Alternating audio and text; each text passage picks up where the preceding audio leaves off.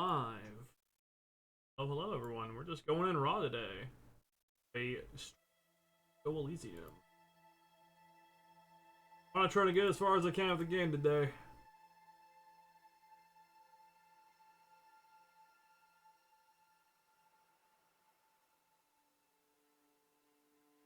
Okay. Let me get a bottle of water before we do this, so that way I'm not dehydrated.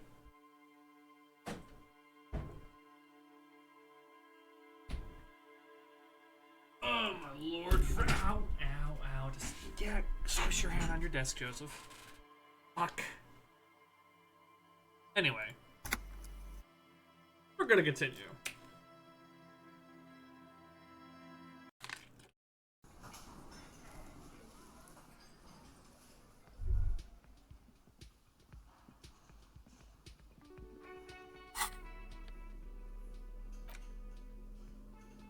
Probably should sell it.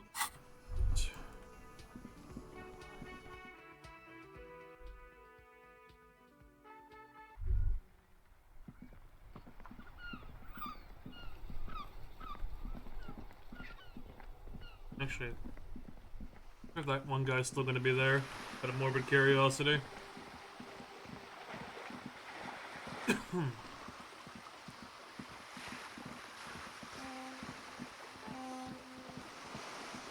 Bro, it's duding. Just an ordinary.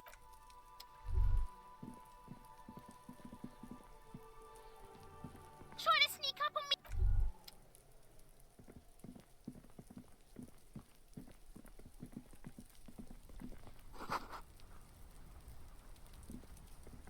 The door is closed again. Nothing. The door is closed again. Nothing to do here anymore. Damn, did I miss that then? Shit.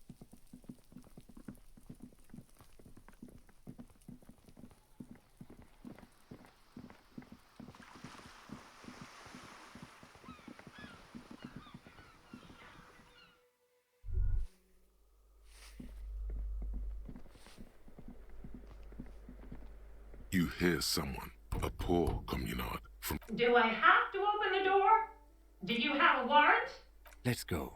We don't have a reason. Later then, entering this door seems it's generally easier to do things.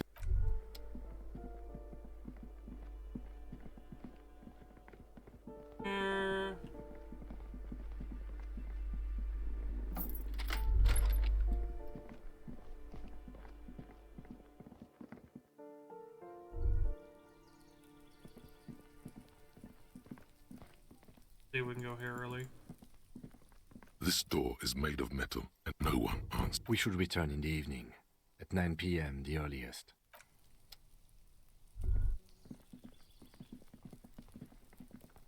I already have an idea what I want to do for like a second playthrough of the game. Like I have a general better idea of how to play now.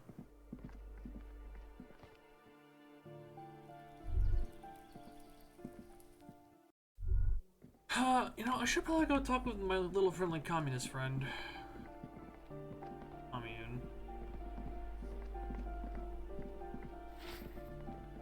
Give me a moment. Ask away, policeman. The hell am I supposed to know? Another nut job, I assume. She really doesn't like those nut jobs. Bad blood there. Some lunatic lost his mind. All kinds of morons pass through these halls. With how small these rooms are, wouldn't you want to break the wall down? People come and go. I don't keep an eye on everyone. They probably just moved or died, hopefully somewhere else. No one lives there. It's been empty for months. Impossible. I would know if someone had moved in there. Maybe it's those countercultural people again, breaking into a house like it's a public space. You're a policeman. Be good and take a look, will you? Sure. Great.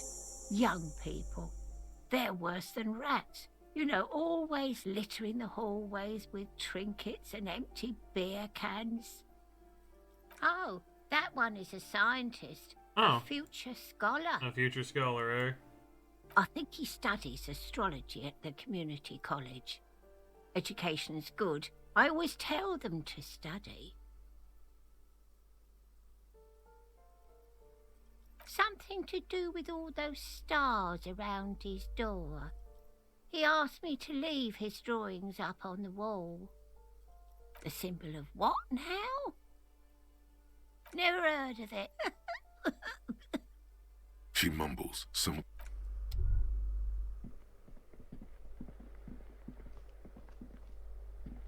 You hear someone walking around inside. Excuse me? Scare them. Suspected of some big crime. There's no sweet talking your way in there. Be official. You have plenty of reason to enter.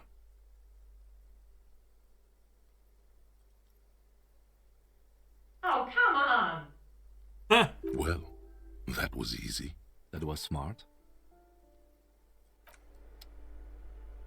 Thank you, Kim. I love you, Kim.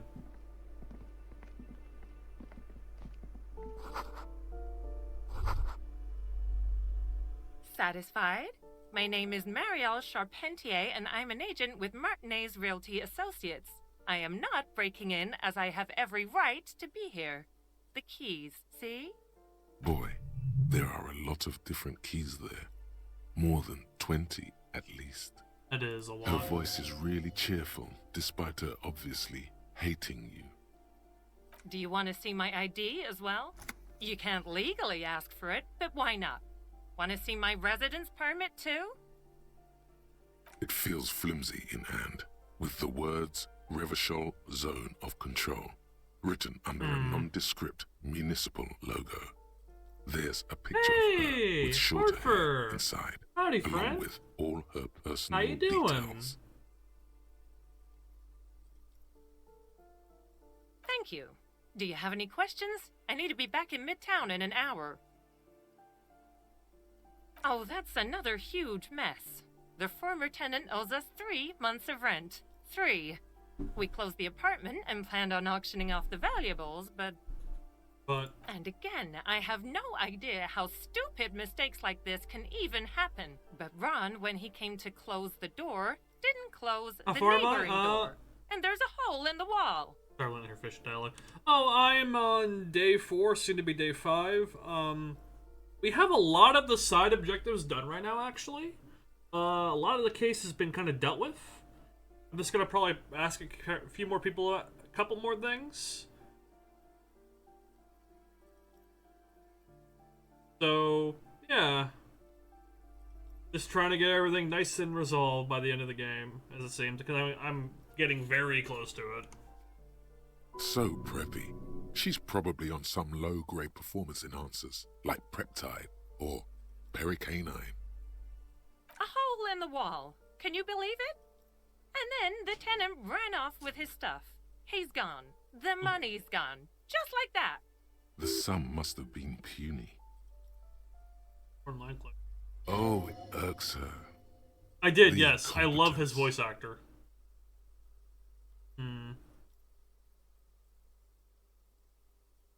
These apartments are perfectly fine. They have gorgeous architecture, a million-real view of the bay, good ventilation, neighbors, life, spark, and they are affordable. I'll tell you, Martinez has a future. In a few years, it's going to blossom with artists and creatives and those radio computer wizards. Radio computer. Don't ask me what happened with the wall. I have no idea how we're going to find the time or resources to fix it. Both apartments are now unrentable. Both. I need to get it ready for the next lease, but as you can see, the previous tenant completely trashed the place.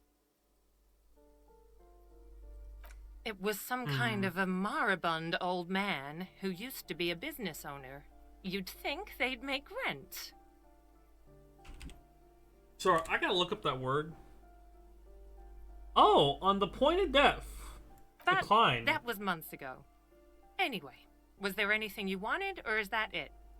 Of course.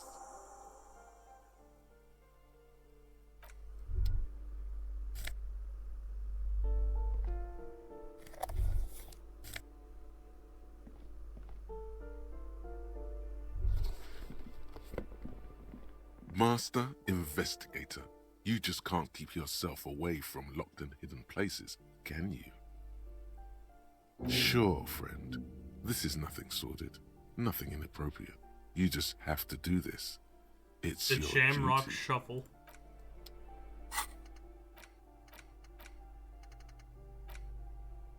Hmm.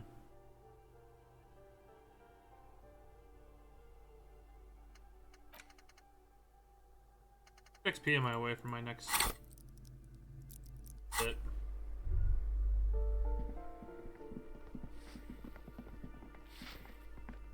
Give me a moment. I see. I hope some good people are finally going to move in. This place needs them.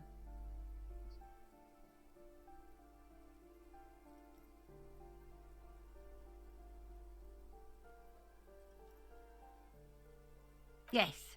Well. I hope they're good people. Your statements are too vague to comment on.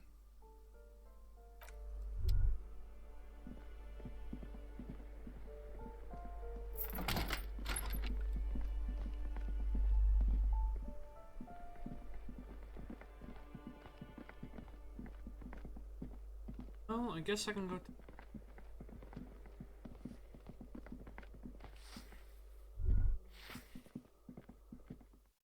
Right.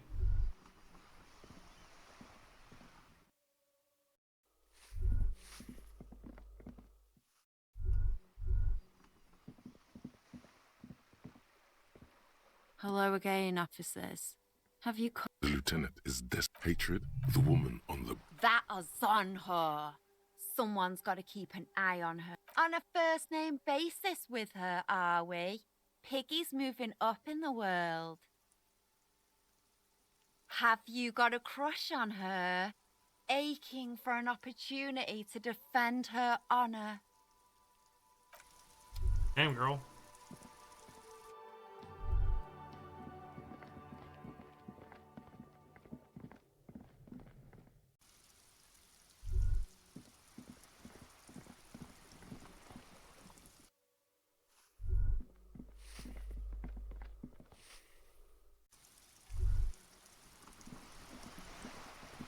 It's raining now.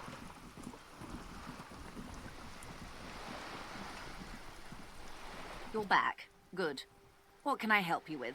Not an umbrella, I hope. I don't need one myself, you see. All around you, rain keeps falling down.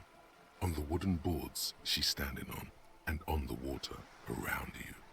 Of course. More lessons in basic reality? My favorite part of the day. Go ahead, ask me anything. What is all of this? The scent, the sound, the air. What world? The only one, I suppose. The world of matter. And its pale antipode. The camera of her mind glides over the surface of the water. Great bodies of water. Forest-covered surfaces. Clusters of light where the cities lie. You've seen the montage. We all have. This world is enough. There is a term of endearment they coined for it in the DeLorean century, when humanity was high on this world, discovering more and more of it, these archipelagos included. Elysium. It does. There are those who would call it hell. A term of hatred that originates, like many such things, with the Mesk petro-fascists. I am, after all, bourgeois and female. Hardly the perfect ambassador for the world. Glad to have been of assistance. On the contrary, I suggest you go back and canvass for more suspects. Until you come up with something at that intersection, I'm afraid I have little else. The two might even be connected. Or not. Though, if you have evidence to the contrary, I'm eager to hear it. as eager as I am to share it, Lieutenant, once the job is done. She simply nods. That's the man who was killed. I'm afraid this is a discussion for once we've cleared the lynching question. Better not tie the fourth day to the backstay on this. I hope there is something else I can help you with. She wants to answer the question. Protocol keeps her from it.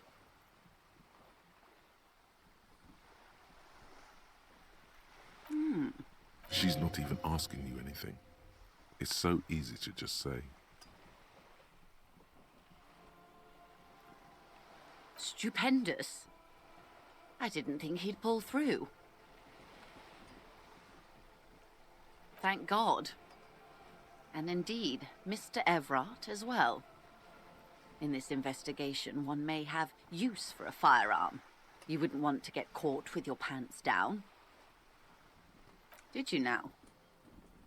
What sort of borscht is he making? The strike brew. The strike brew. classic. Yep. And by turn up the heat, I presume you mean put more alcohol in it?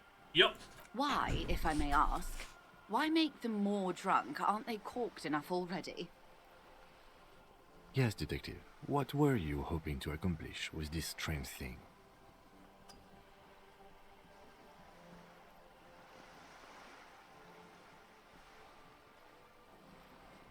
Very curious. A very curious thing to do. Say very boring things. Oh my god.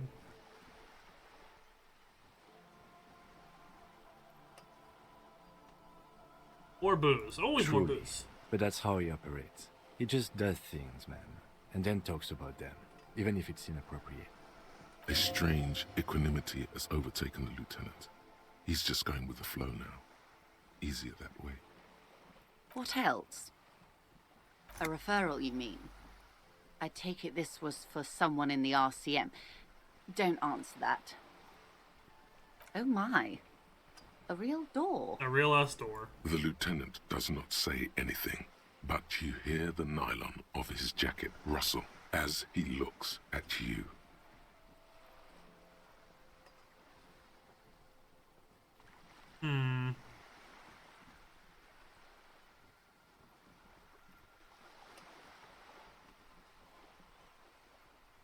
My.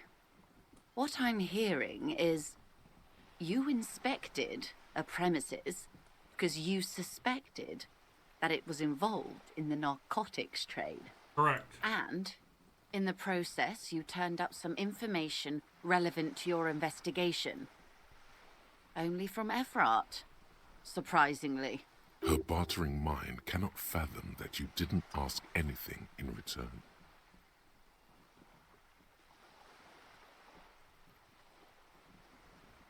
Frankly, what was done was not pretty at all, but neither was it illegal, and it was not for nothing. This seems serious. I advise you to be very selective with what information you choose to share. This may have consequences beyond our line of sight.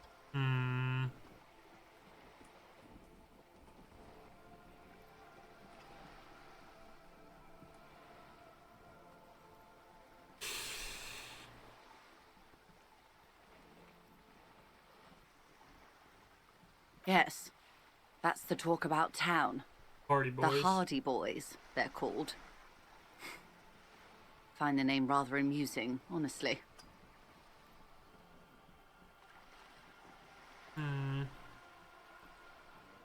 The company did not send mercenaries after the Union.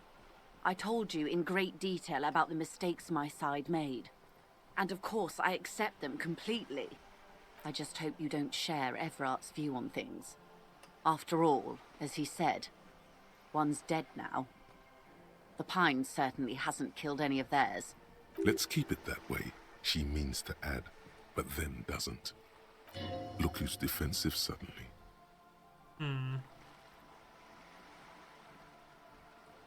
How benevolent. Hopefully they'll help you sort this whole business out, if they haven't already. We cannot discuss the specifics of an ongoing investigation, ma'am. Besides, you haven't exactly been forthcoming yourself. That is only fair. Well, I hope it yields something. Here's hoping. Otherwise, you'll have opened that door for naught. Naturally, Detective. There are lighter topics to gossip about. Sounds like he has you running errands, Detective. A well-established dominance ritual. Where did he have you deliver it? Ah, yes. I've been meaning to go there. Oh boy. With longing. Clear and simple longing. Strange. Why does she want to go there? I should be. In my youth, I had a brief dalliance here in Martinez. He was an older man with impossibly broad shoulders. Huh. He's probably dead by now. Even his shack is long gone. Not that it matters. These buildings are all carbon copies of one another. Yes, I was slumming it with some girlfriends of mine. We had boats and... Don't hold it against me. My paramour certainly did not. Not overly so. It's not like this was the only place we visited. Me and my girlfriends from Azon with our shiny boats. Like reavers. We told ourselves we were the worst thing to happen to the coast since the Coalition landed in '08. Imagine.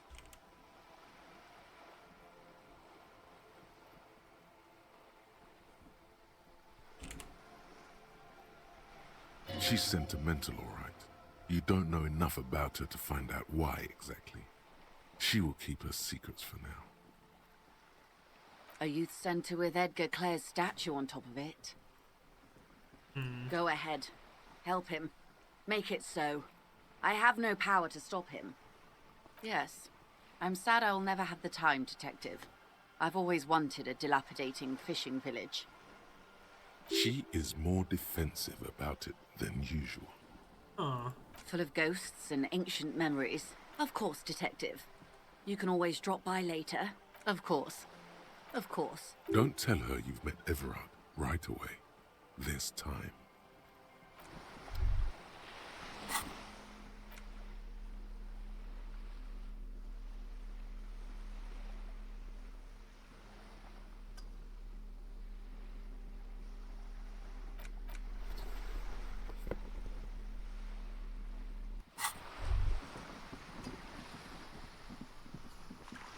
Oh, we should go over to the gay guy soon enough. Also, apparently that does affect your morale. Or your stats.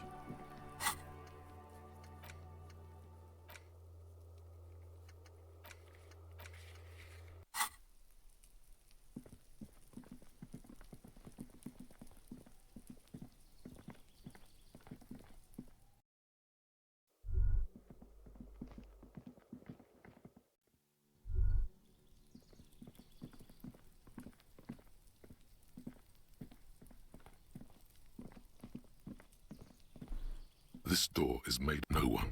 We should return in the evening. I'd read a book real quick.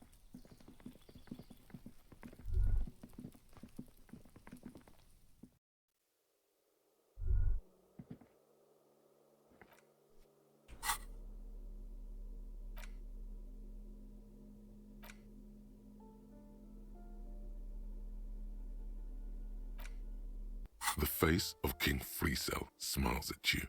For some reason, this section includes a long, tedious critique of the latest round of free trade negotiations between the EPIS nations and the Free State of Seminine.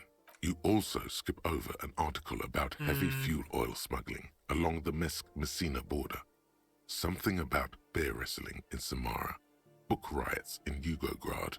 Face it, you really aren't interested in foreign affairs. You're not even sure where most of these countries are. You flip back to the front of the magazine. The table of content. Unsurprisingly, much of this section is taken up with articles. You skim the headlines. Paint the harbor red and white. Martinez tames the wild pines. Finally, there's a brief article by the writer, G. Martin, accusing the owner of the Capeside Apartments of illegally attempting to evict certain communist tenants simply for not having paid their rent. The eternal problem, according to G. Martin, is that under capitalism, the worker is rendered incapable of perceiving their own agency or lack thereof. Thus, they tend to experience their own oppression as though it were happening to some. Is that true? Have you felt estranged from your own self recently? You flip back to... Let's go.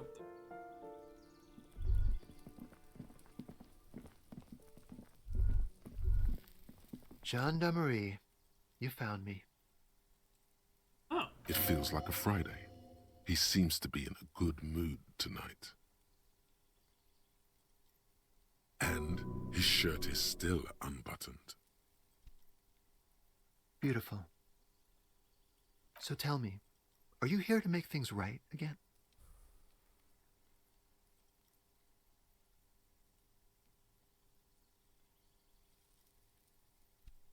Beautiful.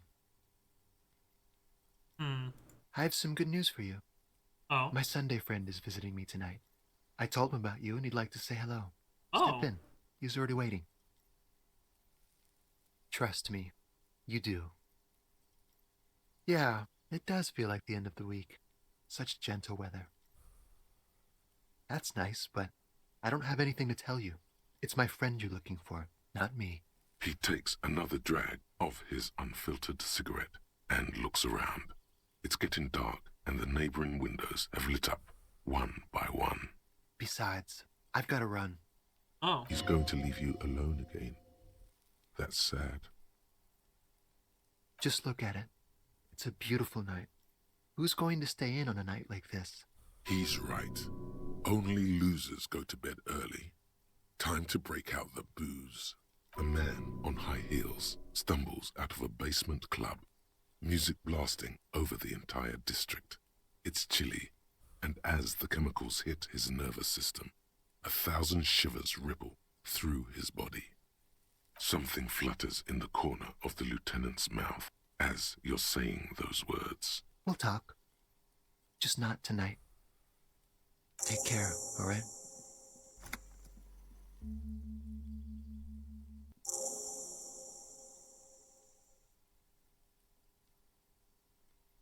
Officer Drunkard's always at it. Different, of course. You like talking to him. It made you feel special.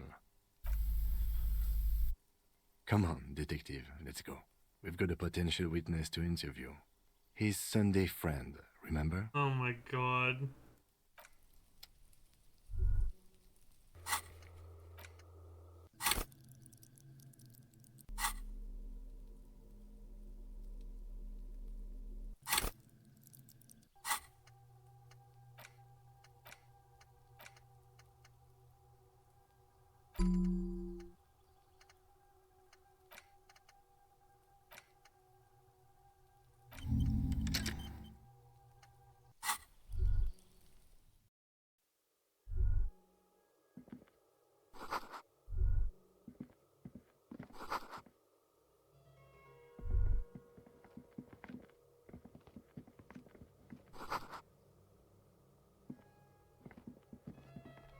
Officers of the Revachol Citizens Militia. Oh.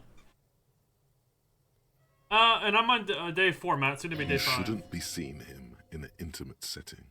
For some reason, you feel this man is your superior. Superior, but he's not in the command chain. My name is Charles Vildrouin, and I am an official with the coalition government. Oh. I work for the Institute of Price Stabilité on assignment from Sur-la-Clé. I heard you talking to my friend outside. Very good. Ooh, ooh. Super. I am here to assist you in any way possible. Well, that was weird. About the hanging. Apparently it's really good. I'm sorry to say I did, officer.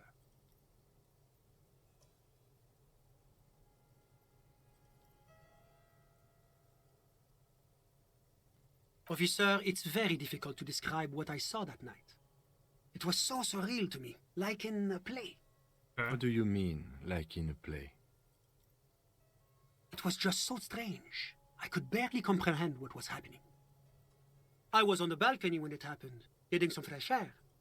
I remember that first they came in, carrying what looked like a body. And then I saw all the surrounding windows go dead, one by one. That's when I understood I should not be seeing this. Sounds like the victim was unconscious, or at least incapacitated. Well done, detective. I couldn't see their faces well, and there were quite a few of them. But they were very loud and very Martinez. Of course, Martin. Let's just say that the laboring classes can get rather expressive with their profanities. I couldn't tell you exactly. Less than 10. Maybe 8? Maybe 8. The lieutenant sends you a sharp look at the mention of that number. That's a giant you're describing. No, they were all quite human, as far as I could tell. Drummers? Why, no. But then, I don't know what a drummer is supposed to look like. I think we can drop the drummer angle. That was my bad. I went back inside. Yes, back inside. Keep yourself safe from the killing. Were you able to see anything from inside? Officer, the yard was pitch black. There was nothing to see, but I could still hear their voices. They were threatening to kill that poor man. All men, I presume. But again, I couldn't see very clearly. I believe they were mostly white, though I believe I saw 2 Areopagites among them. And I am quite certain that one spoke with a Mesk accent. Well, that's the strangest part, officer. Nothing happened. It was oddly quiet for a public lynching. Quiet. Eventually, their shouts died down, and that was all. There were no gunshots, no celebratory shouts, no anything. I'm afraid I don't have anything else to add. About what time was all this happening, approximately? What time? All I can say is that it was late. No, I didn't see the corpse until the following day. Of course, anything I can do to assist the RCM. The coalition is only looking out for the price stability. Inflation is a killer, like a heart disease blocking the normal circulation of the economy. It must be controlled. The economy impacts the entire international community, which is why it requires international oversight. La communauté internationale is what Revacholians colloquially call the coalition. In other words, the nations that stopped the disaster of the revolution. Your employer, technically speaking. The governing authority of Revachol. The RCM is but one part of this provisional administration. Well, I'm renovating it. It is an interesting project. The building used to be a 12-story skyscraper before the cannons took the top 4 stories. Well, that we know off. about it. This, of course, happened when the coalition forces landed here. You could say I'm undoing some of the material damage the international community caused when we arrived here. Yes, as I said before, I am a commissioner from Sur-la-Clé working for the Institute of Price Stabilité. This is one of the main projects of the Moral Inter. It's the international organization for moralists, hence Moralist International. The Institute of Price Stability is just one of its many mind babies, as is the coalition. There are more nefarious powers to work for than the moral intern. But of course. Well, do you value freedom? Do you believe in a normal, stable world governed by democratic values? Me? I'm a lieutenant of the RCM, dedicated to maintaining law and order in Revachol. A very moralist answer. The lieutenant is practiced in the art of putting on a show for one's superiors.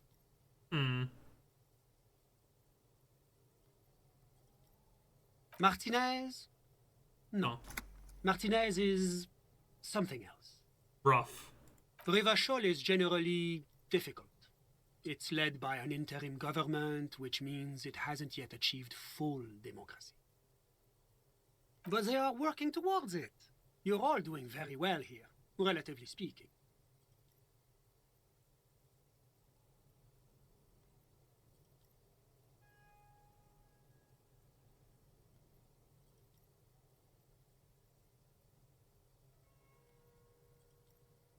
Is this option D usually the most reasonable answer? Sounds like you're a moralist indeed, my friend. Welcome. Moralism is all about Shit, I'm a compromise and moralist. achieving the achievable. It's pragmatic, realistic, and level-headed. An ideology for doers. Are you a doer, my friend? It looks... Now, enough of this delightful political interlude. Was there anything else you want? Whatever you wish. My friend. My friend is a good young man. His family immigrated here from Kedra, and life has not been easy for him. But he understands the importance of education. He has taken his future into his own hands, and that's all that matters. Sorry. Who? But I told you, officer. He's a bright young man here to pursue his education. Education is the foundation of our future, especially the arts. The arts. It is a cornerstone of our civilization. Officer, you have to understand. I can't give you his personal information. I'm sure you have your own methods and databases, right? Please don't put me in this situation. He's deeply enmeshed in the study of the fine arts. Yes. The fine arts. He's a truly free spirit. He likes all the arts. Perhaps graphic This is design, a roundabout circle of telling me printmaking, nothing. Who knows? The world is open wide for a talented youth. Kedra is a candidate member of APIS. But, between you and me, their potential membership is a more contentious issue. That it's never going to happen. They entered negotiations in 21, and it's been pending ever since. It's warm. It's also known for its mandarin trees and dust storms from Supramundi. Kedra's an emerging market, but it still has a long way to go. Maybe that's why my friend's menage decided to emigrate. How did any of us become friends? Bad things happening on the Insulindian Isola? Oil platforms ablaze in the night? Civil wars lasting for years? Finally, the international community is forced to step in. International Au community. contraire, it's how millions of people end up where they are, meeting the people they meet. It's how I came here, and my friend too. I'm just enjoying the view. Listen. The Insulindian Bay. My friend comes and goes. I'm sure you'll see him around. He's a busy bee. A busy bee? What an odd choice of words. I'm all ears, officer. A moment, officer. Oh. Do you have everything you need from me? I'm afraid we won't have the chance to speak again once you leave. Sure, go ahead. It's a beautiful space.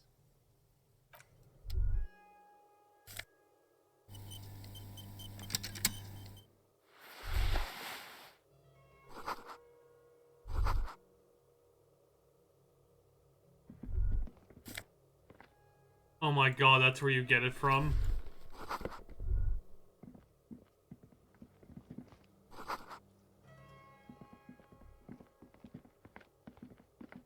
Was there anything else? Of course.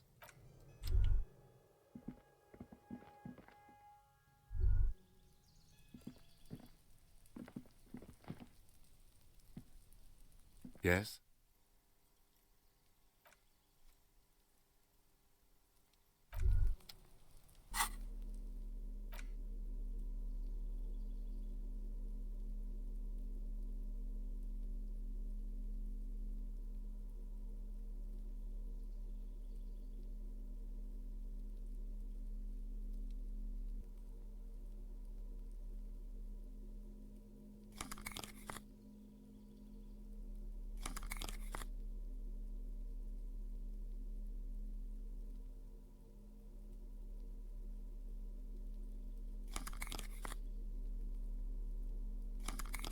That fucking hat.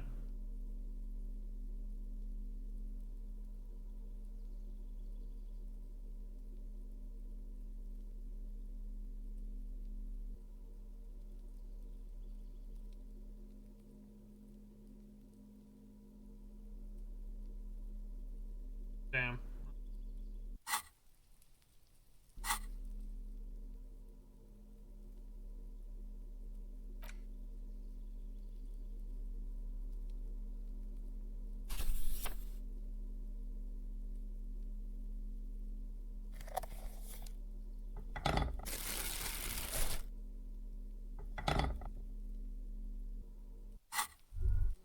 Yes? What if you did it? Yes, you killed him. And then, as part of the plan, you drowned out the memory. Maybe this is why your chest feels so hollow. No. You did an awful thing, and you can't even bring yourself to acknowledge it. Are you sure you would have the strength to take down a hardened mercenary? You're not in the best shape.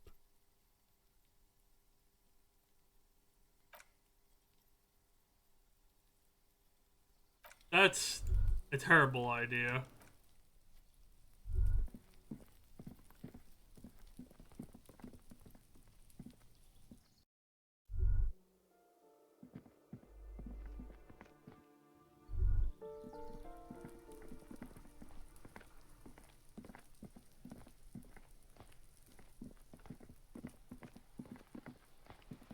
Just an...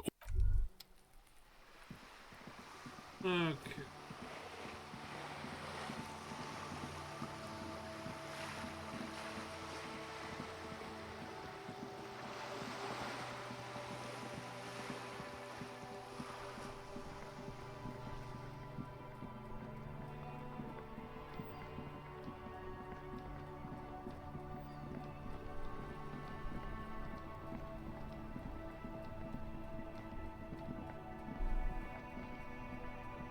Let's sell some shit.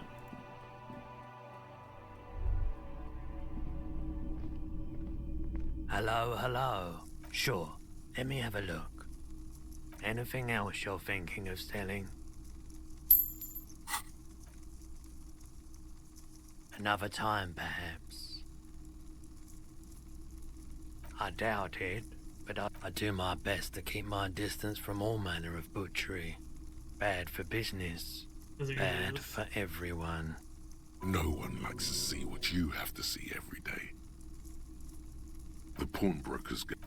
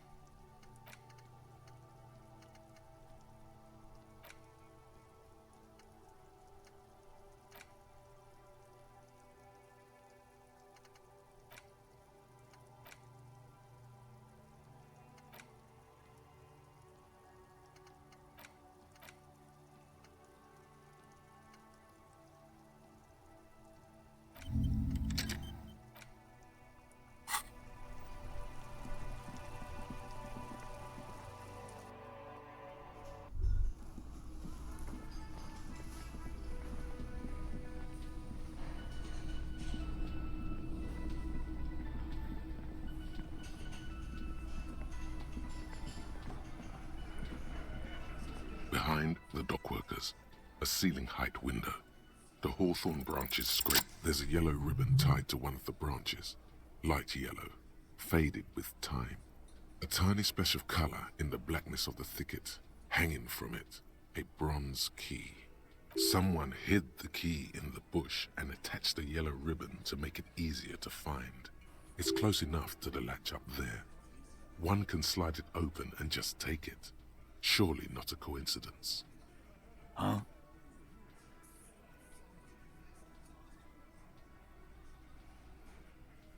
I'm not your janitor, cop. I don't even know what you're talking about. Sure. There's nothing there. If he says it's there, it's there. And I need the fatty to get his feet amputated because the smell is killing me. We can't always get what we want. God damn it, Dennis. You know I can't help it. Sorry, fucko. These guys won't help you. Looks like you're gonna have to go bush diving. The hawthorn's got a bitch of a bite. I'm gonna enjoy the sight of you in the bushes out there. With a loud thud, the old man stands up, pushes the window open, grabs the key from the hawthorn branch, and slides it across the table to you. The key is brass. Workshop spare is etched into its bow. The old man closes the window and sits back down in silence. Come on, man. We were just having some fun. Where's the harm in... I'm tired of listening to your shit. Don't thank me. I don't give two shits about your key.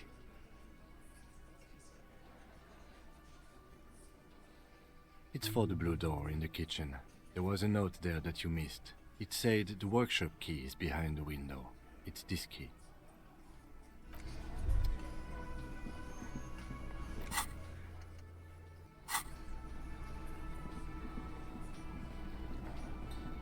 You see, the key fits the dimple lock.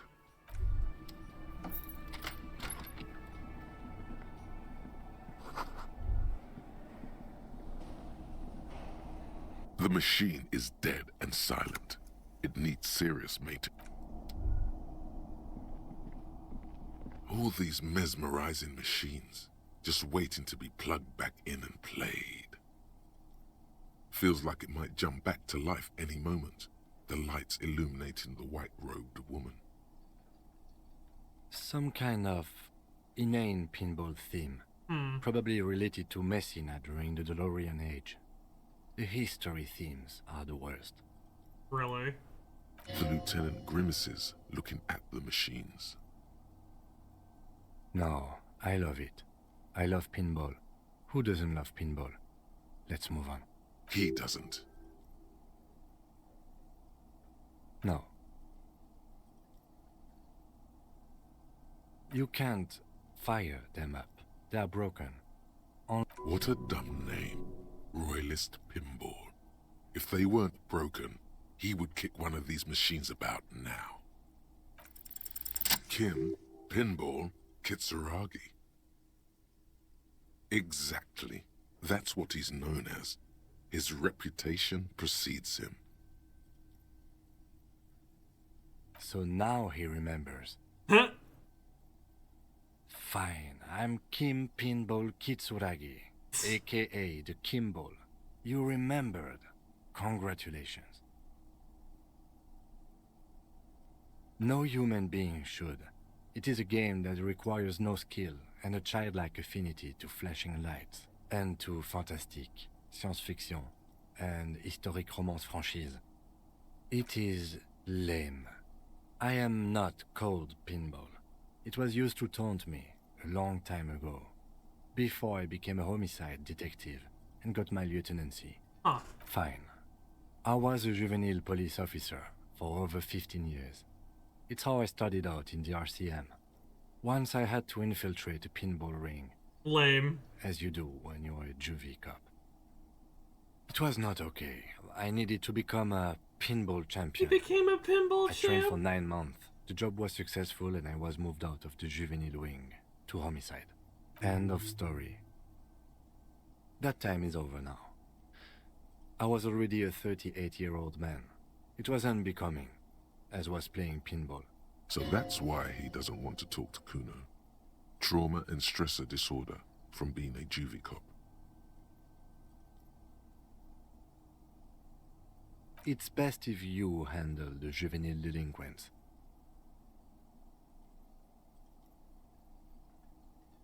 Lieutenant Kitsuragi is good too.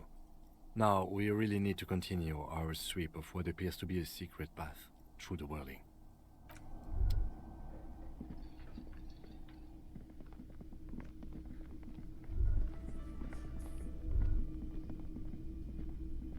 Hey, was there something you needed? Another thing. Great. Yes? Another thing. Great. Oh? It takes a lot of will. Okay, what is back there?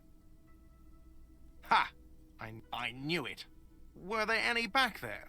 No, I was just wondering.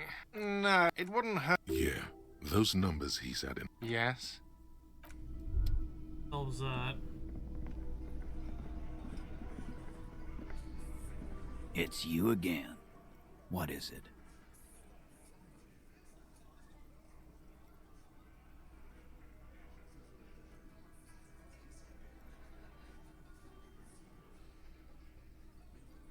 A witness? You ain't got shit. The locals would never come to you with this. That's just tactics, Titus. Next, he's gonna tell you one of us already roll on the others, and he's in witness protection. Well, let's hear it then. Who is your mystery fella? This goes without saying, but nonetheless, don't give out his name. God, I can give it to a specific detail. It's like you said, Al. Copper's coming up with this on the spot. I've seen this shit a million times, Titus. Fly fishing. They are desperate. Tell us, Copper, what wacky claims did he make?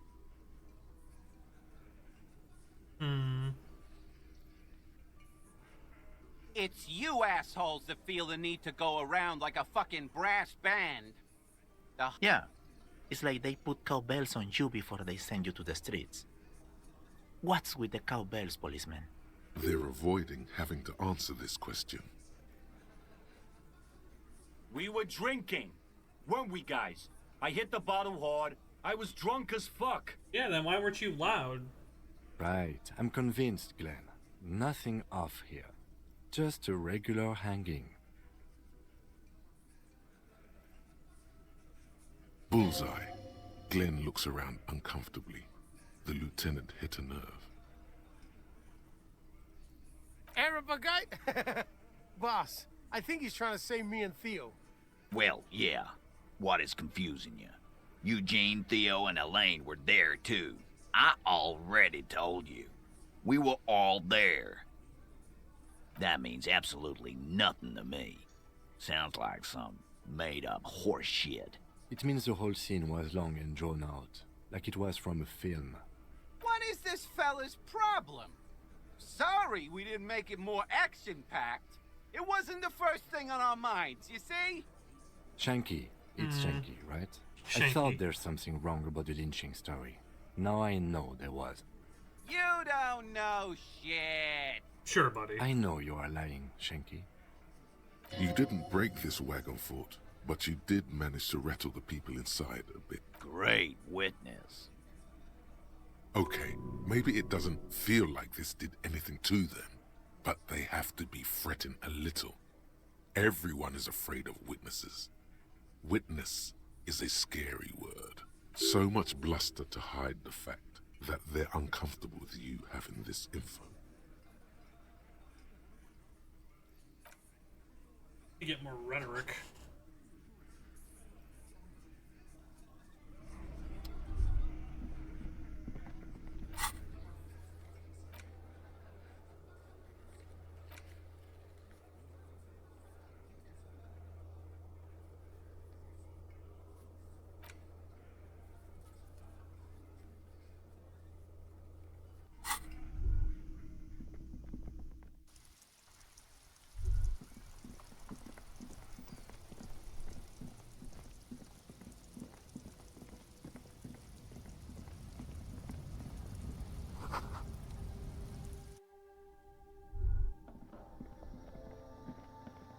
The tear machine stand. Your bottles clunk.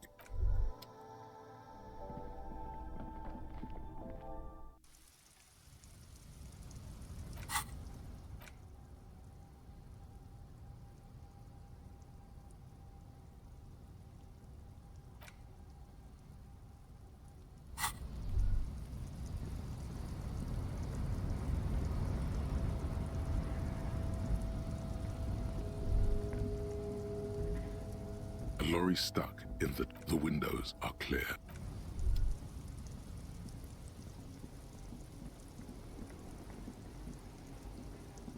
Damn, it's really raining now. Lowman, you call it...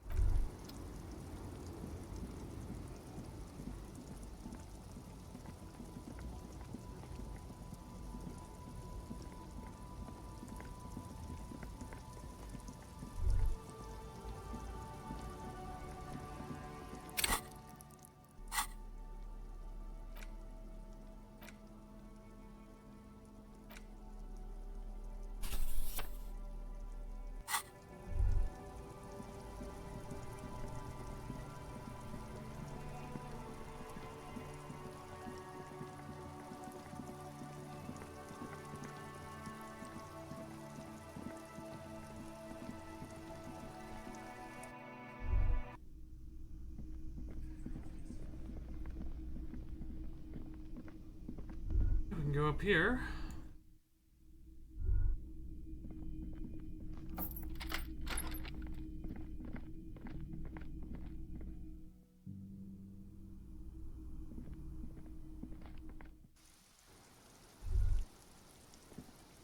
Officer, what brings you up here in the rain?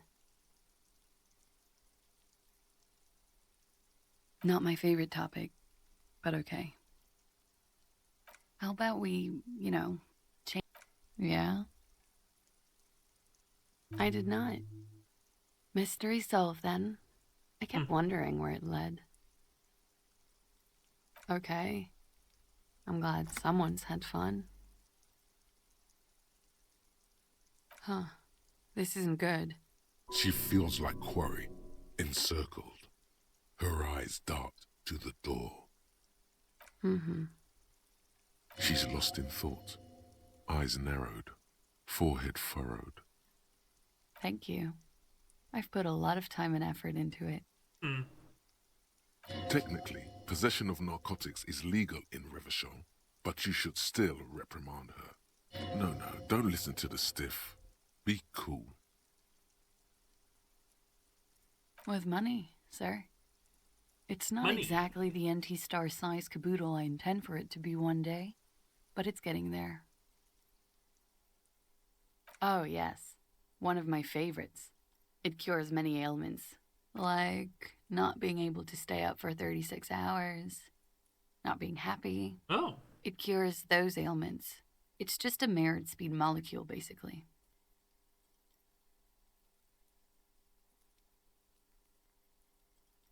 Comes in handy when you've done too many opioids. Is that something that happens to you often, miss? Better safe than sorry. Very funky.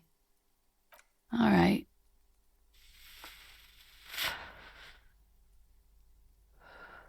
Yes, you're just one room away.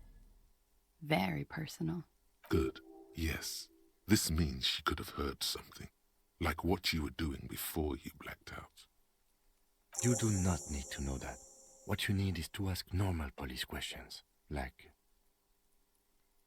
Get a grip, he thinks. At least do your personal stuff when I'm not here. The Jamrock Shuffle. In a way, yes, you are treasure hunting. Most officers from Precinct 41 do what is called the Jamrock Shuffle, cracking open containers. Most of them are from Jamrock or Coal City, the poorest parts of Revachol, that also overlap with the network of royal catacombs called Le Royaume, just beneath the streets. As children, you would all go underground, hoping to find treasure, and come back with a rat's tail or a used needle. That playful curiosity must still be in you. Who knows, maybe one day the Orbe de Montagne, the Holy Scepter, and the Cocaine Skull will all be yours. Cocaine Skull. Well, that would have been nice to have fucking, like, way earlier on.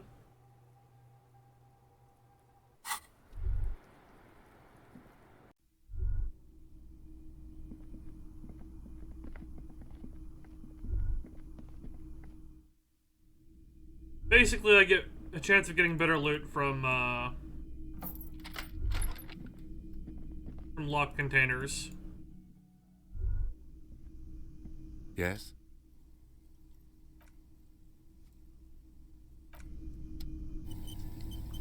Yes? And what has led you to this conclusion? Well, we've yet to find any real evidence pointing to you in this case, or even a possible motive. So let's not add you to the list Well, of it's my fault of suspects not just getting it earlier on, I suppose. I find that highly unlikely. It's not unusual for detectives to feel complicit in a crime until the perpetrator is apprehended, especially when the investigation is dragging. So let's get back to it, shall we?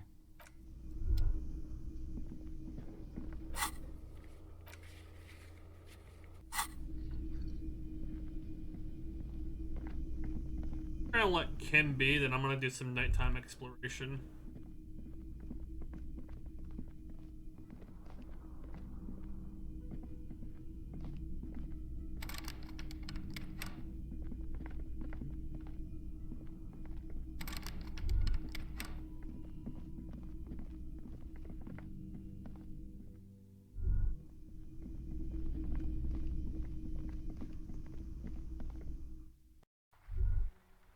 We're gonna see if I can go talk to...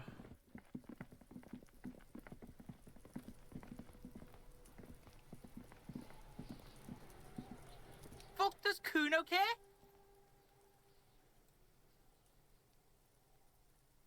Kuno doesn't... The trash containers, the smell of rotten food rises to greet you. You see soggy cartons, dirty rags, and organic waste. The container sounds a muffled gong.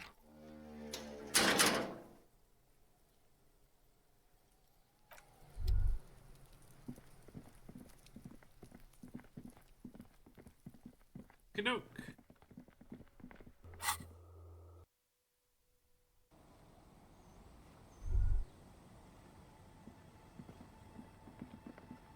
It's getting cold, this late in the night. Time to call it a day. Good night, officer. We'll meet in front of the shack in the morning.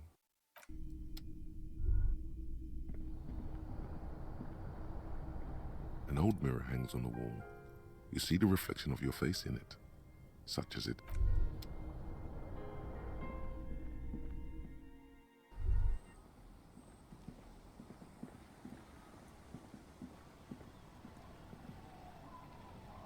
Waves are beginning to die down.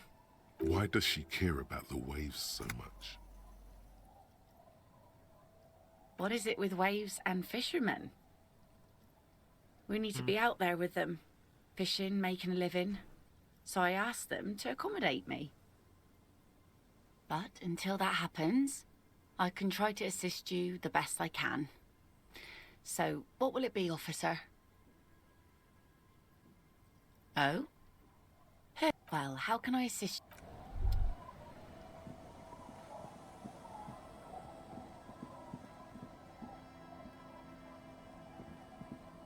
The old woman still sits in her chair, continuing with, Yes, I can't really sleep anymore. Only a few hours a night. It happens when you grow older. My suggestion is, don't. Don't grow any older than you already are. That's old enough. What's... Thank you.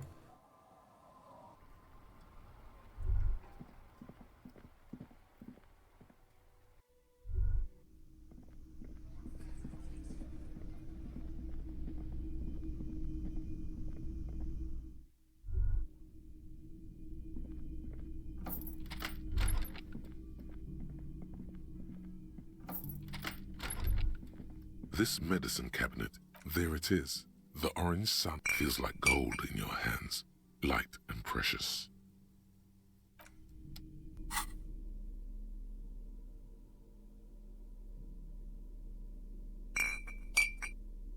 Drug.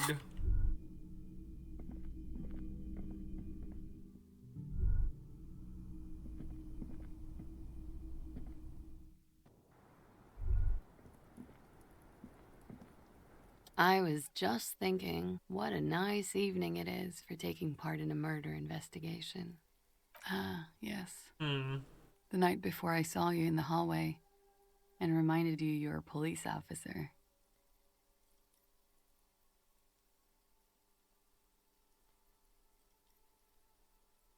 Wow. Elysium. You don't hear that term often. She's a glib girl, but she liked the wording. There was the usual ruckus. Loud disco music. I can't say. Probably not. Sounded like you were flying solo. Disco, of course, disco. Oh, yes. Various artists. Ostentatious orchestrations prime among them. Oh, we're huge where I come from. I was very young then, of course, like 7. Life gets hard, but we go on. I don't know about that.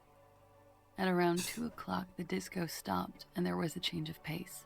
A slow, sad song started playing, like organ music on repeat. That went on for quite a while. Some of that time you were yelling along to it. That it doesn't matter anymore and that we're alone now.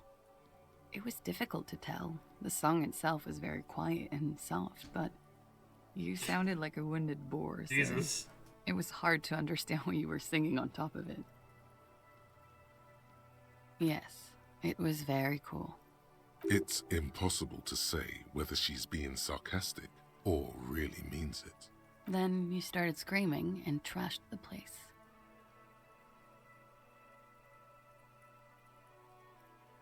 A window was smashed, the tape player probably, the song stopped. And furniture too. Ugh. A real destructathon. There was screaming. Then I think you passed out. There was.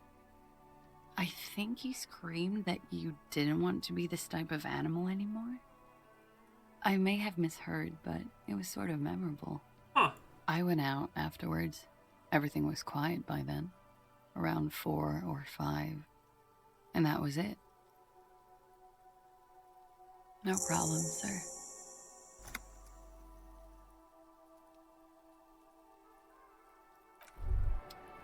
As you turn, a bright light catches your eye, making you squint. So cool. From a distant sunset, a stage light, flash photography, nowhere in particular. It's just what superstar law officers do. They squint at lights, and they solve shit. Yeah, you have. You're a big dick cop, Dick Mullen. Big dick Salam cop. Rocky Baye, badass on the edge disco cop. Time to recede into a ludicrous fantasy world. Here we go. Camera, lights. Yeah, you know. Beneath it is just heartbreak, a pulmonary tract infection, atherosclerotic disease. This is where you say action and reconceptualize all that. Reinvent it as the world's first celebrity police officer.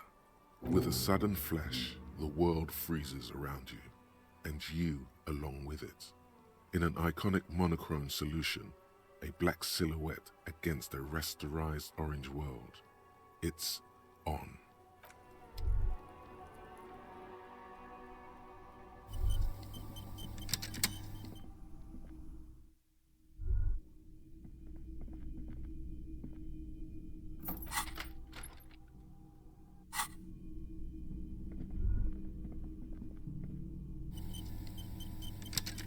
The lieutenant's door is no. What are you doing? Still, where is he? Isn't it party o'clock? Is he not worried that you haven't found the murder weapon yet? Doesn't he want to go for a little drive? Anything to not face the hanged disco man yet. I shouldn't bother Kim.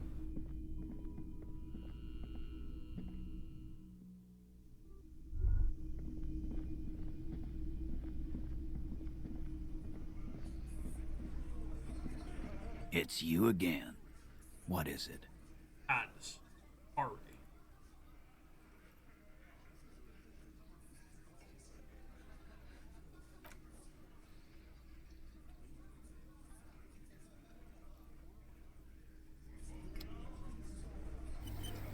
It's you again.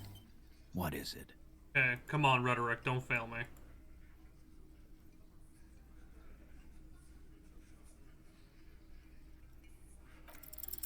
I don't know what went wrong the last time.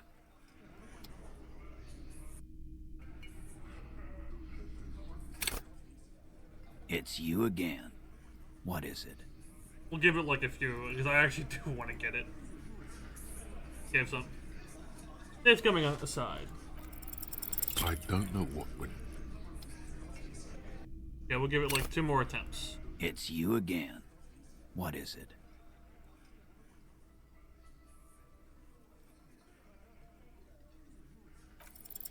I don't know what went. One more, and then I'll shove off.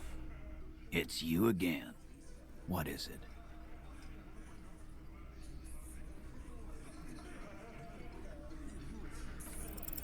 I don't know what went. Alright, we'll leave it, and we'll go back.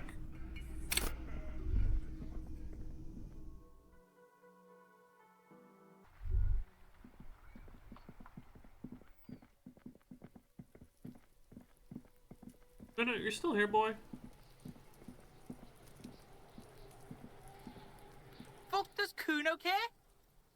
The fuck about it? You're testing. Get lost.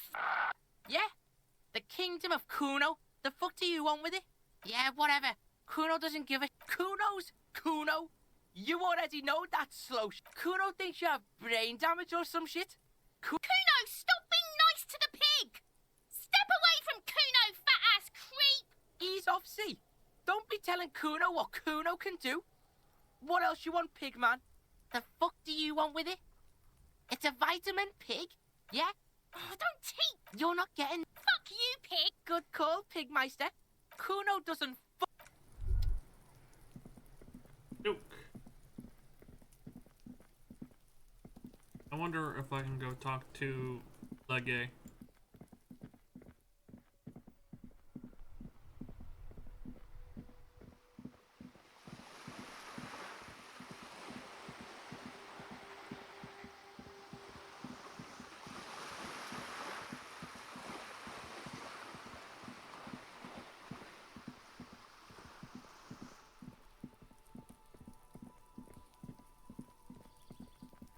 Ernie.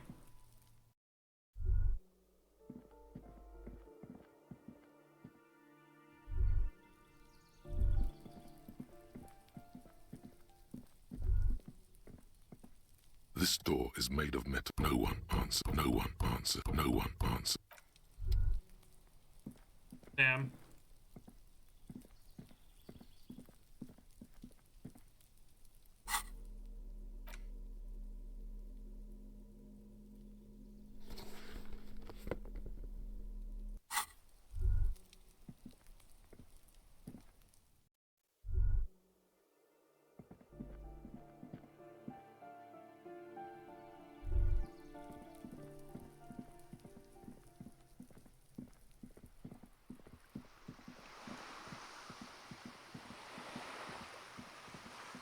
Okie doke. Well, let's go back to the shack and get some rest.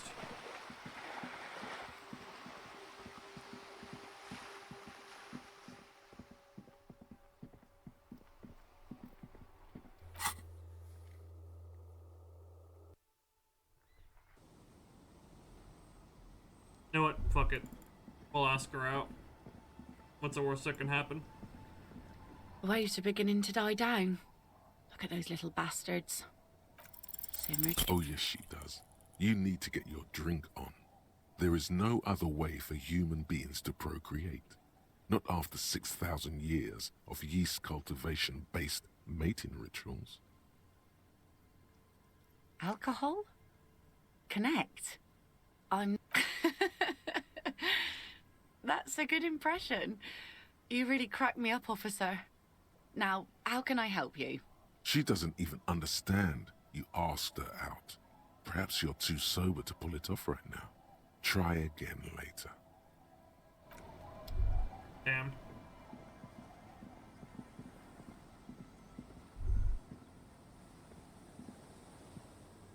It's getting late.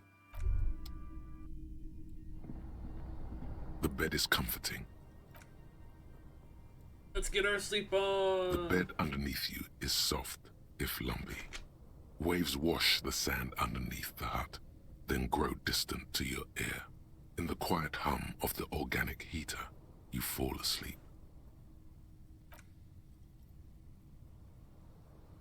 Like a deftly cast fishing net, sleep pulls you out of the world and into its dark shore.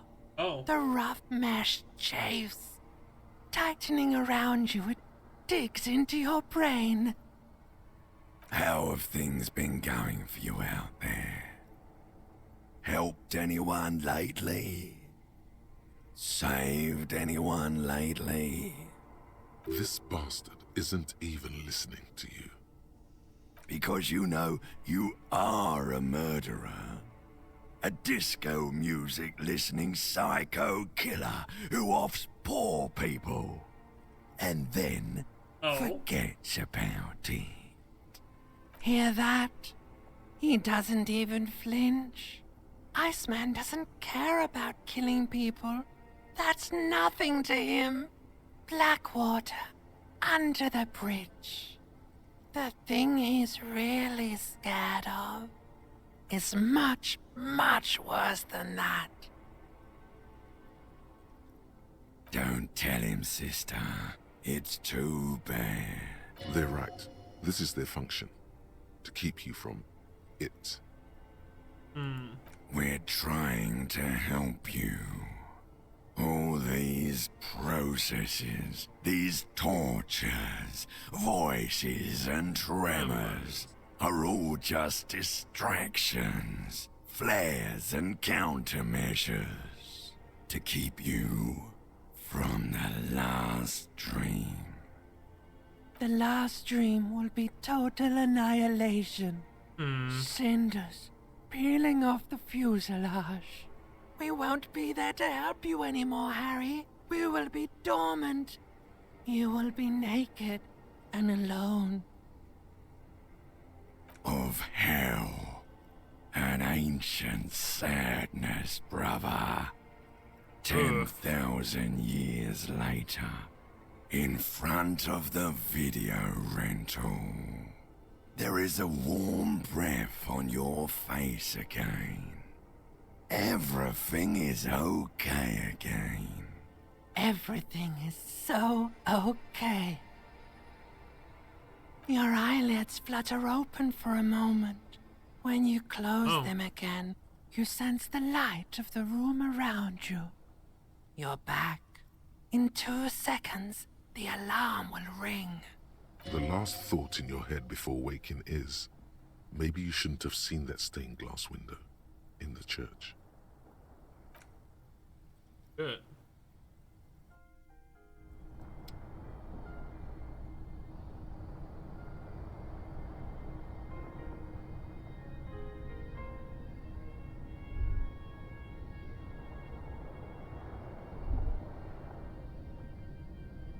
Work.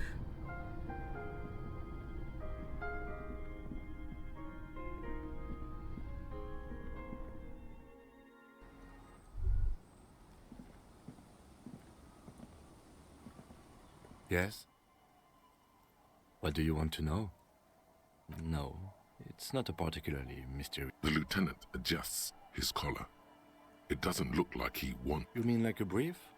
Do you want me to... 3 days ago, during that time, the victim had been stripped of his belongings. Okay then. Was that good?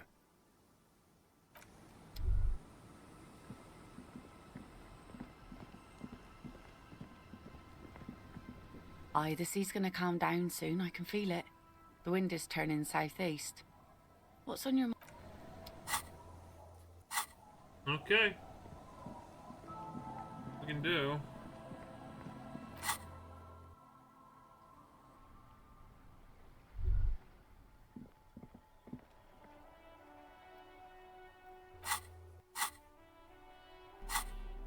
That music is different.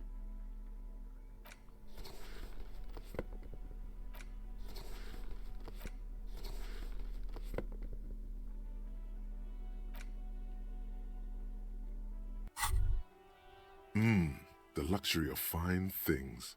Just look at those black monk straps. After spending an entire day hustling, who's to say that you didn't deserve a pair of ridiculously expensive shoes on your tired feet? Beautiful things give you a rush.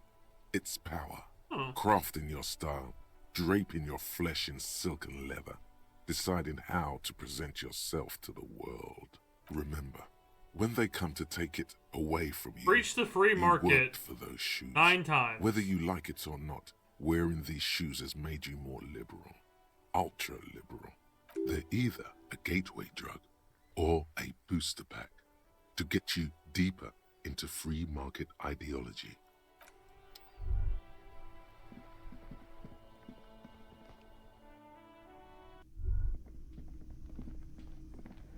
Oh, hey.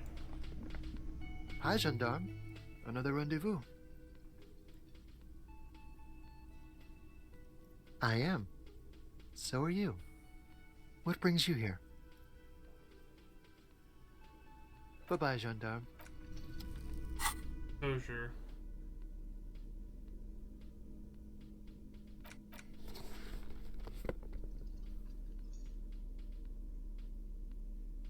Hmm.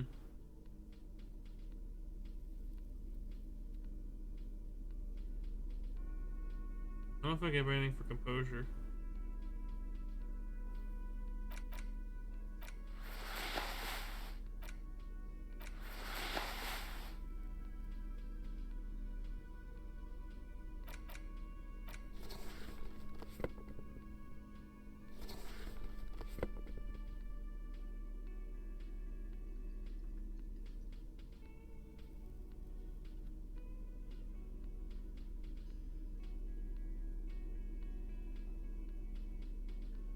Hmm.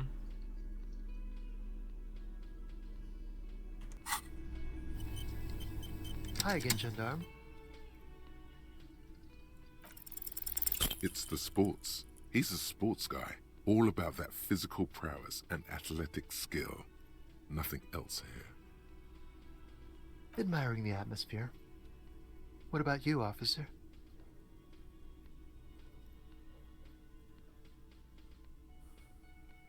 Convenient. But what are you doing here? Talking to me?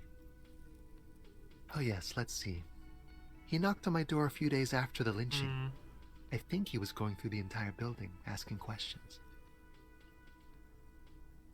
Let me think. He had an accent. He sounded like one of those mercenaries. Oh. He sounded vaguely Oranese. No, not vaguely, scratch that. He sounded definitely Oranese. Yes, but he was speaking to someone on his earpiece. Yes, you know those tiny speaker microphones that fancy security guards sometimes wear. Just reporting back whatever I was telling him. Muscular, handsome, strong, like one of those military types. Nothing. That I didn't see anything. Why shouldn't he? What friend? No, I don't think it came up. Sure. Anything else on your mind? You did? And how did you like him? I told you, he can be very useful. I guess that's the charm of powerful people. A visitor from the first world.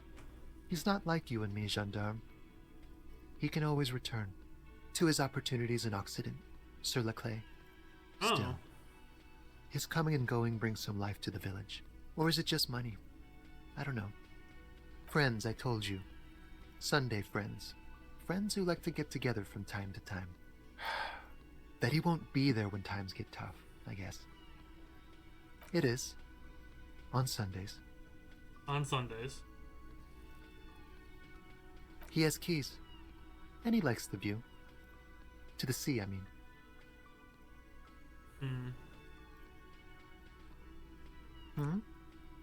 What about bye-bye, gendarme?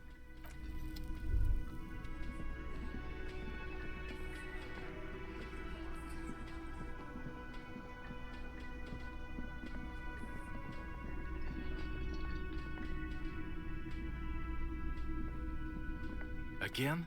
I can't believe this. Okay, why not? Let's do it. So, do you know who hanged him? Yeah, I don't know. Oh my god, there's... You can try to find the cabbie driver or the lorry driver.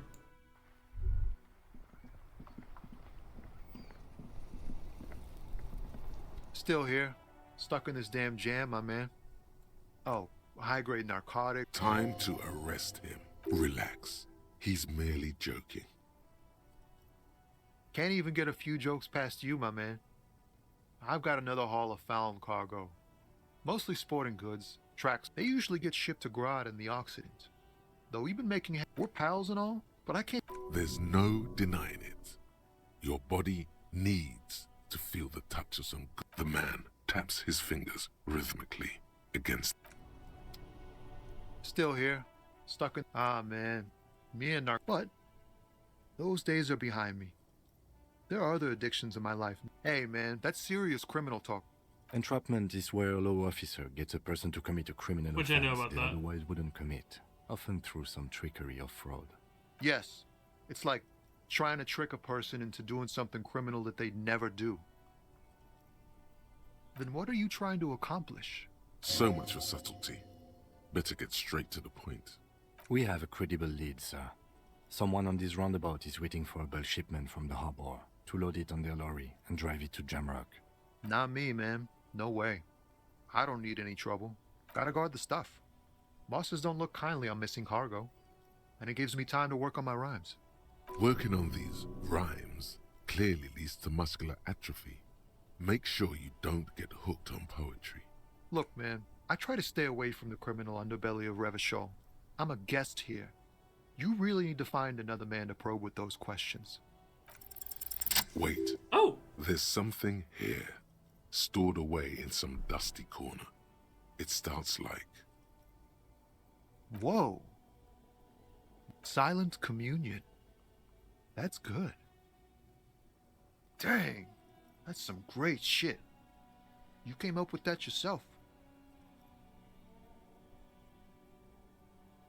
Right. But really, no bullshit. That's great stuff. I sort of want to know if it's yours.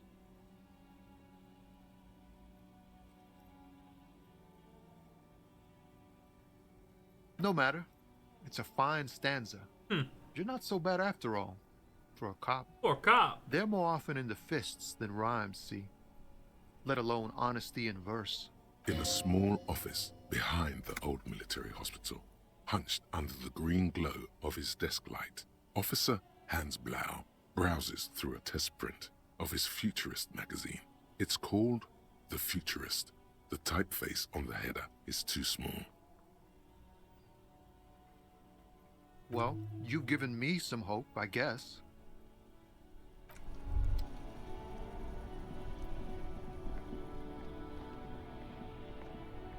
Okay, so we gotta try to look for some dregs.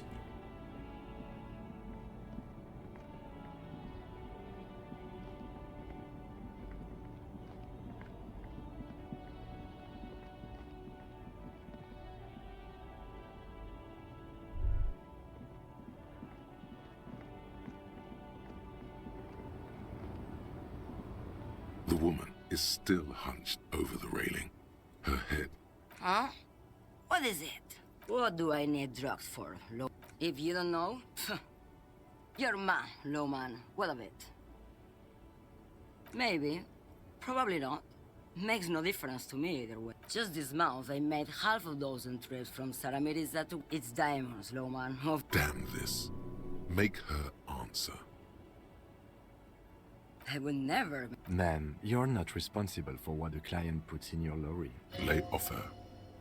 Where do you want me? Or I can just... I think we're done here, no? Perfect, what to do now.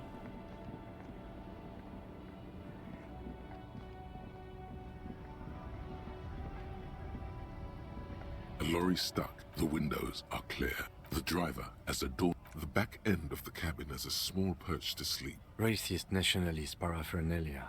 Not unusual in this part of town. The back end... Racist nationalist paraphernalia. Likely, yes. This guy's... He was acting tough before. This probably scared him a bit. Who knows when it will come in handy.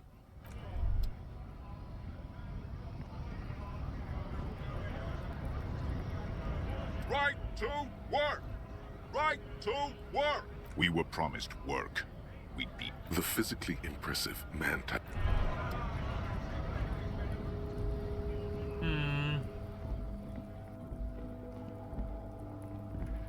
Looking for something, Hunt? Come to Oh, not much anymore. I'm here to pick up some car... The strike? Apples. Apples is exactly the kind of thing you'd say if you had... Look, as detective. I come from a long line of lorrymen. Oh, I'm here to pick up a load of fucking apples, man. Just... Damn, you're not gonna get more out of him on this. He's put up the wall of... Yeah, they're a big deal. My great-grandfather was a carter, had a royal license and everything. We've tried to hold on to our privileges. Sure fucking is. We have a guild and everything, huh? Very ancient. Goddamn right. They've been trying to fuck us out of our heritage in the name of profit. But when they try to replace us, they'll regret it.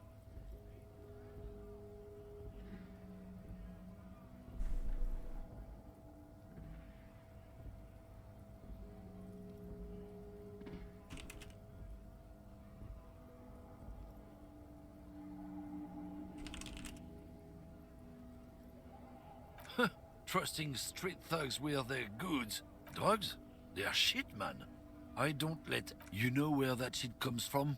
They know they can't beat us in a fair fight. So they have to get us... Oh, I don't go for that foreign piss. Proper booze is made in Mundi. He eyes you wearily, unsure how to respond. This goes on for about 2 seconds. I don't know shit. And if I did, I wouldn't tell you.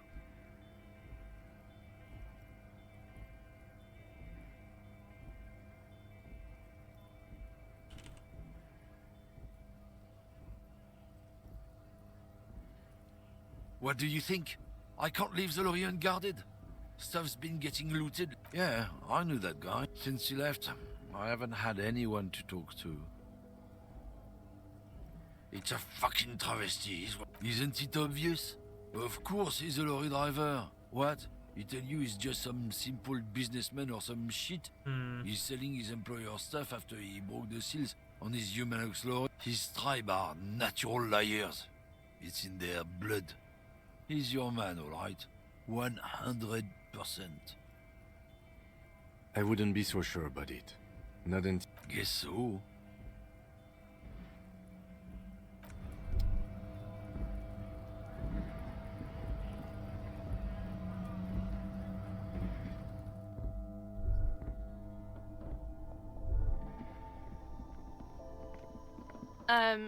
Is this about the questions again?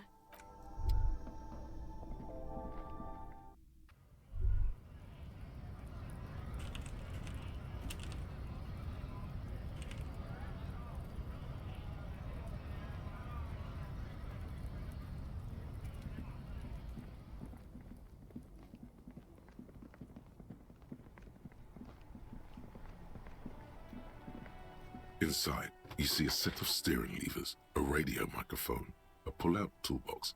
As you tap on... No, that's enough fun with the folder. A metallic drawer slides out from the pry bar, feels nice and cold and heavy, useful for opening all sorts. The pull-out toolbox. Wait, did I get another pry bar? Holy shit, I did.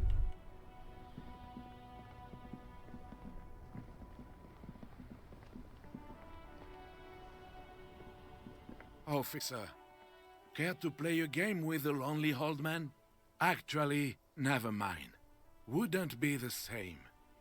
The prick is gone. I can barely believe it. But he's really gone. Hell, most likely. He was an absolute Kent. His hungry little heart finally gave out. The dock workers found him in the guard booth this morning. Wasn't even supposed to be working for another week, but he just had to prove how tough he is. Did he feel like he has to prove he can still pull his weight? Doesn't need handouts? Guess he was about to head home, 'cause when the dock workers found him, he was wearing civilian clothes and not the Kuketu uniform I saw him in all the time. Sometimes I thought he was wearing it just to piss me off. Now the joke's on him, 'cause he's gonna be buried without it. No, René was the most stubborn man in Revachol. Nothing you or I could say would ever push him to do anything. The man was completely immovable. He has doubts, but right now, he just wants to move on and not think about it. I took them for myself. took them to remember that old cunt. Nobody knew him better than I did. And I want to remember that old cunt by something.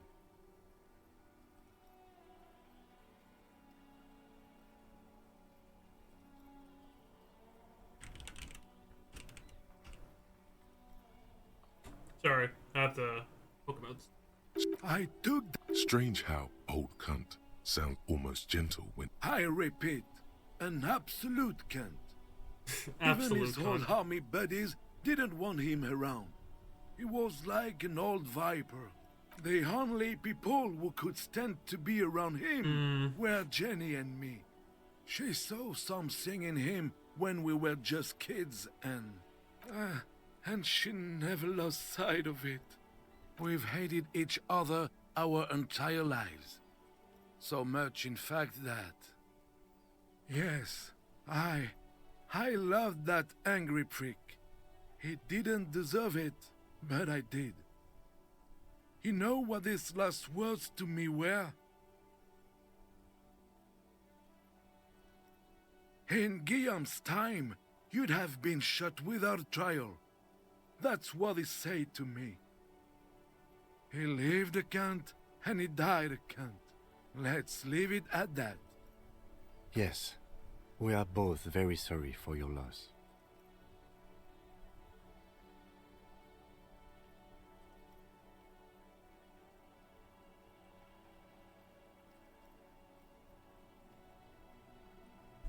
It is what it is, part of life really. But to know someone for 79 years, then one day they're just gone. Yeah. I just don't know anymore. About anything really. But you must need something. Yes? What? Yes. It is what it... I just don't know anymore. About anything really. Oh, sorry. Host almighty. He's a total bummer now. Officer, I just can't do this right. Oh shit.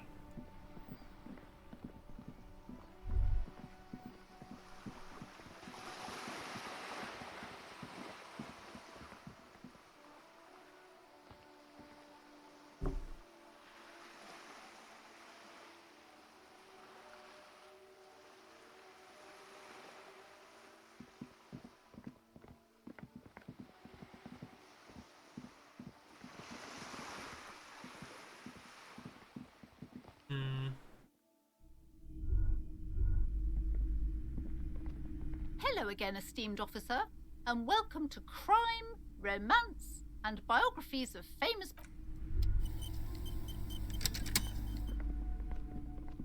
The display rack is brimming with worn paperbacks featuring an extremely muscular, sword-wielding barbarian on... It is a bestseller for a reason.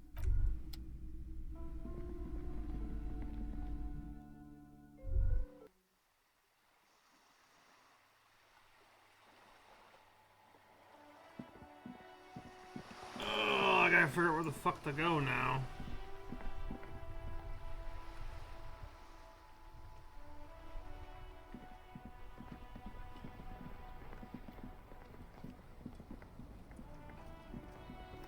Inside, you see a set of steering levers, a radio microphone, This is Precinct 57. How may I assist you? Just a... 10-4, come in, officer. Over. Roger that. 10-10, over and out.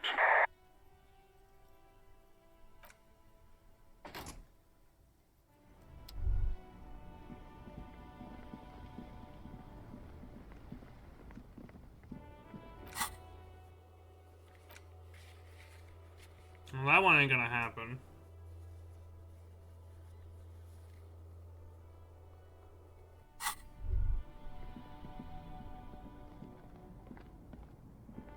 The shine on these sunglasses lasts a lifetime, officer.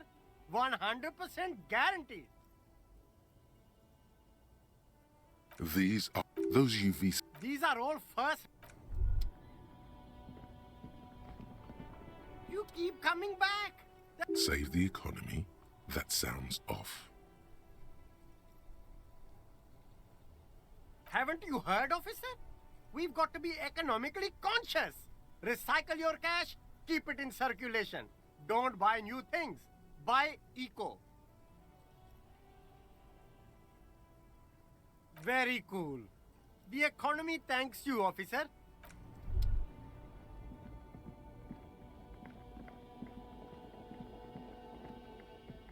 The Delta Logistics Company truck stands here waiting, reflecting white light from the courtyard behind it. You knew it would be here, blocking the gate.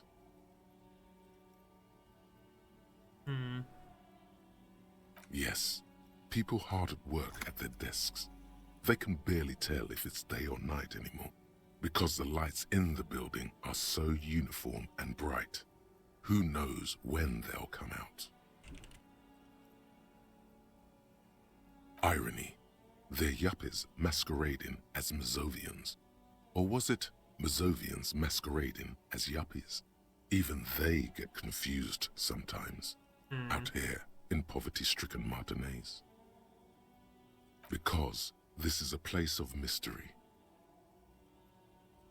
Whatever's going on there could hardly be of any consequence to our ongoing investigation. You can come back to it on your own when we are done with this case.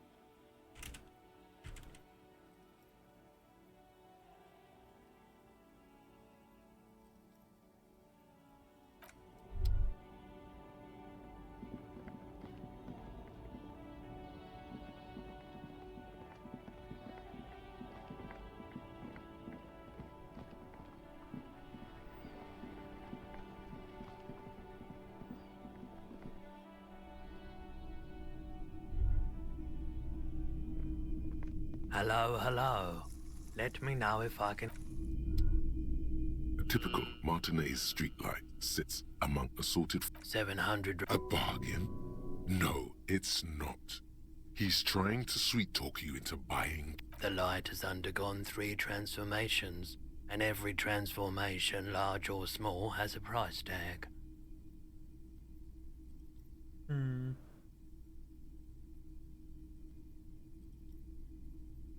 Well, there are the cost of removal and rewiring. The most important transformation... Really don't... Ooh, can't find where the drugs are at.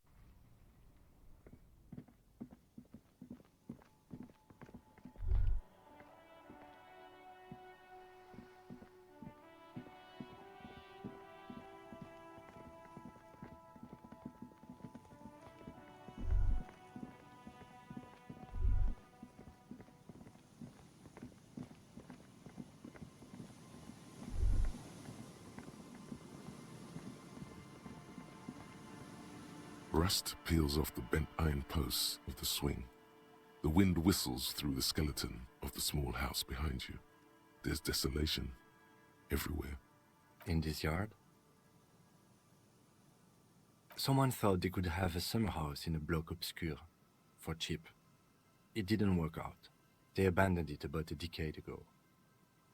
Practically, it's not an official term in any way, but look around. No sewage, broken power lines, crime, drunks. Life is tough in the blocks. It's no place to build a summer house. Yes, for you to pick up as part of the Jamrock Shuffle. It's not meant as nagging, just an observation. We should move. I don't think we will solve the murder with forays into the urban hinterland.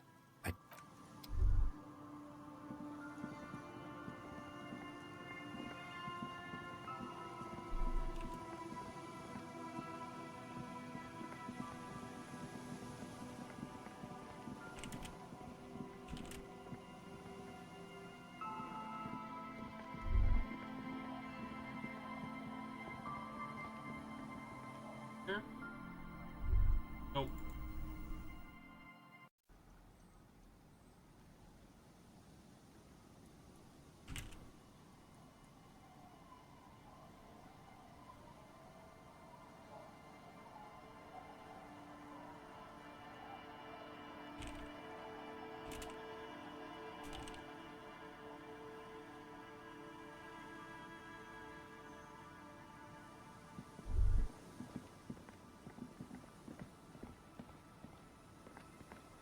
Sorry, got a notification.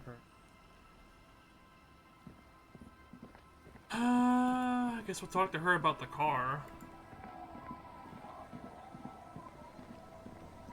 Oh, the sea's gonna calm down. Oh, that's good to know, I guess. Why is it in the sea? This calls for a funeral, if you ask me.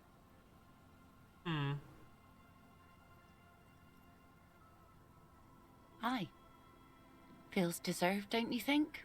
Falling in the line of duty like that and all. Why odd? Our things are a part of our life world. They're made with our human sweat and they share human history. We should care about them as we care about humans. To some extent, at least.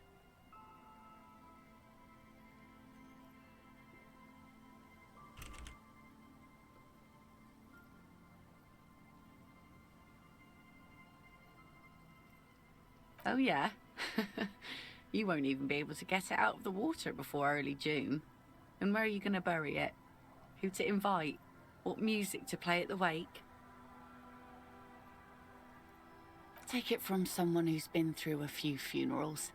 It's easiest to just leave them there and let nature take care of it. That's all we have time for right now anyway. Come back here in June and see how you feel about it then. It's not like it's going anywhere. Absolutely. Things like what, for example?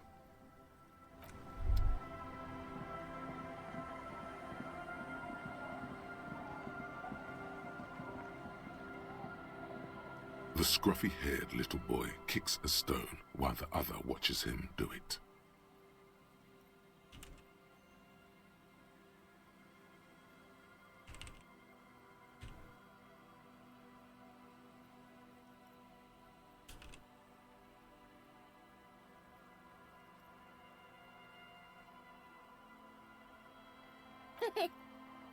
You're stupid.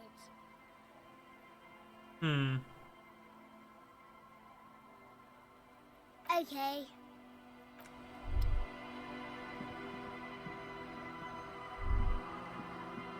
Wait, I can just take the fast travel over.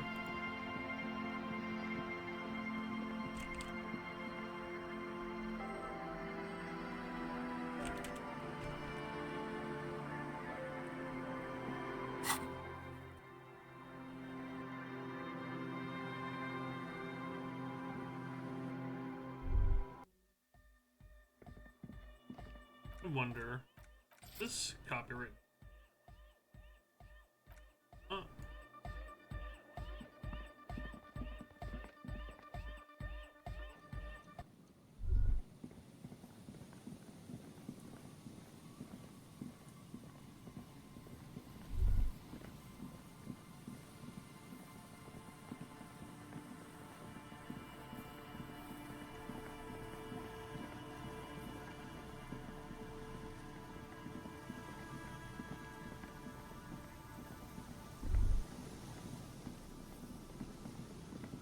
You see,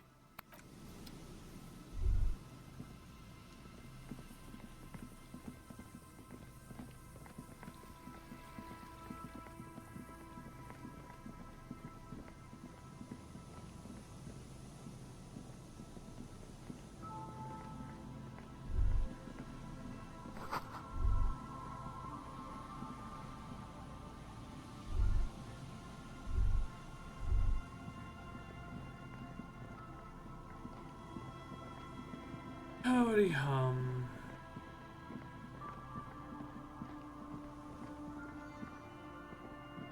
the trap is fit. Poor things. Well, it's 8:20. We ain't got much to do unless I start looking up guides for shit. A row of ghostly shades facing a crumbling wall.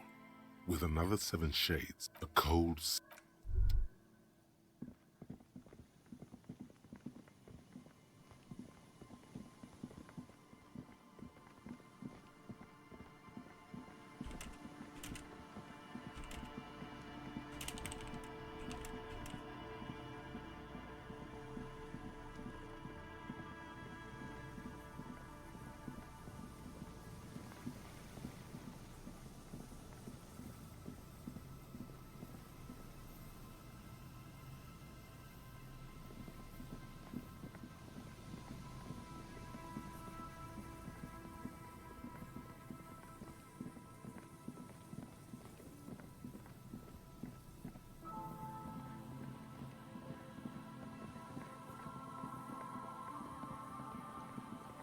Yeah, the lights are a different color in there now.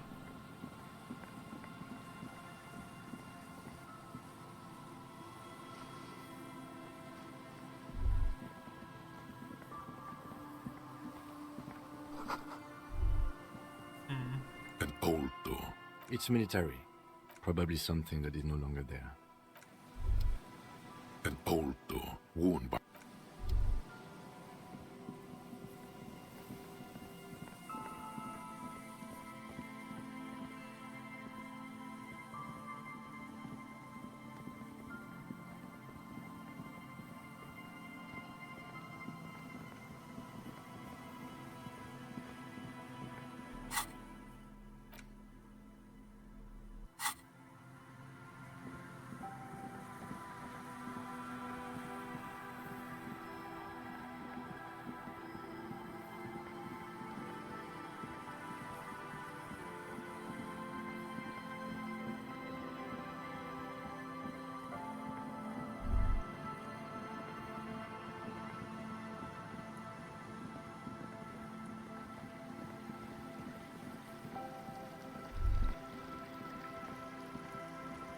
Can't inspect this yet.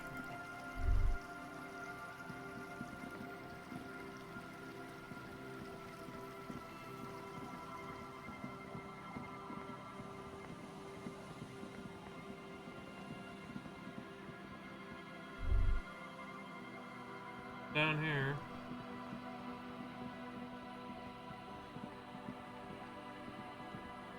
Feels like I'm kind of warning my options right now.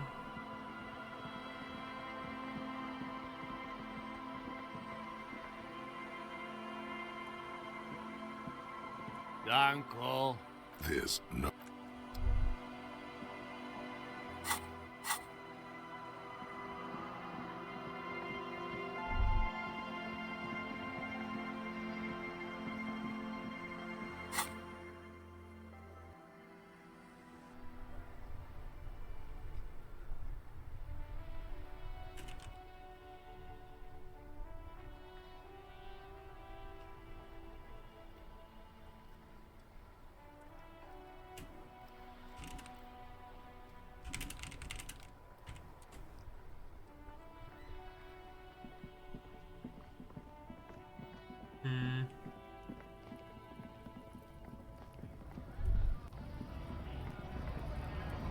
Guess we can go to Everett.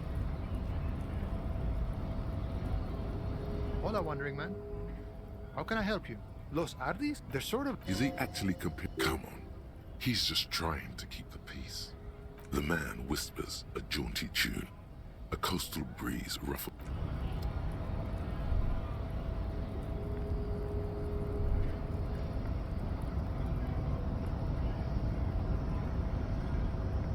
The unpromising race pupil.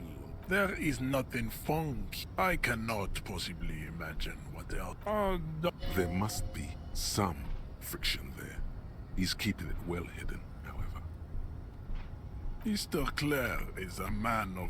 Also, to serve is noble. It takes this jam. Individualism.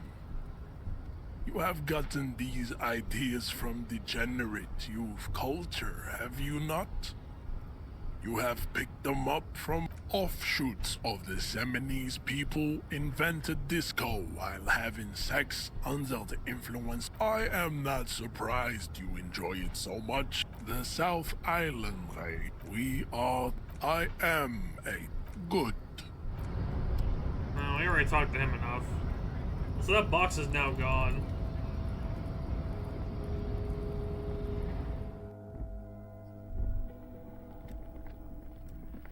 The already familiar cold touch of plastic welcomes you as you pick up the hand. Your fingers run over the dial pad. 005. That's the dialing code for Revachol.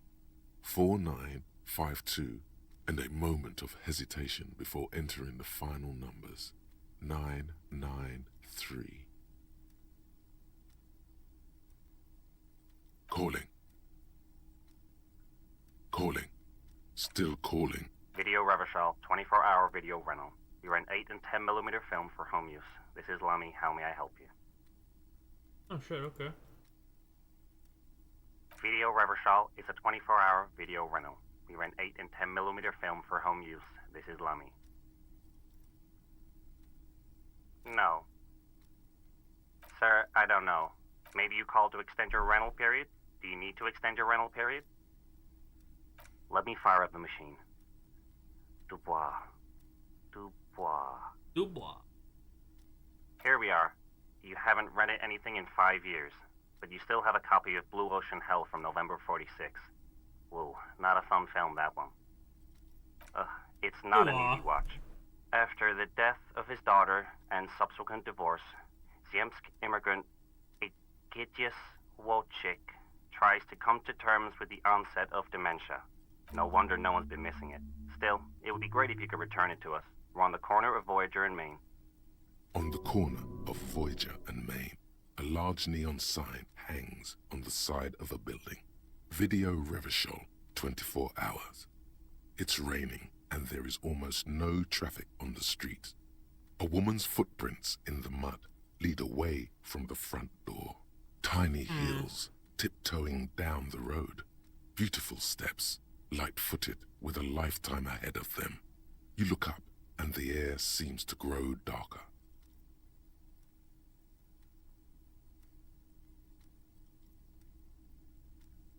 Suddenly, you feel like you don't want to hear about video rentals anymore. You don't want to hear about any of it. It was all shit. It's over. That's enough for you today. Let's conclude this call.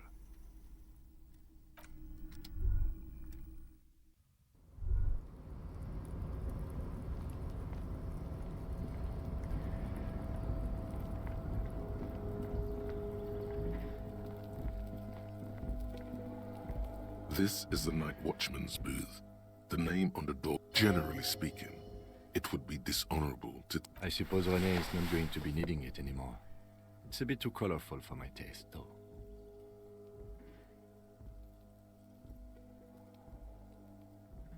Fantastic. Try not to wear it with other similarly colorful clothes.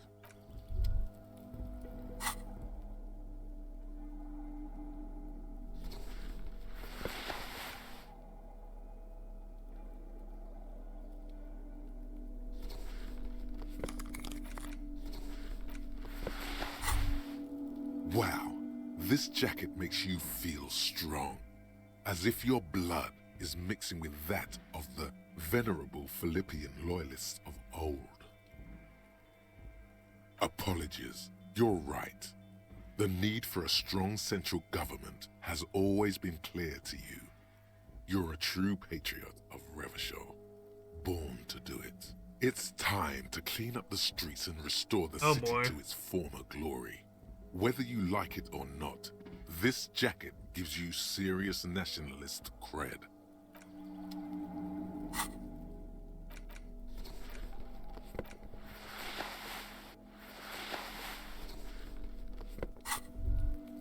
This is the night.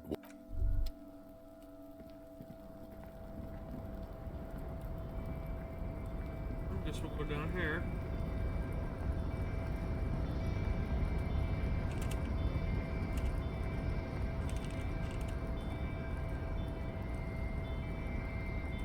You're back before the cargo container.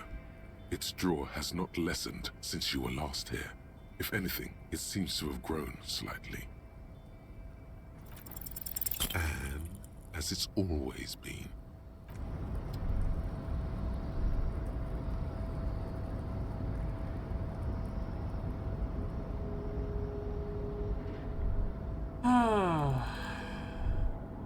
That's Kim. Oh, hey, mister. I'm not gonna bother you with a long greeting, just like we talked. Mr. Evrat doesn't really want me to talk to people about union guys. But who did you want to talk about? Mr. Edgar is Mr. Evrat's brother. He looks a bit younger, he does. But a very smart fellow. Very smart fellow indeed. Huh? Sure, mister. He's a union man through and through.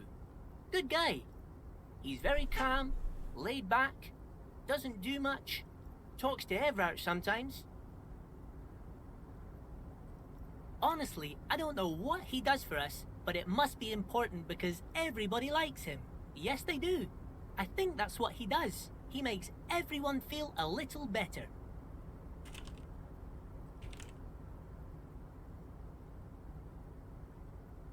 Oil for the wheels. Much needed in stressful times like these. Whoa, he's really something. He doesn't talk much to me usually, but when he does, I don't really understand most of what he's saying.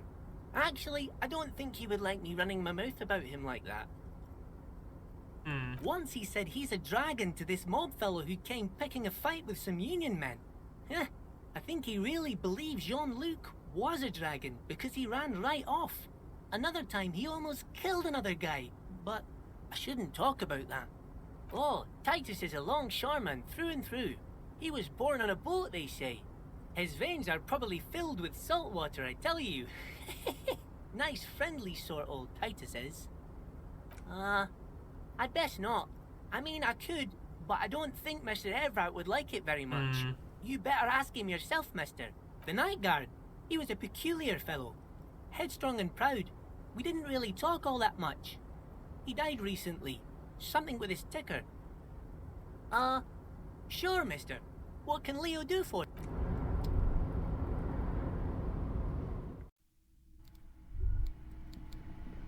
Alright, Mr. Everett. Mr. Dubois, the word in Martinez is a certain police officer is once again happily reunited with his service weapon. Congratulations, my friend. I prefer my police officers old-fashioned like that, with a gun. You can do so many things with a gun that you can't do without one. Now, what can I help you with? My. She's quite the looker, Harry. You can't imagine how pleased I am the two of you are reunited. Tell me, was it difficult to convince the pigs to give it up? I told you she was a piece of work, Harry, but I knew you could handle it. I know my special policeman. Anyway, I'm glad you're all right and armed again. I'm always happy to educate and entertain you, my friend. So, very nice, Harry. Is there anything else? Let's hear it, Harry. Of course, Harry, of course. Let's not... Great! You want to bounce something off your old friend, Mr. Clare, right? Well, yes. Low balling, of course. This isn't a casino, Harry. Real people, real livelihoods are at stake here. But everything's a casino for those rich types. His expression makes it clear. This is childish and irresponsible behavior. Vanished? Harry, the woman left her casserole in the oven and couldn't make it here in time for the voting. Really? Oh, did I leave my casserole on? Better go home and check. The election can wait. When she got back, the whole thing was over. Wait, there was no mention of a casserole from Joyce. Harry. Do not fixate on this little matter. Maybe it was a rabbit stew, or a hairdryer, or an iron. The point is, her heart wasn't in it. Mine was. If it's spilled blood you're looking for, then there certainly isn't any in his expression or demeanor now. Absolutely, Harry. What's on your mind, my dear Harry?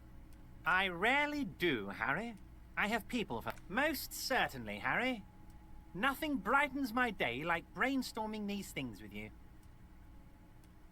By all means, Harry. What's on your... I'm always happy to... Very nice, Harry. Is there anything else? Yes? What do you want to know? Good. What about me? No. Your brain sends the signal to your lips, but they refuse the order. The eyebrow is exercising psionic... Something the matter, detective? This guy's got authority off the chart. Nothing. You better hope he doesn't abuse his authority. Dr. Fraldum. The lieutenant relaxes his eyebrow, and you seem to regain control. Good.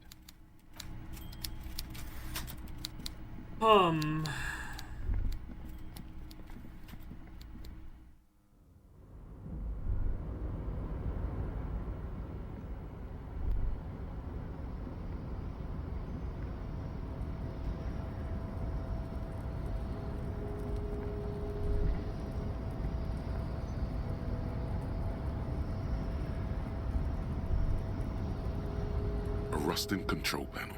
No screech of metal. Crane does. Yeah, we're running out of shit to do.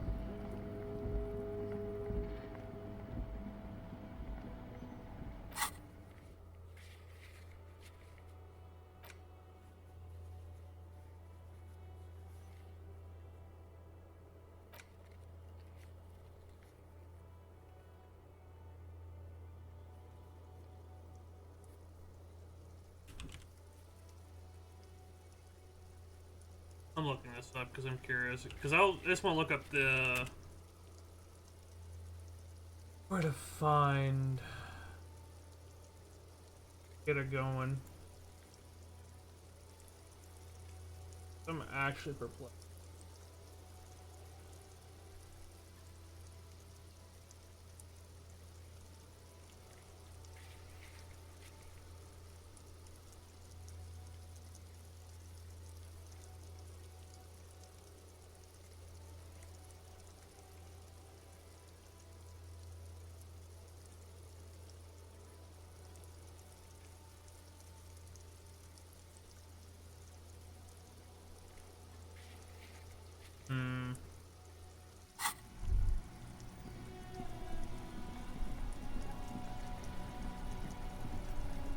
See if I can give him the clothes.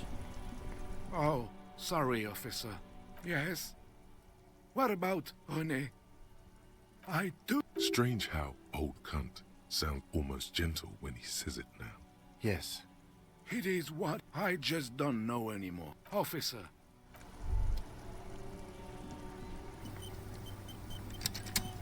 You know what?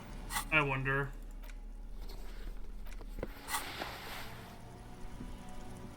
Oh, sorry, officer. What do you want? It isn't right. René wanted to be buried in his... The lieutenant gives you a long, slow shake of his head. Him disapprove of that. I'm gonna... that back.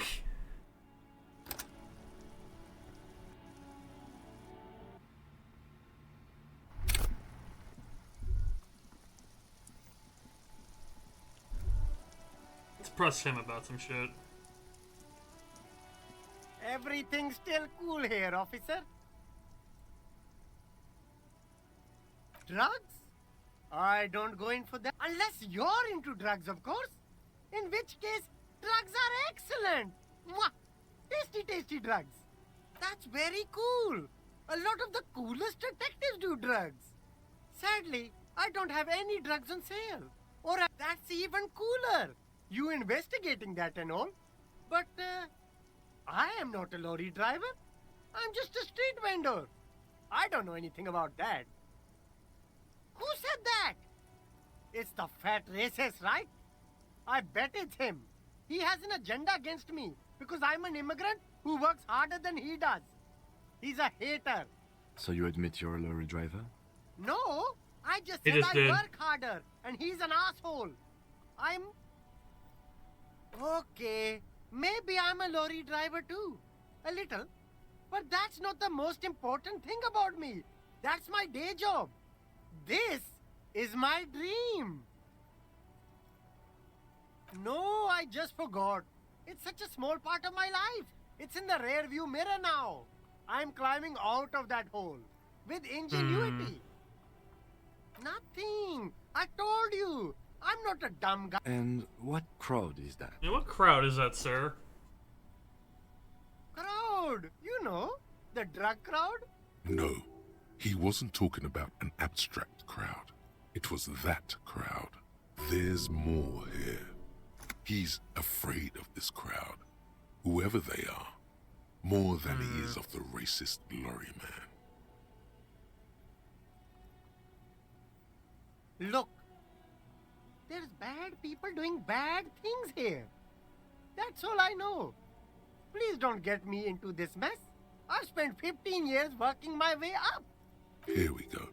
There's a tiny bit of truth on the table. Zoom in on it.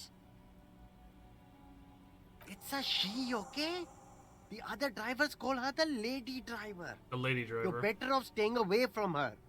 The way they talk about her, she's no lady. I don't know. Maybe. If she is, I haven't gone near her. I don't get involved. I told you. It could be. She was strange. He's not ruling her out. All of them. I don't know. I told you all I know. Are we cool now? Who exactly is talking about this lady driver of yours? The racist or the other one with the tattoos? All of them. Even the ones who've left. I don't hang out with them. I don't remember who has tattoos. All right. I scored. Let's cap this off with a purchase. You can walk away from here with funky sunglasses, detective. Start with a little compliment, then work your way up from there. This is about business, remember. Oh, okay. But why, officer? After all this mess, the broken seals, lying to you, come on. An investment? What kind of investment? Or you could not make this about corruption and go with something even wilder.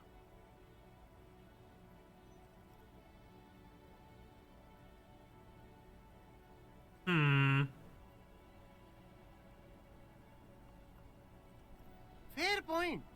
You can't have a successful business without a loyal customer base. How much is your loyalty worth? 10 real is a bargain for that kind of investment. You got it, my man. Tapes. You mean like music tapes? No, music is out. Don't listen to music. I sell extremely cool sunglasses. If you want to get your tapes, tapes are everywhere. They're worthless. Kids throw them in the trees. There's one in the bushes, right behind this lorry.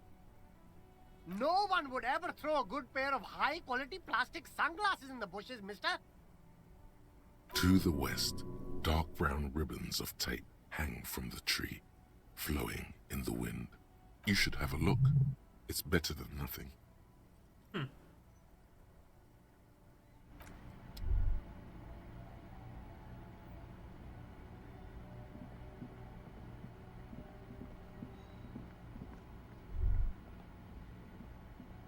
The Hawthorne, just like promised. You've stood here for what seems like eons, guzzling the sickly fumes of lorries, and with slow and deliberate motions, pulling, bending, and unraveling, you manage to extricate the magnetic tape from the branches. It curls up into a mess inside your pocket. If only you could find a way to re-spool it, so that you could hear what's on the tape. Maybe Roy from the pawn shop can... What's the tape for? How? It's broken and unspooled. Do you think your new buddy knows how to fix it? You could also get it fixed at the pawn shop across the street. We shouldn't waste our time. Good idea. He might have the tools. Patting the tree reveals a small sticker which has almost been worn to oblivion. It reads, RCM Emergencies Desk, number 8102. Underneath a slogan, Mankind, be vigilant. You tree-hugging pansy, the gnarled hawthorn tree on Rue de Saint-Gilles Lane. Enjoy.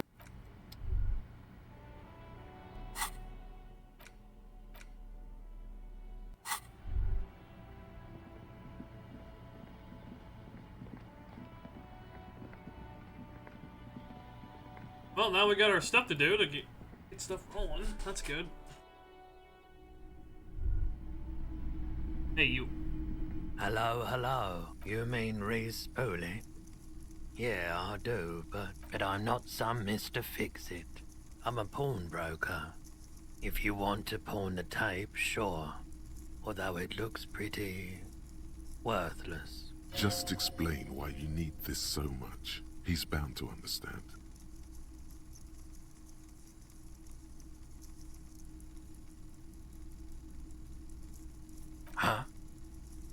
What do you mean? Yes, what about it? Is it any good? The music, I mean. No, not very. I need to funk it up. Man, you're really invested in this. I really am invested in this. Okay, I'll help you out. It's going to take a moment, though, so just sit back and relax. You take some time to look around the store. The play of visuals all around the pawn shop is mesmerizing. Suddenly, Roy turns back to you with a reel of tape in his hand and coughs. Yeah, it was. Respooling isn't that difficult, although I had to mend the tape in a few places. Anyhow, it's your... Yeah, my pleasure.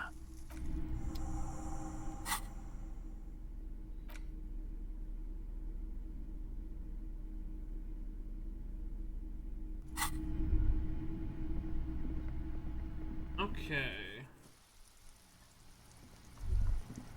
First thing first, we're gonna talk with the one lady.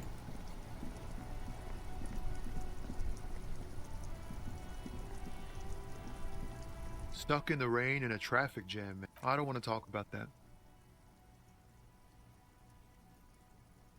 Man, I was hoping it isn't going to be her. All I can say is, she isn't around here anymore. She isn't some evil drug trafficker. And I don't know where she is. Thank God I don't know. People here call her the Lady Driver. She kept her name a secret. From me too. Now I see why. A friend? An acquaintance. I don't know. She was the only person in this damn jam I could talk to. She's someone I don't want to rat out to the law, okay? I didn't, man. I told you I was hoping it's not her. That He still is. Hoping. It's just bah. Emotional rhetoric. He knew something and he didn't share it with you. That's a fact. Damn, I don't want to... Please just let it go. Whatever she did, it can't be that bad. She's not a bad person. I know that much. We can't just let it go. It's part of a police investigation. It is. That's how it always is with you, isn't it? All part of the investigation. The girl's troubled. If you hunt her down, she may not survive it. I can't have that on my conscience. It won't come to that. We won't pursue her on this. This is information only. I don't believe you.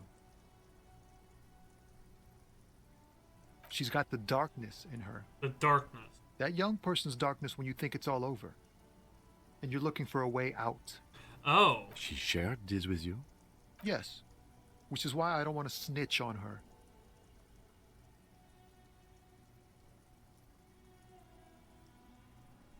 I heard the rumors. I saw the other drivers looking at me strange when we talked.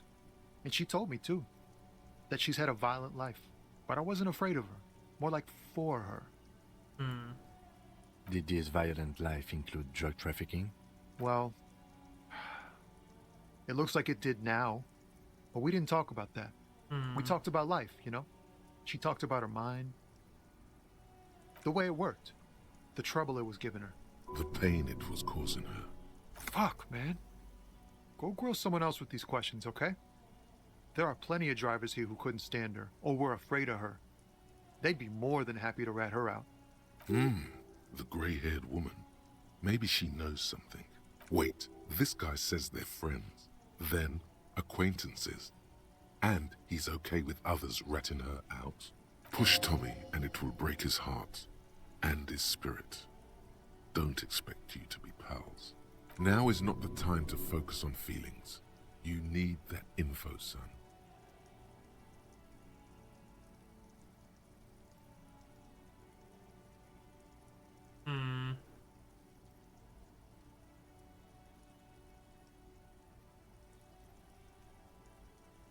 Fine. I don't want to be a butcher. And I don't want to be a knight either. I just want to be a person who can sleep at night. A little fame wouldn't hurt too. You're not going to put a bullet in your head if you blow it, are you?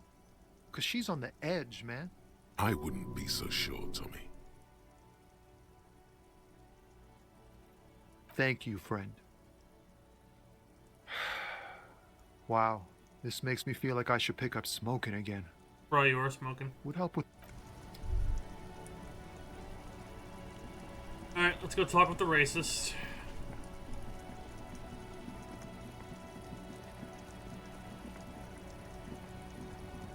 Looking for something, Hunt? I don't know what you're talking about.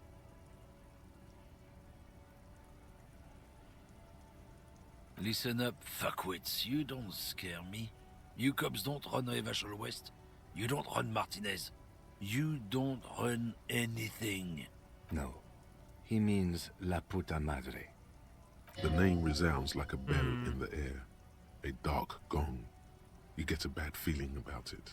Looks like the lieutenant has a plan. Let him do this. Yeah, him.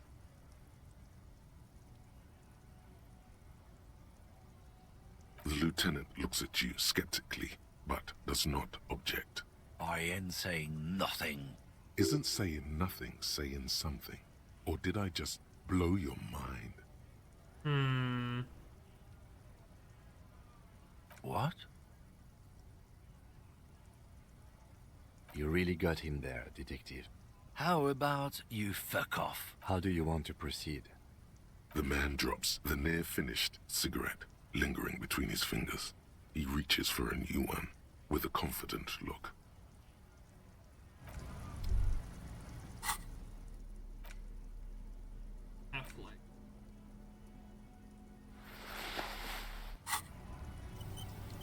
Looking for something, Hunt? Come to tell me to fuck off? Men like this only respect two things: strength and fear. Time to turn up the volume.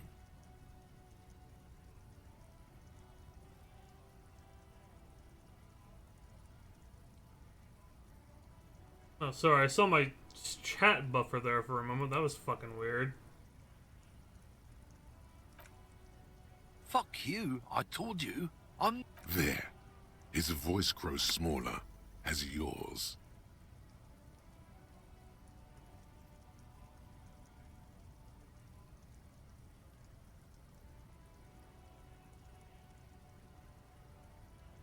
Look, fuck you, man. It's some lorry down there. Green, banged-up thing. I don't fucking know who she is. When did she go away? I don't know. I don't even know her name. She just rolls with the fleet and acts like a big shot. Some dyke, probably. I haven't even seen her for days. Now it's not a big deal for him anymore. This is how he saves face. Of course. Past the monument. Down there. The Green Temple.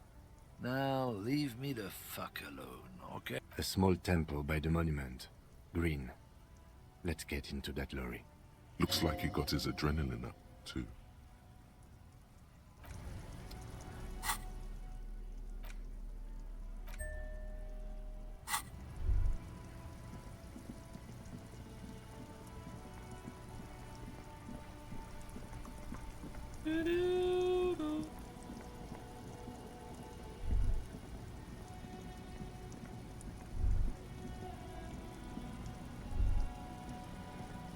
This green found, A to Z, Contemporaire, is parked in the shadow of the ruins looming overhead.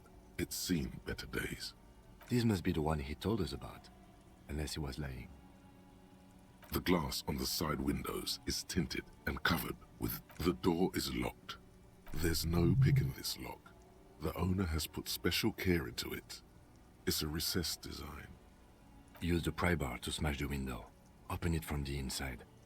I don't know how good it is, but this investigation has taken long enough. We can't afford it to take any longer.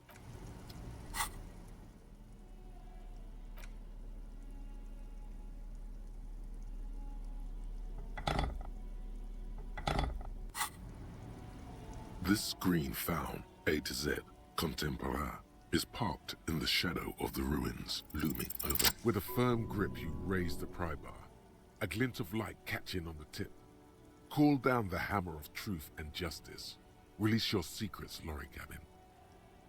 The window shatters, and droplets of glass fly everywhere, shattering over the lorry floor and pavement. Subtle. The smell of cigarettes and perfume welcomes you. The cabin inside is plastered with old movie posters Actresses smile from the walls. God. There's a radio transmitter in the front and a toolbox tucked under the driver's seat. Some tools lie scattered near the pedals. A metallic drawer slides out from the seat. It's empty, except for a folded newspaper.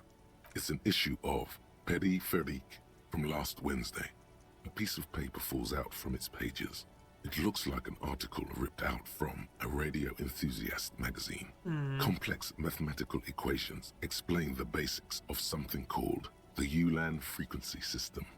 These formulas look oddly painful. Maybe it's the hangover, but they give you a headache. The Ulan frequency system? I've never heard of that before. I know of FM, AM, UKV, but... Not this. The pull-out toolbox like you wedge yourself under the steering wheel to get a better look. Seems like the few tools lying around here, a hammer, a pair of pliers, a rusty wrench, have been casually thrown there by the disorganized driver. But one odd detail does catch your eye. Oh. A piece of sandpaper has been glued to the throttle. Sandpaper adds extra grip. Sandpaper? A novel technique? Yes? Do the honors, he thinks. Connect it yourself. Which means that the missing lady driver was present at the lynching. Which means this was the Ape Hardy boy.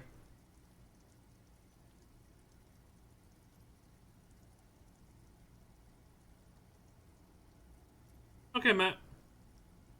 Now we know for certain who's the missing eighth person at the lynching. Do you think that Hardy and his boys could also be involved in the drug operation? We should see what Titus has got to say on the matter. Are we finished with the lorry? The movie stars are still smiling. Looks like the frequency dial is absent. Strange. There are so many radio stations saved here. Must be over 100 at least. Doesn't look like it. For contacting an entire fleet of lorrymen, for example. Looks like we are dealing with an impressive organizational tool. The nerve center of a huge operation. A 20-kilometer radius at least. The smell of 1,000. These are movie posters featuring stuff. One of them particularly catches your eye. A centerfold of the actress is draped in a sheath dress, one of her shoulders bared. The faded remains of an autograph run across the poster. She's looking past the camera. Wait, doesn't she resemble someone you know? But you can't put the actresses and you close the rusty... Great. I think we got everything. A word, detective? Before we return to Joyce?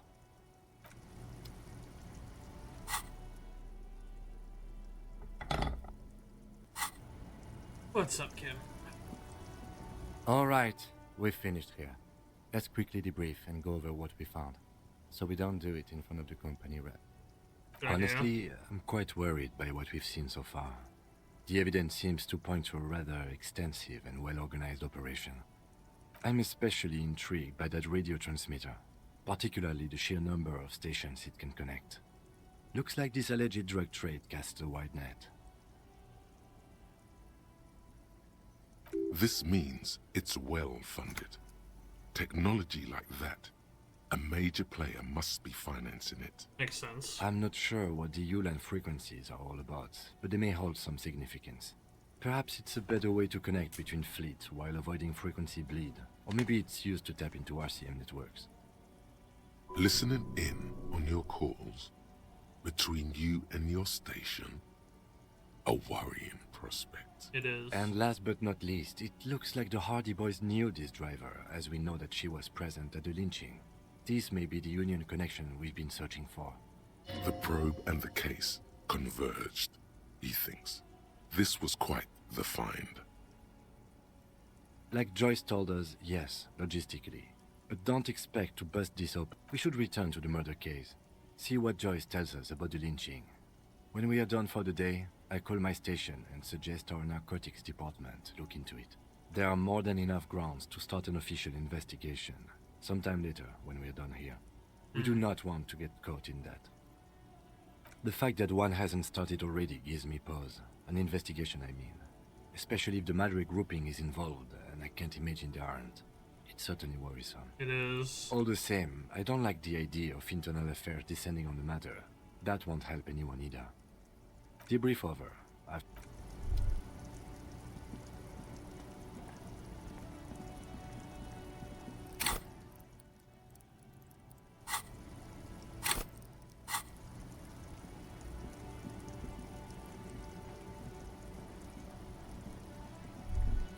Well, at least we got good progress. I saw you poking around in Lady Driver's lorry. She in trouble?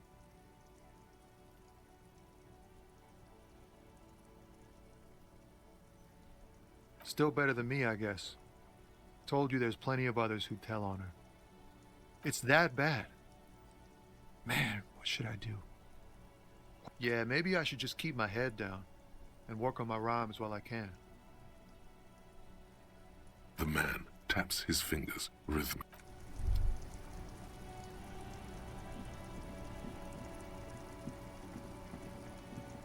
Here.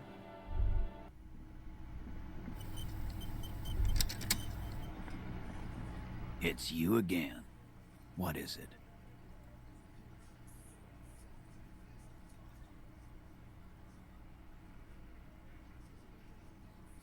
Like hell you have. Like hell. There is no local drug trade.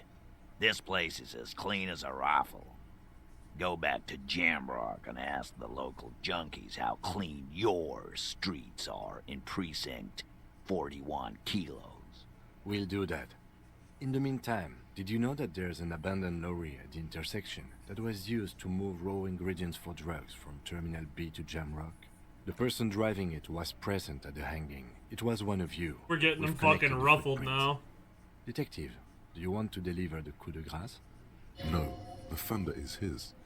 Leave it to the lieutenant. Thank you. You're right, Titus. There is no local drug trade because it's all controlled by you.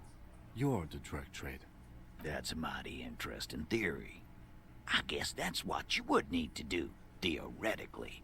A big, strong, state-run monopoly would outcompete the runts on the street. Yeah. Yeah, man. Theoretically, that's what you would do. To get rid of the gangs, the dealers, even some of the junkies. You would need good, trustworthy people to take their place, of course. Hardy men to run such a monopoly. For the good of the community, of course.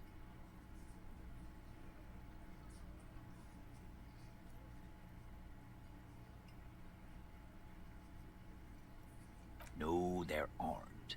Some little shit and his dad are doing speed. Who fucking who? Stuff's probably from Jamrock. Sure. Whatever you've seen is peanuts. Look at the big picture, man. The place is a paradise.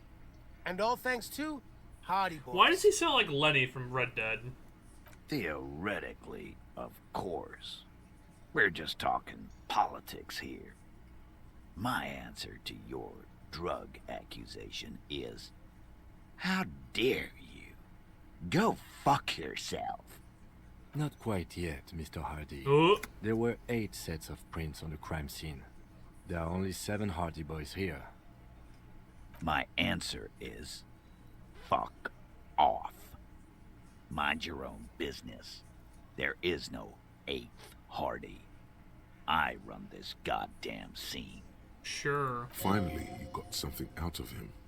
This could prove useful in the future. And here we go. Back to the usual. I know! Fatty walked on all 4s. He's so fucking fat he left 2 sets of footprints.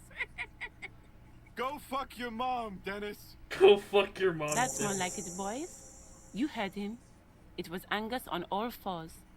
Anything else you need to know?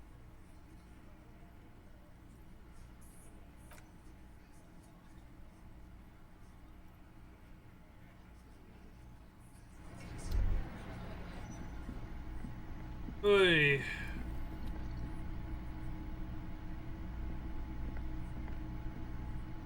Hi again, gendarme. Bye-bye, gendarme. Okay, let's Joyce, get information out of her, and we can perhaps use that on the Hardy Boys.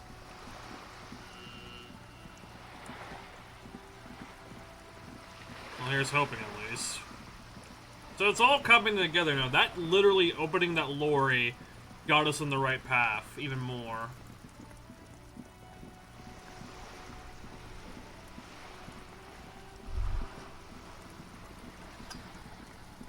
You're back. Good. What can I help you with?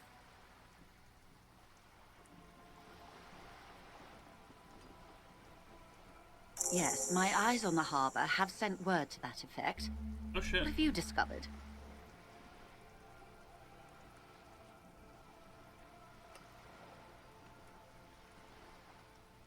Yes. And will you...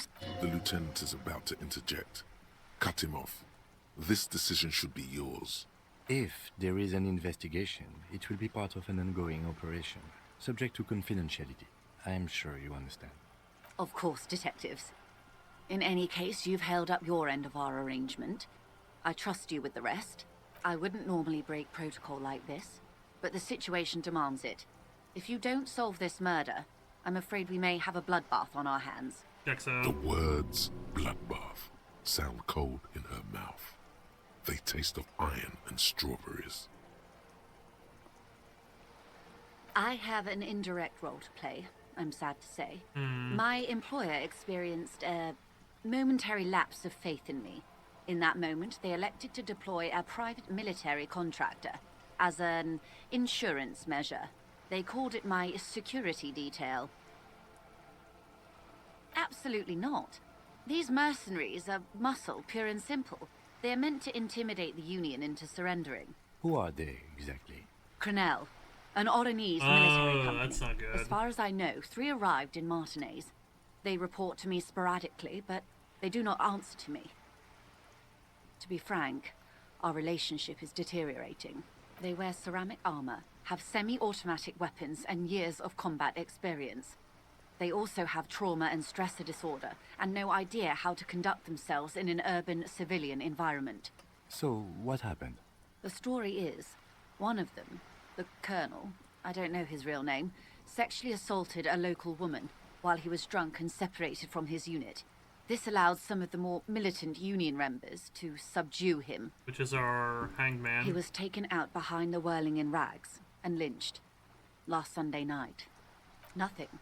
Mr. Clare refuses to let me into the harbor. I have not been able to discuss this matter with anyone there. The remaining 2 Crenel contractors carry out their orders, for now. It's a smokescreen. In secret, they are conducting an independent military tribunal into the lynching. Once this investigation is concluded, executions will follow. What is the nature of this so-called investigation? Whether to execute one, some, or all of the Union militants. Oh boy. It will be all of them. The decision is already made.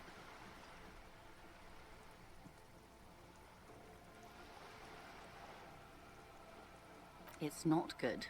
No. My only hope is that you provide a single concrete suspect before the mercenaries indiscriminately pick theirs. Simply put, if you don't pin this on someone good and do it fast, they will identify and execute everyone present at the lynching. This in turn will force the Union to respond. They would have to project strength and power. The Debardeurs have over 2,000 men. It will be 1,000 to 1. Have you ever seen a Hornet invade a beehive, Lieutenant? It's not pretty. These men work in tandem using semi and fully automatic firearms. Their armor is virtually impenetrable to muzzle-loaded weapons, even yours. Most Union workers don't have guns at all. The muzzle loaders need to be reloaded after every 1, 2, or in your case, 3 shots. The automatics every 1 or 2 minutes. As I said, a bloodbath. It doesn't have to be like this, Lieutenant W. Frater Dubois. One single concrete suspect delivered into civil court, and I may be able to defuse this until the executions start. Truthfully, I don't know. It depends on their progress identifying the members of the lynch mob, and their impatience. They don't report their progress to you? Not on this matter. I'm afraid they consider this a personal initiative. It's a matter of days, not weeks. Or he didn't. This is information passed on to me from some teenagers loitering around the canal. I cannot testify by it. That the man was killed because he assaulted a local woman. I've asked around a bit. This seems to be the accepted story around Martinez. This does not come as news to us, but still. To your knowledge, where did this assault take place? Last Sunday night, at the Whirling in Yep, Rags, that lines up the with current hostel by the information. gates. Supposedly, the colonel was drunk, maybe on narcotics too. Oy vey. Either way, he's alleged to have sexually assaulted a woman. Sometime later, a group of dock workers got their hands on him. That's a good question, officer. I don't have the slightest idea. As I said, it's a rumor. About a rumor. If you mean did I see him alive? Yes. But I did not know him. Lely, his service name. A nom de guerre, most likely. He wouldn't divulge his full name. Only one of them did. A bad sign if there ever was one. One is a man. Corty, they call him. A nickname as well. The other a woman. Phyllis DePaul. Corty is the gunner, I believe. DePaul is a radio operator. What would you say was his eye color, the deceased's? She closes her eyes, trying to picture the man's face, then shakes her head. I can't remember. The lieutenant was testing her, asking a small detail first to see if she knew him better than she let on. She passed. That's all right, man. Anything else? Nationality? What would you say was his age? He was 40. Or 50. It's hard to say which. He had a combat injury on his lower jaw. It made it difficult to estimate his age. Or gauge his facial Dang, I expressions. figured it was a fucking sleep, dude. This matches the dental reconstruction we saw on the body. And Classier also mentioned Bro it. fucking honk shoot. What else? Nationality? Hey, buddy. Accent? He was, Occidental, I think. Light brown hair, a mixed accent, Oranese, or Messinian, maybe. We broke into the lorry. His injury gave him an accent all his own. Bro, if you... Okay, here's the thing. Let me tell you something on napping. Napping is the precedence of closing your eyes, but not fully committing to sleep, and being aware of your surroundings and just kind of lulling yourself away. And then, kind of like when you feel like your eyes have been closed long enough, and that weird faint darkness is like taking your mind, you can just wake up. It sounds fucking weird. I'm describing a fucking fever dream. I was dead to the world. Dude, you haven't slept properly. In a way, it was humanizing. He had to learn to speak through it. Through the injury. That's all I know, I guess. I only met him once. Must be hard to force your face to move in a new fashion. If you continue like this, you'll have an aneurysm. Then you'll have to. Yes. I'm afraid this strike may descend And now into we a know about the small-scale mercenaries now, civil by the war, way. with possible consequences for all of Rivershoal West. Since you are sharing, man, this is also the RCM's worst-case scenario. Then we're on the same page, as grim as it may be. Not much. Their public resume is relatively The good werewolves? Not as yet. far as private military contractors go. I believe they were once called But we know they're Downward. coming. And that's what's They scary. boast a long list of clients. Saint-Baptiste, Welchman-Lorenz, Eintracht. A warning sign, however. The operations concerned all take place in third or fourth world countries. Guarding facilities, escort missions and such. Well, this is literally the werewolves. Meaning they're used to operating in war zones. Yes. All the good conflict. Oh, I don't doubt they're corridors, gonna be at the tribunal. Suplamundi, Yesut, the Seminese Islands. Countries that don't have a good record. And I'm fucking nervous reporting about it, actually. atrocious military conduct on their soil. Sadly, no. Before this happened, I had little interest in them. Now that I do, I don't have the resources.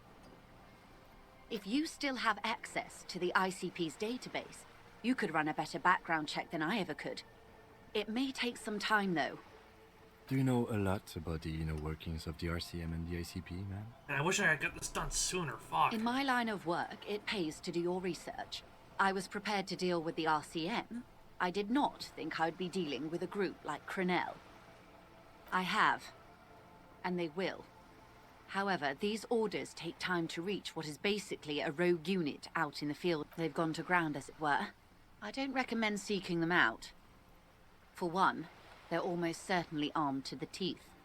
They don't have the same respect for the Revachol citizens' militia as I do. To put it bluntly, they think you're vigilantes. Ghetto savages. It will not be a fruitful meeting. Vigilantes. You're a professional officer of the only legitimate authority in Revachol.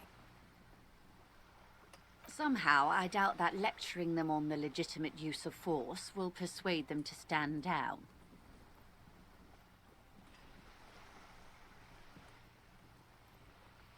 That's wise. Our goal is to avert catastrophe. Besides, you're likely to encounter them sooner or later. I am sorry to have been the bearer of bad news. Of course. Excuse my hesitation before.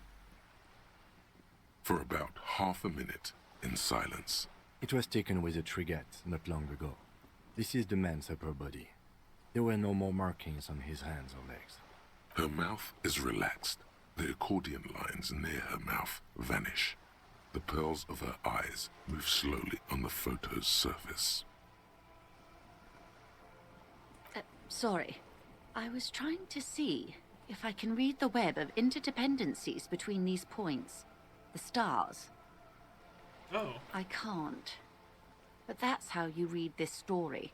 The points themselves don't have letters, numbers, anything. Their size, location on the body, and distance from each other tells you what they represent. Like stars in the sky. Close. Port cities.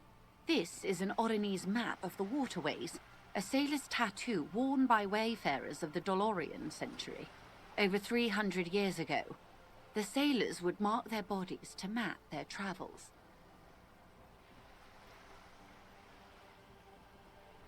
The sailor's soul would use it to fly back home if they should die abroad. This is a sort of contraption to be reeled back in by. The silver cord, they would call it. Quite a few. I will say, I'm just looking at the time in the game, and I'm getting more apprehensive. Stands on the I'm like, right oh shoulder. boy. He started somewhere near here, I think. What next?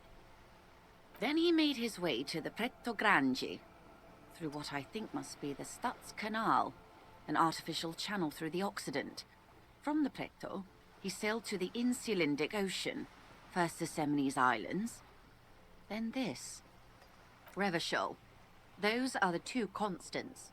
Vredefort on the shoulder, and Revachol in the heart. They started the tradition of these maps right after the discovery of Insulinde, at the dawn of the Inter-Islary Age. The tribunal. You said you can't read it. I can't. This man was no sailor. And these are no ports.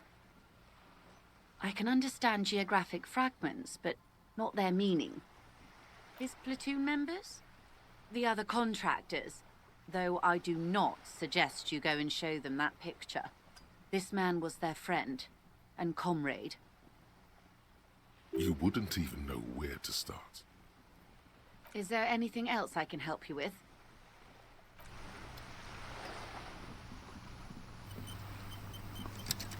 I have one bullet. I think it's one bullet. Like, I'm just like running this through my head, man. I'm like, holy shit.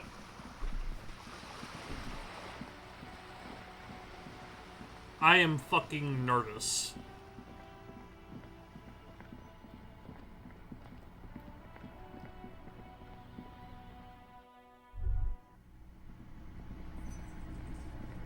I've got nothing to say to you. What? One bullet. It's you again. Welcome back, Matt. What is it? Dude, I'm fucking reeling right now. It's like, fuck. Yeah. Wouldn't want to beat up his grandma. Nervous, snickering. There's a rush of adrenaline present. This is what happens if you take the law into your own hands. Other people start doing it too. Let them come. The Hardy Boys are right fucking here. You heard the man. I wouldn't say Right that, dude. here. We're armed. We got the whole district behind us. And Glenn is fucking crazy. Yeah. A well-oiled murder machine. The mood is on the rise. They're feeling confident, ready to punch out the whole Merc platoon. We got weapons of our own. We got Ister 50s, Zeelagers. Glenn's got a knock cannon at home. I guess we're gonna see, aren't we? That was an unsure phrasing.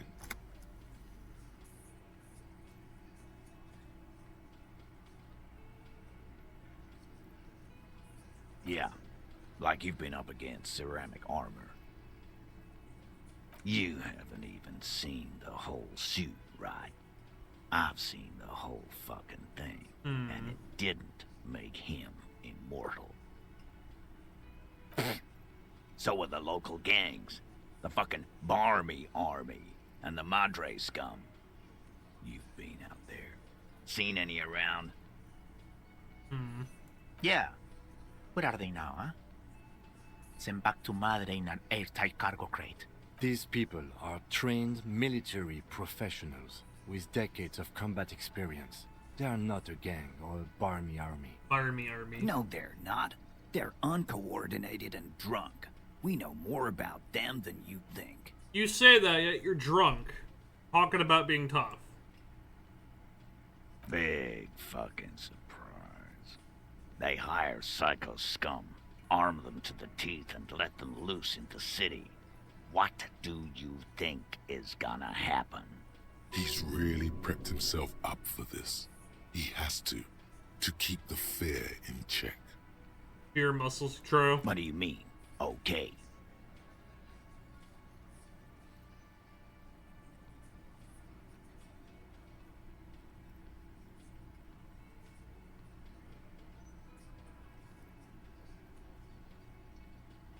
No, they won't. Get out of here with your negative energy. He really doesn't like you ruffling their feathers like that on what might be the eve of battle. All he means is that the situation is serious. Look. No wonder you cops get shot to shit every day. Can't go to war with an attitude like that. They step away. That was a bunch of dialogue. It's you again. What is it?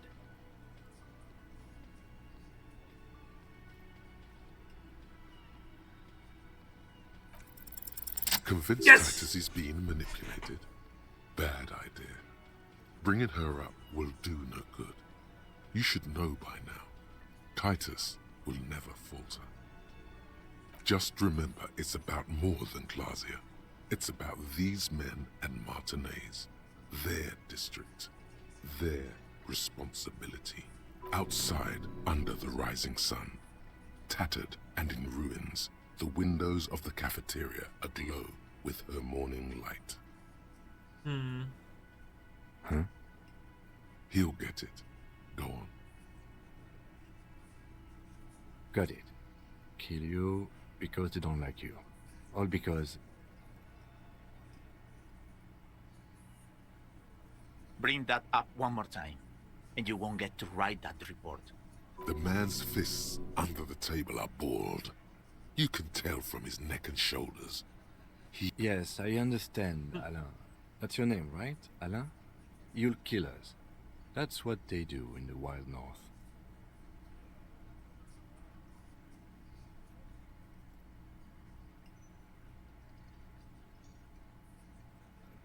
It wasn't that.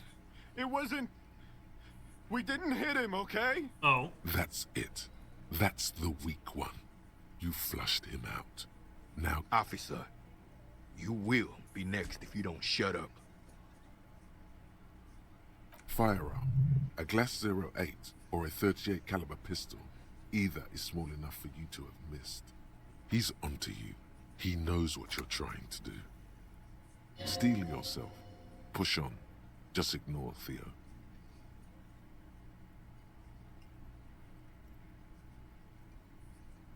The lieutenant has put down his notebook. His hand is resting on his holster. He gives you an imperceptible nod. What? What does that mean?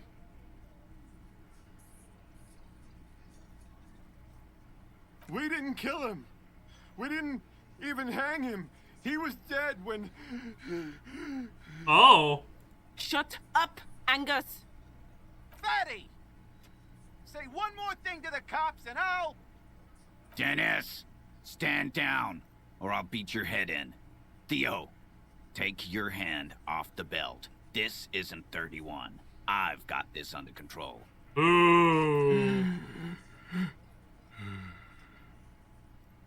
Angie, where's your goddamn inhaler? You sound like you're dying. I left it home. I can't get it. I'm too fucked. I'm sorry. Why are you so fucking fat, Angus? Damn. Now it's all pointless. Because of you. You wasted my time. I told you, Titus. I told you just give her up. Lizzie, your help is no longer needed here. Go tell Everard. Damn! Fine. I'll tell him. After a long walk along the coast. What just happened between these two? You're in. He's all yours. Questions. The lieutenant gives a smile only you can see. He nods. You hanged the corpse to cover up the real cause of death. What was it? We're not sure. Probably a bullet. The wound was difficult to see. No wonder why that skill check was so fucking hard, man. Oh my god. The coroner and his assistant are wrapped in blue. Hands covered in blue gloves. This is a Mouths big covered breakthrough, by blue dude. masks. Bodies by blue aprons. And The the coroner 50! wipes his brow, Holy shit. scalpel still in his hand. Get the light. Shine it in his mouth. He tells his assistant. The coroner squats to better see the light illumines the darkness inside. Well, shit. Can't blame them for missing that. Get the saw, Alan. This just got fun. Oh. 'Cause the girls asked us to. They were in some shit. Girls plural? There's another girl? 2 of them? Take note of this. They'll probably say more about her later. Did she kill him? Cop, I have no idea. The girl says she didn't. Yeah, the mouth of the body was critical. True. He doesn't think she did. Or at least he hopes she didn't. Classier came down. She seemed really out of it. Drugged up, even more than usual. Bug-eyed and gurning, you know? Not in a fun way. It looked like she'd redosed after something went down. I've seen that look before. She was scared. I knew someone had died. I've done this job for 10 years. I've seen it before. It's the politician in the motel room with the dead hooker scenario. Only in reverse. Good analogy, boss. You don't get to talk yet, Shanky. You're still on the bench. And you keep taking it easy too, Angus. Like, they're not bad guys, it's just... That's okay with a fat man still wheezing there. He couldn't speak if he wanted to. We went upstairs. Sure as day the Merc was dead. There was a bullet hole through the window. Fucking dirty sheets and bottles everywhere. He means they'd been fucking? Tibbs patched the window. And the corpse. We hanged. Nah, he's my brother. He's in the window replacement business. You may have noticed our girl's in some shit of her own. That can't show up on police radar kind. There are people after her. From the old world. Oh. Where she came from. They're powerful, connected to the moral intern. She's clearly afraid for her life. Says if she showed up in your systems, she'd be ghosted away.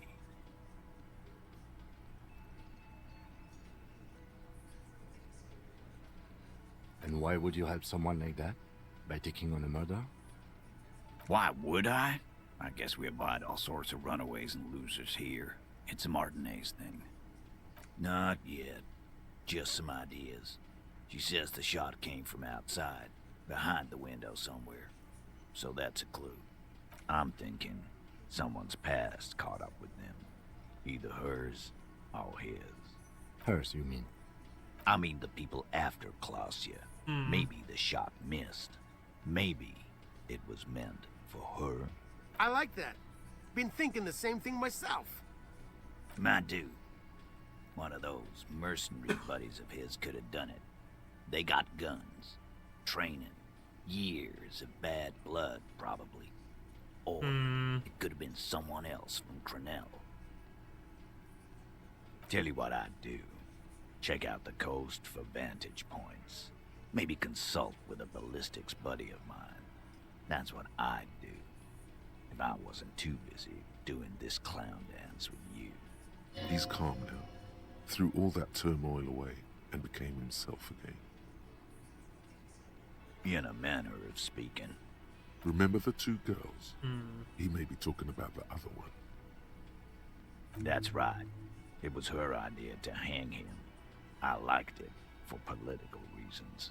It sent a good message.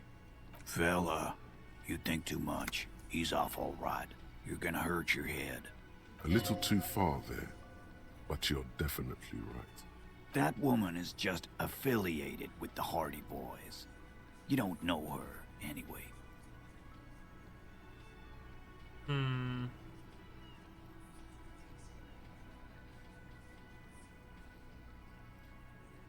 We're Hardy Boys, and that's it.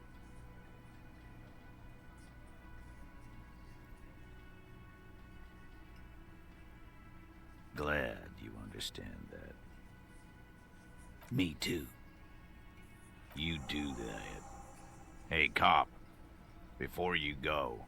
Suddenly, the wind picks up outside. You hear it rattling the large windows in their frames. It carries newspapers, circles the whirling in rags in a warm column. Sorry, that's what you said. So what are you thinking of the crime? Well, now that we know it's not the Hardy Boys, it brings to the conclusion that it's someone else that wanted to kill one of them without proper motivation or something personal. Oh, God damn it. She, Klausya, came to Martinez to hide. Many of us did. This is where you wash up when there's nowhere left to go. The Union takes you in. Now, she refused that protection. But... That's right. If we didn't take care of the people who end up here, this place would just be a couple of ruins and some cargo containers. We'll take that into account.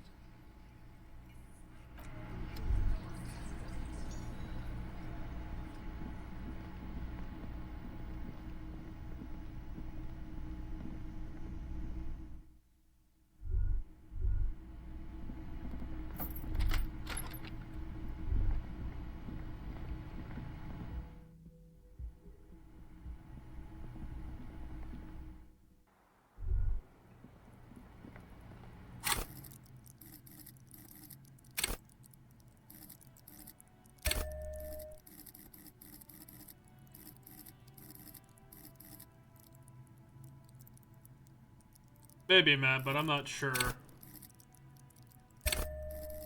But something's telling me I'm gonna need to have a gun ready. It's always good to see you. Welcome back, Ming. But what I think about the crime, what I think about the crime, I think there's some kind of ulterior motive. as to why why he was shot, either one of them. It's hard to tell, because it's like, well, shit, now this got dropped on us right here at the, like, apparently last day. And now I'm just kind of thumbing from my mind. It's like, well, now we have a more clear case of what the fuck is happening. And it's clear it wasn't the Hardy Boys. We knew that from the start, but now we have more defined proof. We have to ask her questions about it to see why he was shot, and literally it was covered. So he was killed by someone else entirely, by God knows where else. Something in her demeanor has changed. She's tired, consigned to her fate, to being here with you and what's to come. I understand.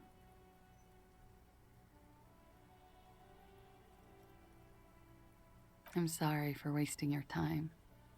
I should have known that you'd find out. This is good. Clear the air first, between you two, then move on to questions. Is it? Something is off here. Shush, I can't hear what she's saying. Let the miss speak. She's tall and thin and tired. A twig trying so hard not to break. Why did you waste our time then? Because of the Hardys. I couldn't just dispense with them. They were only trying to help me out of the shit I'd gotten into. That's fair. Is she implying the Hardy Boys are the law? I am not. There is more here, miss. You're right. There's more. You answer to the coalition government, and by extension, the moral intern. Briefly glance it over her shoulder to the sea, as she's done. I'm cool, let's go. Again. Bro, I'm not a plank. Shut the fuck up, bro. I'm being cool and mysterious, trying to pull the bad bitches. Where the cold oceanic expanse lies, and behind it, another world.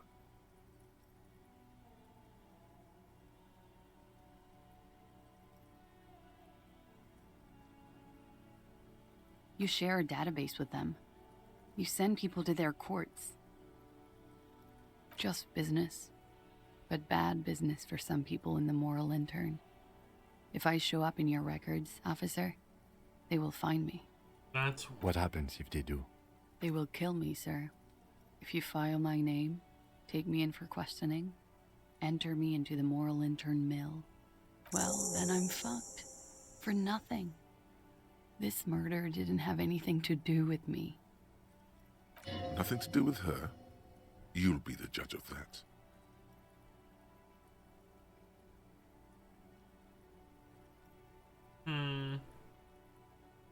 We were there. Together. In bed, I mean.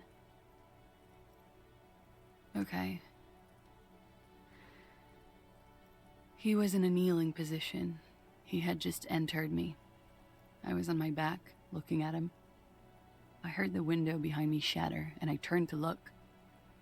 There was a hole in the glass. I turned back to him. His eyes were looking through me, and his mouth was open. Dumb. I could see. I could... A great pain moves through her, a dark and indefinite wave. She continues in spite of it. I knew he was dead, before he fell down on top of me. He was heavy. I pushed him off and he fell to the floor. There. He only had his boots on. I bit the pillow, not to scream, then ran downstairs. I waited for the second shot to come. For me.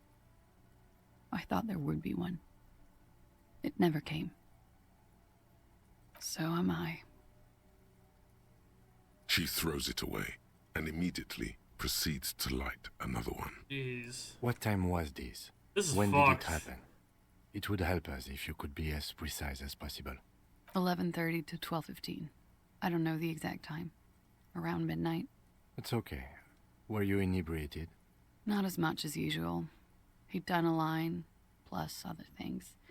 I was drinking. Wait. Titus said she was gurning her jaw off, much more than usual.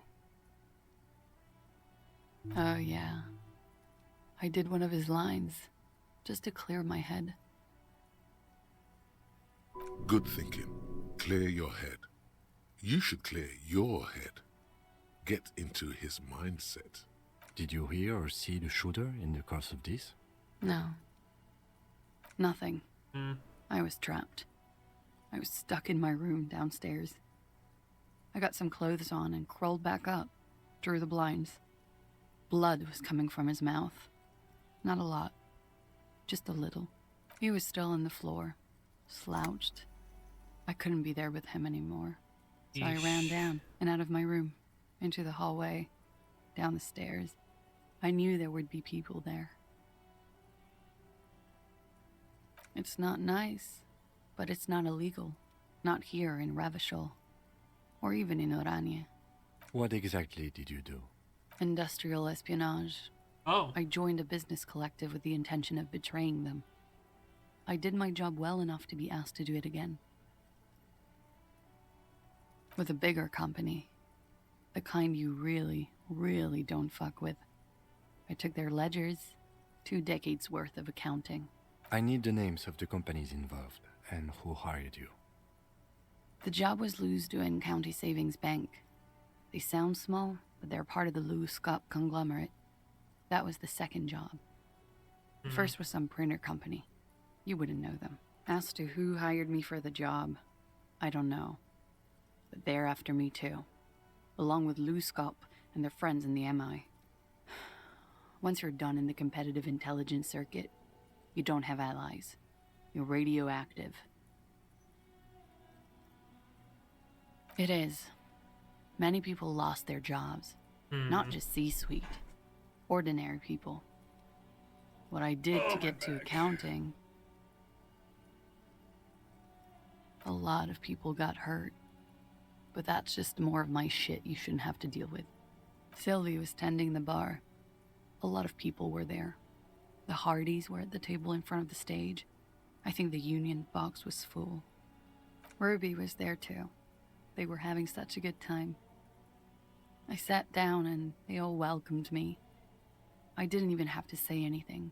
Ruby knew something was wrong. Ruby? Ruby. You know, the leader. The leader? The leader? Of what? The Hardy Boys. Well, nominally, yes. Ruby's the one they go to when things happen, like things they need taken care of. She's the organizer. This Ruby, in her phrasing, is entrusted with great power. She trusts her. So do the others. Would you say she is the 8th Hardy Boy? Why not? Here we go. Well, Ruby said let's talk upstairs. I showed her the room. I've known these people since December. They know my situation. That I can't leave a paper trail. Ruby was the first one I told. Ruby. She said she'd take care of this.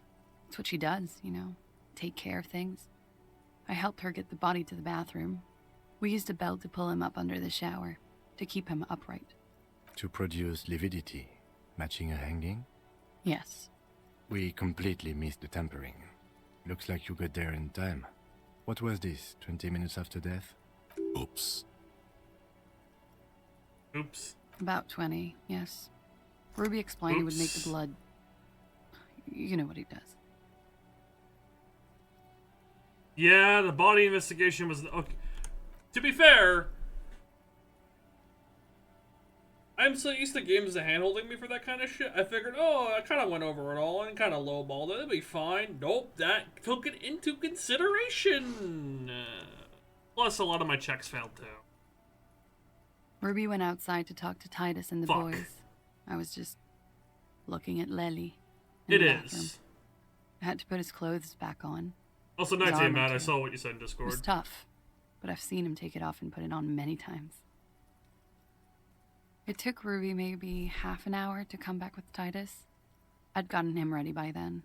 They carried him out. I knew what they were going to do. Make it look like a hanging. Ruby said they Alright, would... man, you go eat. Take it easy. Ruby said to wait here. She also said I wouldn't see her for a while.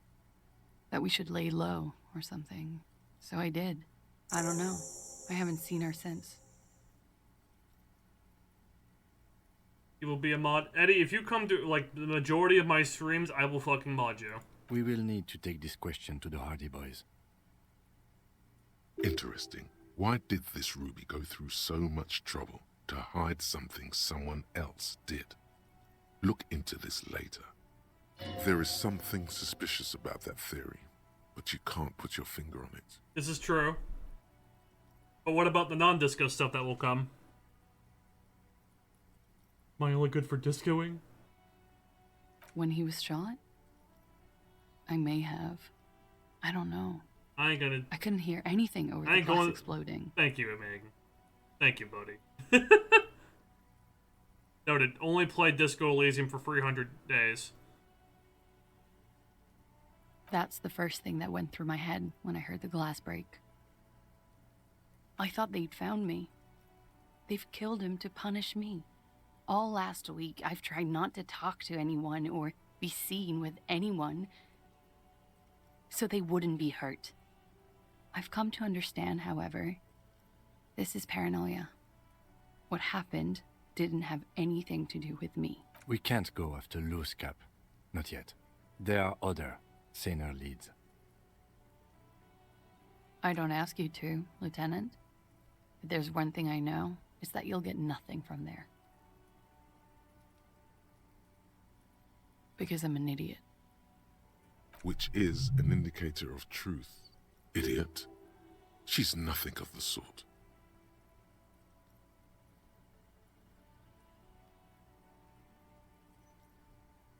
You have to understand, the people around here, no one was making the call, and he kept rotting. And then they picked his clothes off, and that little fucker threw stones at him. He kept throwing stones at him for 3 days. I could hear the thud. Thud. So I called you. I hope with all my heart it's not the last thing I do in Ravishol. She definitely called the cops. That was task complete. It could not have been a lie. That is impossible. Last week, Angus and Titus's brother, I think he's called Tibbs, took care of it. You should have a look at that window. Reconstruct the scene. It's right here. So near. Yes, you see the glass sparkling. What? Why would I put myself... He wouldn't have died if it weren't for me. I know that. But I would never hurt him. All kinds of crazy things happen when drugs are involved. Sweet, sweet drugs. Kind of a... It could have been a desire murder. Maybe an act of jealousy. He was a serviceman. He must have had a gun. Somewhere, lying around. Close to her hand. Now, you guys suddenly have theories pouring out. When they're obviously just stabs in the dark.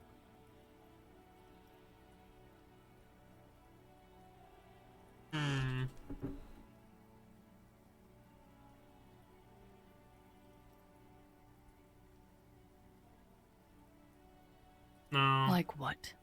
No, we're not gonna do that. She nods, silently. She clearly loves She him. doesn't even smoke. Yeah, my emotions are Just very picks up the cold argumentative. coffee and holds it in her hands. He's thinking, are we done here? Or maybe you should take her to the station for safekeeping. She lied to you, and she's a flight risk. No, that won't be necessary. Just leave her alone. She's been through enough. She doesn't need this police brutality. Multiface, I'm beginning to doubt your judgment. Are you sure you're not sleeping on the post? You have to wake this one up with force if you want to continue pushing her.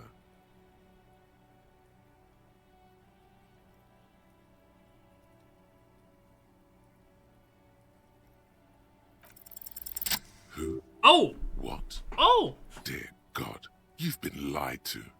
She could have killed her lover and lied to everyone. She's not candid at all. She's Fucking smoke low. and mirrors and willow-wisps. She probably didn't give you her real name either. Why would she? Arrest her immediately before she further entangles you in her web of lies. There may be grounds here, at least for an extended detention. A little whimper. The young woman hears you. She's looking around. I agree. You wouldn't give us your real name, not when people are after you. Okay. Okay, it's not. You log your work every week. It's all transmitted to Common, sir. I couldn't just beg you not to enter my name. So I lied. Like I lied before. Like I did at LCSB. I have to lie all the time. I'm so tired of it. She's not lying now. She really is very tired. Her metabolism is failing her. The afterglow of whatever narcotics she's been taking is wearing off. Holy shit. Elysium. Damn that name.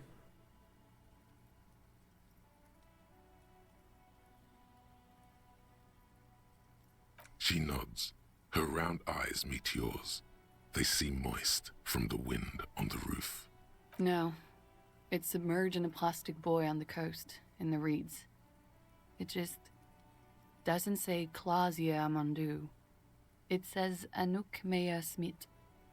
Falsified documents? Passport and visa. Given to me by my employer. I can't even use them. My employer probably leaked the name, Mea Smith, to hurt me. Why would they do that? I didn't show up to a rendezvous. They don't take that lightly. Holy shit. I didn't show up shit. because I was afraid they'd do something to me. The job was finished. I'm just a liability now. She fears an arrest right here and now. This has been an awful Oh turn my of events for god. her. West of the boardwalk, in the reeds, on the coast there. I put it there when I first arrived. Haven't been there since. I'm not sure I could even find it now. It's useless.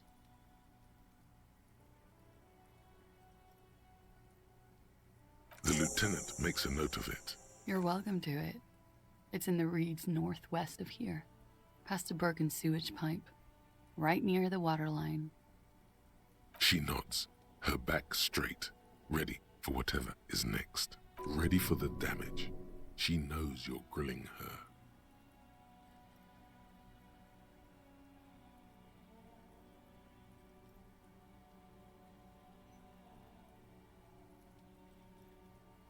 She slowly lights No reason to another push her cigarette more.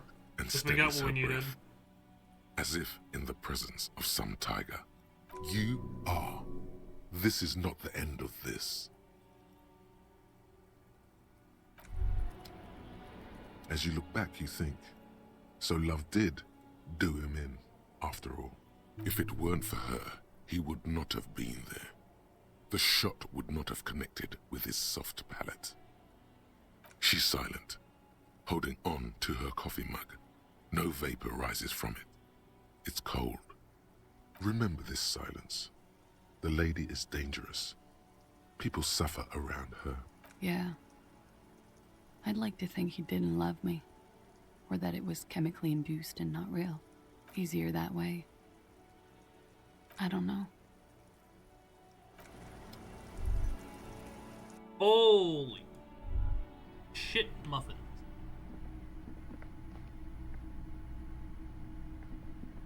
This window is pristine on the inside. Unlike a vague sense of disappointment fills, you get the feeling this room would tell you something crucial if you only knew how to listen. I'm not exactly sure either, to be honest. My imagination has a way of failing me. It's a weakness. Smooth as ice. There are spots of mud and rain on the outside, even smudges. But the surface of the window is clear from the inside. No chips, no hairline fractures. Following your lead, the lieutenant leans in closer to inspect. Looks like it, yes.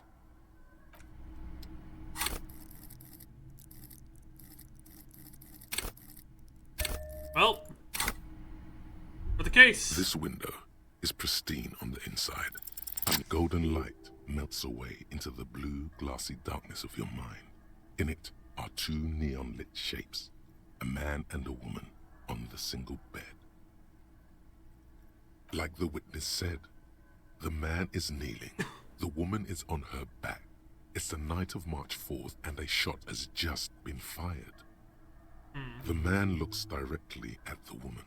The shot's possible directions converge in his mouth.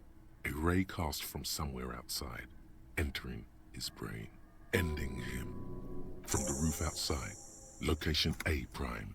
The glass fractures around the bullet hole. Shards face inwards like a corona behind the woman's back. I just keep looking at the in-game time and I get more nervous. Mouth unravels into a fan of Fuck, I should have got to this sooner. All on the roof at first. The shot could have come from any of them. This is composite location A prime, most likely of the origin points. 72%, with a weapon that's good for medium range, like a rifle or sports pistol. This is a good short distance, but not if I want to too get more short. information, I'm going to have to The actually not perpetrator do any aimed side with shit their now. back against the railing, or possibly kneeling for precision. This would explain why it only took them one shot. The lights were on in here. Outside it was dark. It was like shooting fish in an aquarium. A well-lit aquarium. The victim opened his mouth to let the bullet in. Neither of them would have seen anything outside in the darkness. Too busy with their own bodies. Kuno, which I don't think I'm gonna do. I'm not doing Race Fury. I'm not getting the boots. I could turn the tape in, but everything else is pretty much pertinent to the case now at this point. Point X would contradict the woman's testimony, rendering the entire proposition void. These none that you've found thus far, but that doesn't mean there aren't any. That's a 28%, yes. In this Yes, I did. The shot could have come from a greater distance. I said I'd do it for them, but they said, don't worry about it. Should we But extrapolate thank you for helping to us. every possible point of origin in Martinez? The man does not know the bullet has entered his brain. He never will. Death comes faster than the realization. According to your map of the district, this shot could have come from a wide angle of locations, starting with the northern edge of the abandoned boardwalk, ending with an islet in the bay. Let's call them B prime. B prime for boardwalk, B double prime for Land's End, and B triple prime for the islet detective. There may be smaller points in between, but those are too fine to zoom in on. 1 second, I'm gonna blow my nose.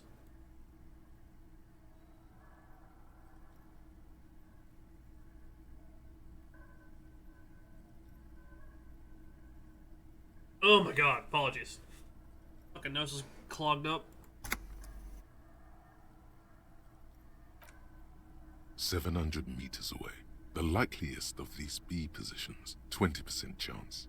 A skilled sniper could have made the shot, provided he had a safe sniper's nest. Even with the light on inside, we're talking military training. At that distance, the perpetrator would have had to take wind direction into account. 1 kilometer away, a point beyond the docks, on an islet in the bay. The fort is ruined, but the perpetrator may have found a stable spot on the beaches surrounding it, where the concrete crumbles into the sea, as you saw in the coin-operated viewer. The shot would have been a small miracle, 5% likelihood. There is an extremely narrow field of view from the bay to the window, between Rue de Holy shit, visual calculus, dude. A. The angle would have been extreme, and access to the islets is questionable. 1.2 kilometers away, the least likely of these positions, let's say 3%. A truly skilled sniper could have done it, possibly from a tent. No, too far-fetched. From where, precisely? I see you have given this a lot of thought. Are those the locations you've singled out in addition to the roof? And what is the likelihood, in your opinion, that it came from a further distance? Okay, well, we should see if there is gunshot residue or sniper nests if we go down the coast. Rule these spots out one by one. It would be the diligent thing to do. Oh my god! We gotta hurry for this. Holy shit, holy shit, holy fuck.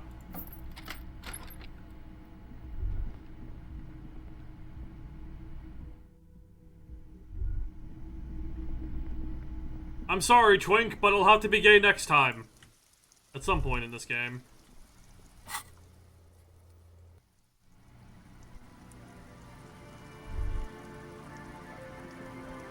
Can I just give him the tape and go? Egghead, I want to give you this and run, brother.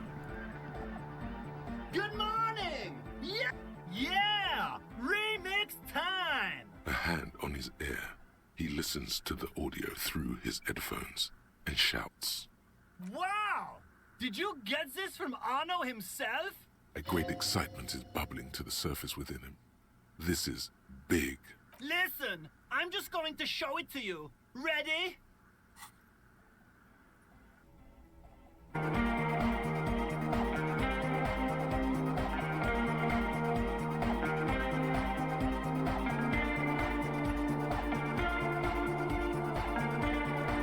Oh, damn.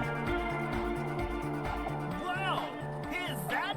The signs match perfectly! Now, if only we had the beat for the full assault, it would be unbelievable. What is this? It's good. How did you guys do that? Yes, but what if Van Eyck based his remix on some forgotten local melody? Oh, like God. a folk song?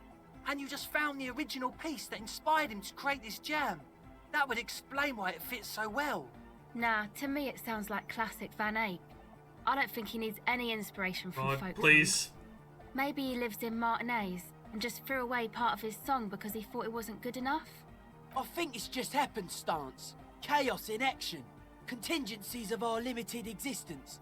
That and Egghead's fantastic talent. Noid's right. Egghead's technical talent is the key. No, this is definitely part of the same song. Something cut from it. It fits too well. Something mysterious is going on here. Be how it may, if it fits, it fits! Bring up the volume! What about the bass? Do you have any ideas for that? Yeah, I remember. You said it needs more bass. I think you might know the answer.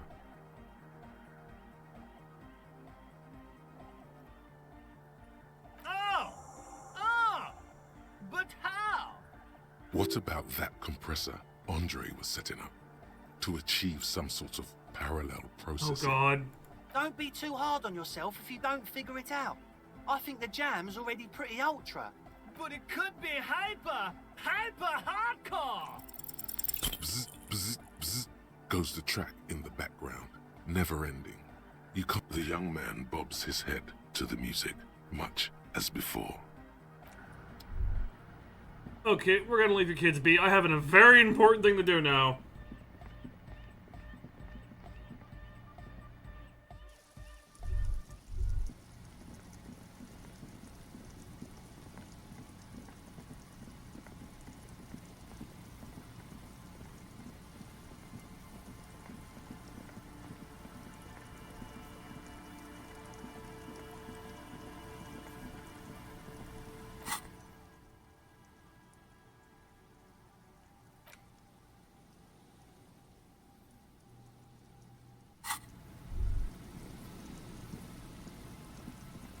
Oh my God, bro.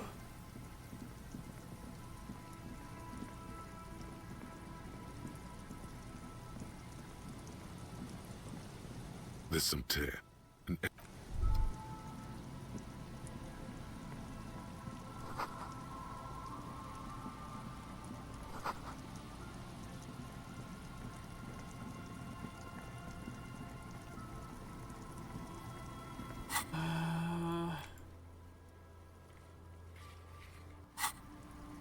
Shit, I gotta... Oh, there's so much to do! Fuck! Okay. First things first. We're hard saving.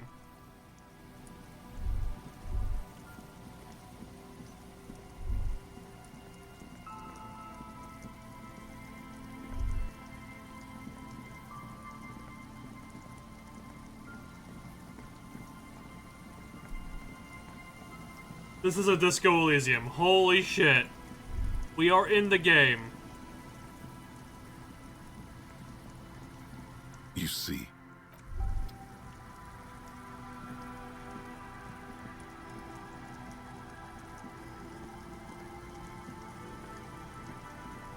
Hello again. Sure, what's on your mind? But of course. How do I get in this building?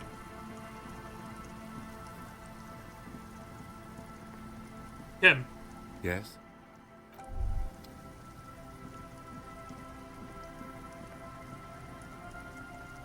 Kim, I'm scared.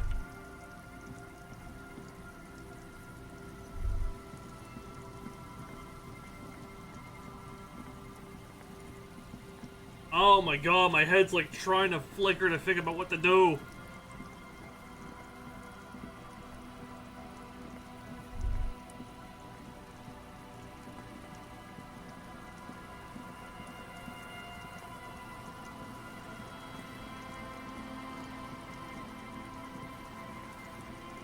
An old door. Worn. From here to the whirling, I can't see how. The church is in the way.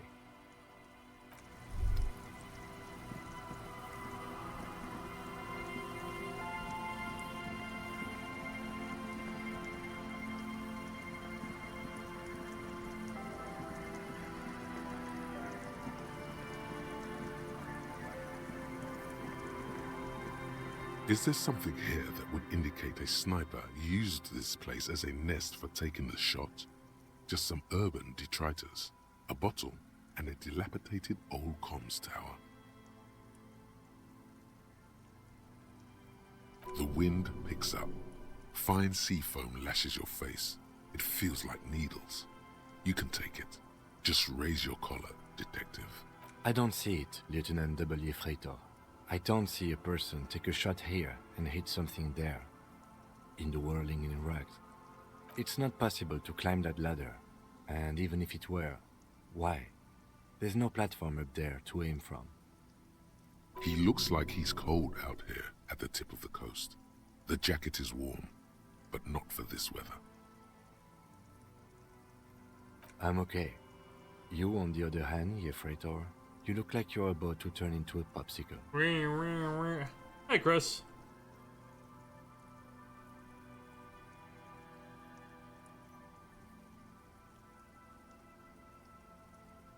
Absolute idiocy. To warm his hands before pulling the trigger? Perhaps, but anyone could have made this. The coast is specked with fires this time of year. Truthfully, this seems like a very poor choice to take a 1.2 kilometer rifle shot from. Visibility is awful. There's water vapor everywhere. I think we can rule out Biddable Prime, was it? There, 1.2 kilometers over the wave-crossed bay. Through heavy, dark grey curtains of rain, you see the smallest rectangle, barely visible. A glowing light on the third floor of the whirling in rags. With binoculars, you would see a young woman's shape move behind the glass, her limbs long and slender. Smoking, drinking, being happy and elate.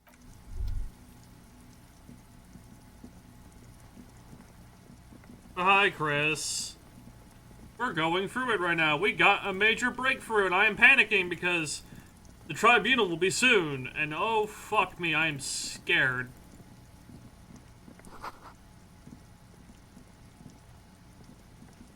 I'm on the fucking last day of this shit.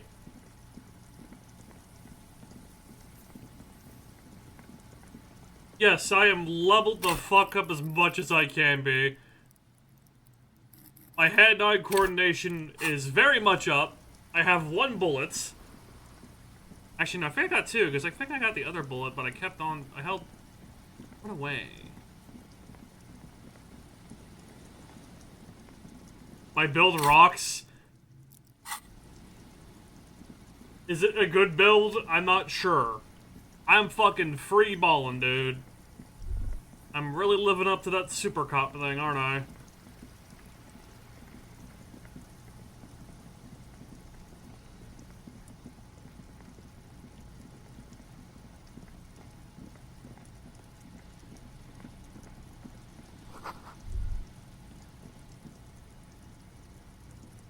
A metal and plastic contraption bobs up and down amidst the trembling reeds.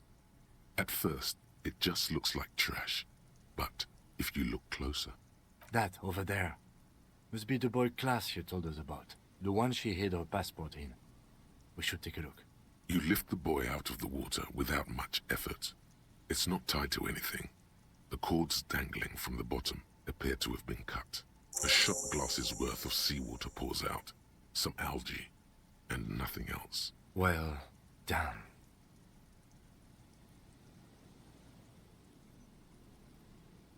I have no idea.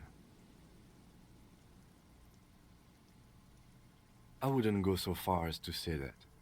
This is only a small loose end, but I do wish we knew who took the documents.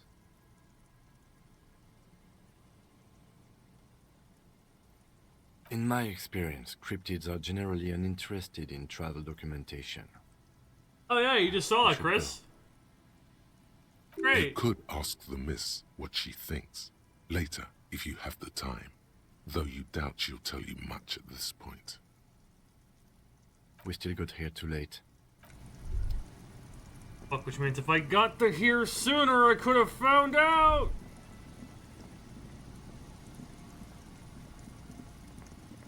Maybe I'll buy it later. Chris, what the hell, man? I mean, I'm not gonna lie, I kinda wanted to, but, you know.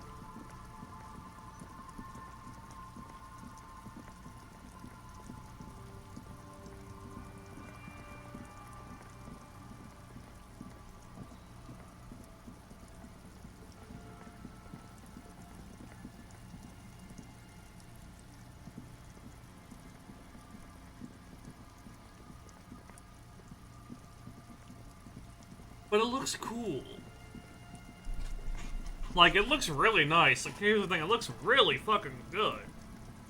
Just, yeah, way too much.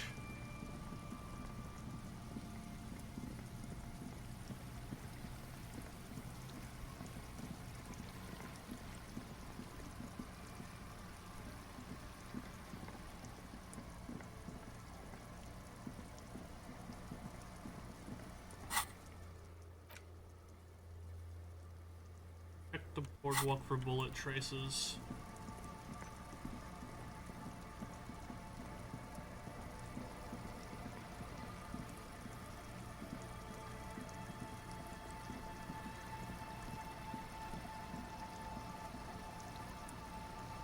Still that glitch dot.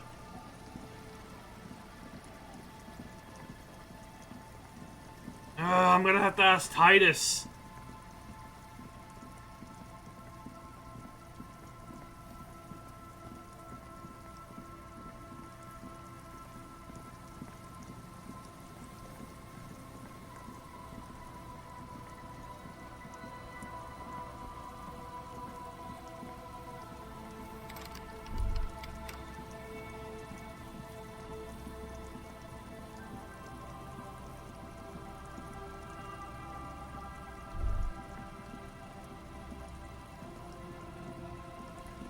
Wouldn't be from here.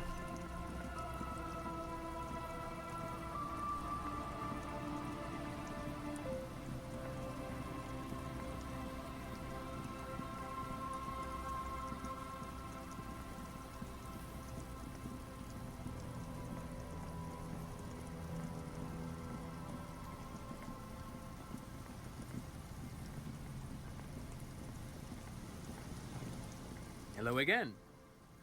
Sure. What's on your mind? Yes, they even... A pleasure wheel? Perhaps... Yes. But of course. You see, a once bright mural towering up... I'm trying not to! Like, I see that up there, but... Bro, I'm panicking. Bro, I'm fucking panicking.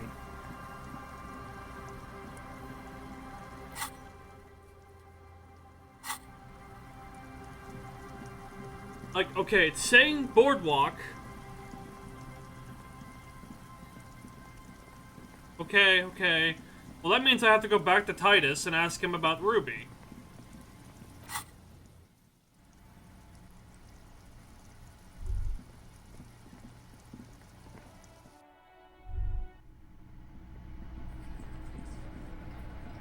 It's you again. What is it?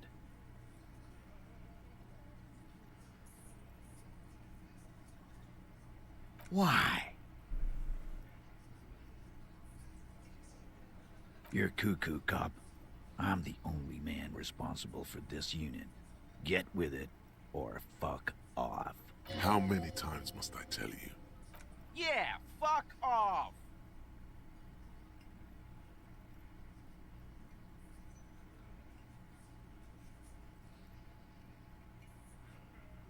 Sounds like you wanna push this steaming pile of shit on anyone.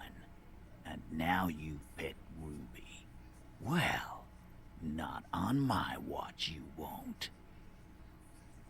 Ruby's one of us. We're not gonna throw her under your moral intern steamroller. Fuck that shit. And fuck you too, moral Ruby is missing. If you hide from the police in a murder investigation, you become a suspect. You know how it works, guys. That's nothing. That's just legalese. You don't even have a sound theory. I don't want to be rude, but we're trying to get some R&R here. Think you could fuck off now? I think we'll keep sticking around, Titus. You'll be surprised at how... A sudden flash of lightning in your neocortex. The hostel cafeteria is lit by its airy blaze. Floor plans, bullet trajectories, webs of human emotion, all channeled into a single... Oh my god, my heart's actually tense. Because she was here, all night, with us. He's cobbling together shit so he can put her away. It's Cop 101. She was here all night? 11:30 to 12:15? She was here during all that time? Yeah, with us, drinking, near the stage there. No. All right. She took a fucking leak, okay? For one moment. Maybe went out too. She has an operation to run from her lorry. We're not getting into what that operation is again, Cop. Cop. That's probably for the best. Don't break your stride now. And just 'cause she was gone for 5 minutes doesn't mean she magically got to the roof and shot him. I've been through this. It's not plausible. Are you sure? All right, we're in. We got Ruby unaccounted for sometime during the window. This was crucial. Now let's place her on that roof. How?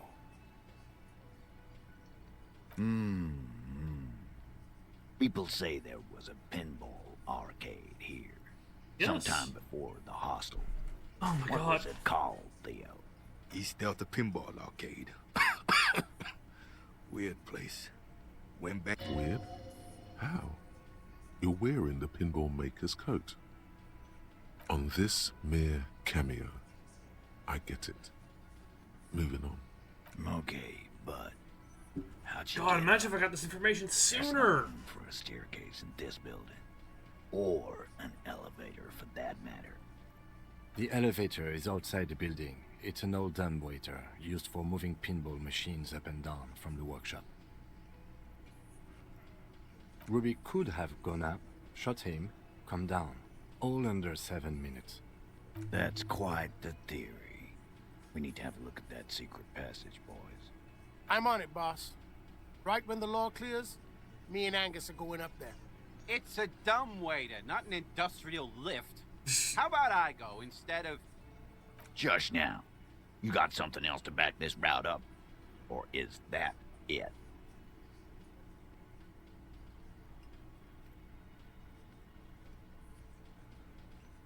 I don't like guessing, Cole. No one does. It opens the steel door in the kitchen, the one that leads upstairs to the roof. This key Ruby, give me her clear was fucking right kid here murderer. with you, all the time. Quit jumping to conclusions, Theo. You took that key. Did it look like it was recently put there? No, the ribbon was old. Faded. It'd been there for 20 years at least.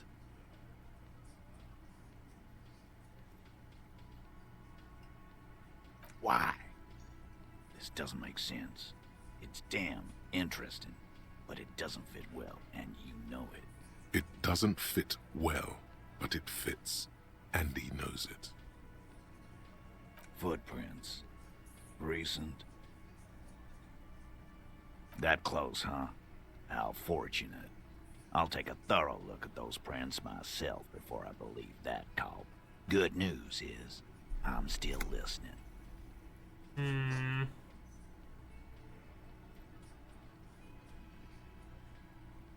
I've seen the winch. I'm not blind. You saying it's part of the elevator she used to get up there? That's one mystery down then. An architectural mystery. Doesn't much concern Ruby, does it? Why not? You can't draw a straight line into Clausia's window from any of the surrounding buildings. Not from what I know about Martinez. Maybe from the coast. But like I said, I've been too busy dealing with you idiots. So no, I don't think it was a sniper. It was close up. 72%. There's a percentage and all. Where'd you get it from? Your guys in the lab? No, you can't. I know what you did here on the weekend. People talk. What they say doesn't sound like a science column. You're a madman. Those numbers were an ass pull, man. Yeah, and they don't put hair on the roof either. It's just mambo jumbo. Firmly doesn't go well with could've. There's a route to the roof. Me and the boys need to check it out.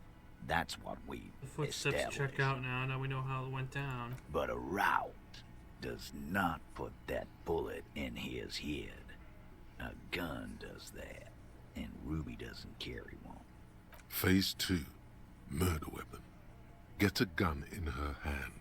If not that, then at least a shadow of a doubt. In the shape of a gun.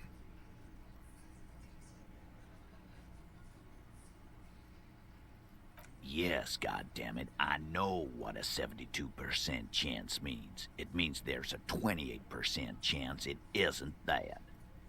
And 28% is no small chance either. Just making sure we are on the same page. It doesn't all fit.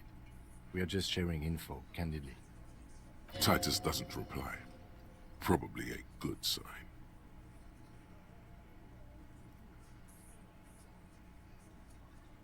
No, that would... Third option doesn't make sense. God damn. That's just about your favorite topic, isn't it? Every fucking 5 seconds. You were warned not to bring it up. Your best shot here is to just back out of it.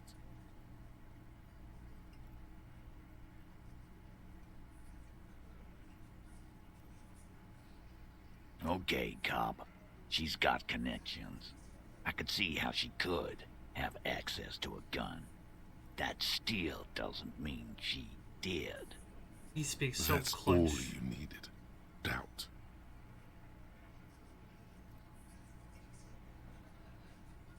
All right, cop. Keep talking. I'll tell you when I've had enough. T, we're not seriously considering it, are we? Ruby wouldn't do this. Why would she do something It's like a possibility. Phase 3. Motive. The last component. The big one. Get this and they'll give her to you. Remember, don't piss him off. That never works. And I suppose you have a theory on that. Think about it. Why go through all that effort? It was her idea, wasn't it? The hanging. Yep, You went that's true. along, but she suggested it. She had, like, a fully formed plan and shit.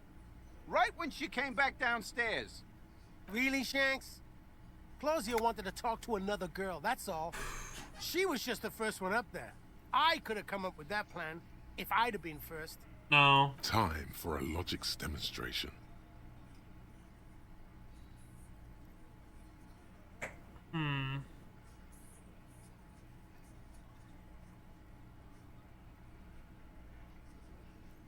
You're on thin ice here, asshole.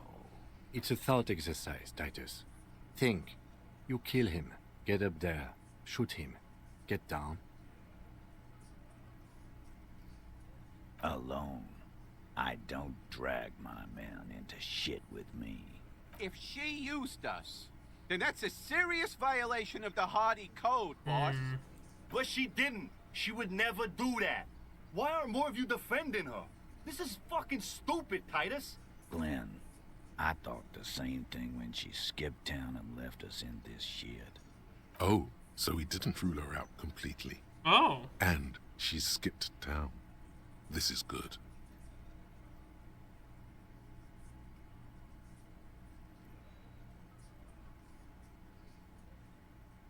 That doesn't make any sense. 2 doesn't make sense.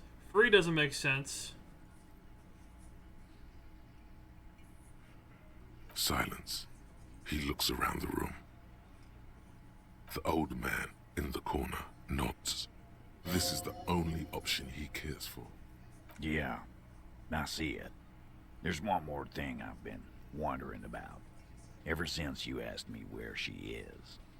Add it to your list of suspicions, if you want. I don't know. I don't know where she went. She just got up and left. Got real scared, too. Wouldn't tell me where. However hard I asked. Want to know why? Why? She was afraid I would tell you. Maybe she was right. By now, I probably would. Oh, shit. She knew there's evidence on her, and she knew we'd find it. This is typical suspect behavior. Why fleeing is always incriminatory. Perhaps. Ask her if you find her. It won't be easy, though. Another skill point. Sure of that.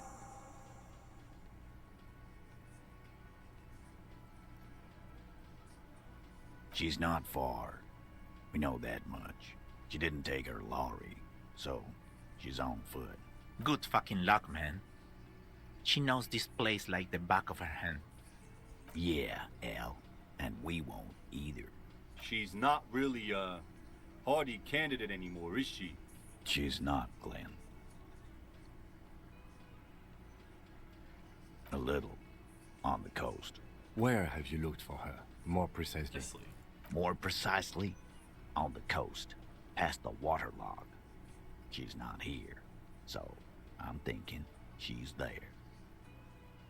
Sure, there's some shit houses there, a cinderblock town. Fisherfolk there refuse to unionize, so that's one place we haven't looked. I hear they have a shack where junkies sometimes crash. Time for you to step up. We will start there. One more question. What does Ruby look like? Boyish. Hair's red. Dyed. She looks like a Lowry man.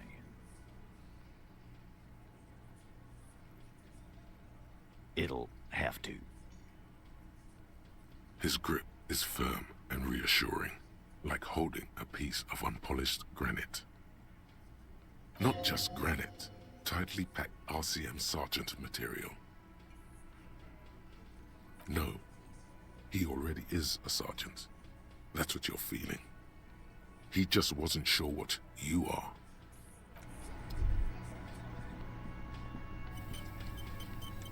Oh my god!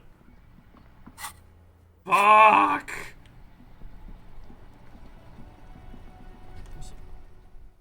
Score.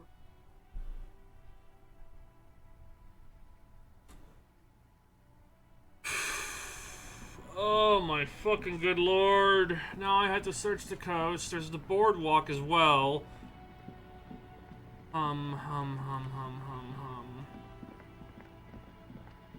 We can get a twofer. I'm hopping to it. I'm doing my Jamrock shuffle. Here. I'm literally on the last day of this shit. And my brain is like racing right now.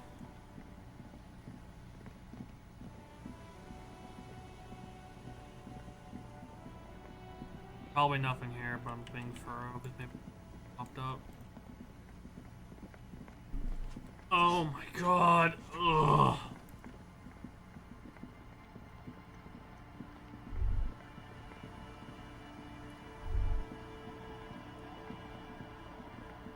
check inside of here because you never know.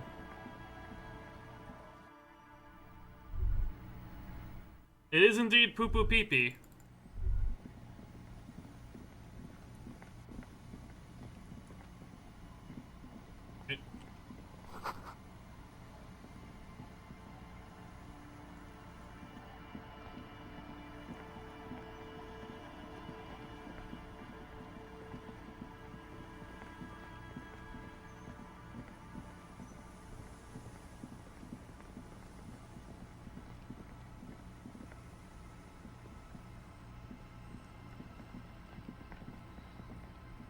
Our tenant, the police. Nay, I haven't seen anyone lately. This is my little cinder block town. I know what goes on around here. She's being evasive. She knows something. There was a murder in Martinez. She might be a suspect. We would appreciate your help. Would you now? I know how this world works, and it doesn't work when people tell on each other. No, it's not like that, man. With him, we called you. Right now, you just arrived by yourself, like a raven plucking at the window glass. Enough of this.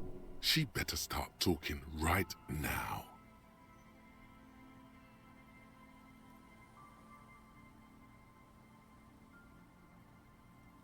There's not much to tell. People come and go. I see, ma'am. I hope you don't mind if we look around anyway. You should look around your shack. Maybe she's rented it out to others too.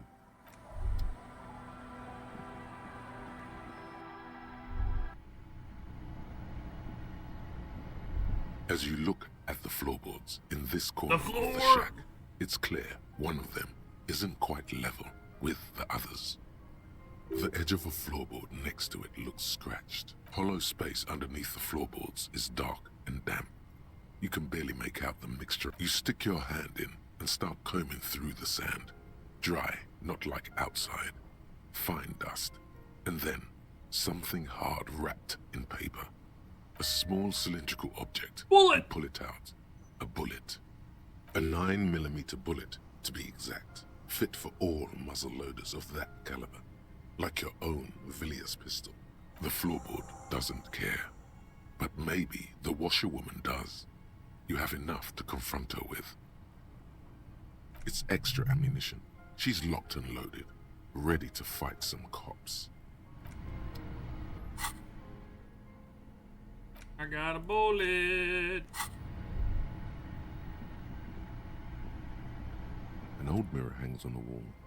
You see the reflection of your face in it. Like the rest of you, it comes from... Damn. I want to smile again. Our tenant, the policeman. Damn that girl. A bullet? You didn't put it there, did you? She did. Gone and hid things in there? She's usually a good tenant, and not a stupid one either. Yes, I let my room to that Ruby girl. As I've done before when she's been in trouble or just looking for solitude. I've made it clear. We welcome all kinds of people here.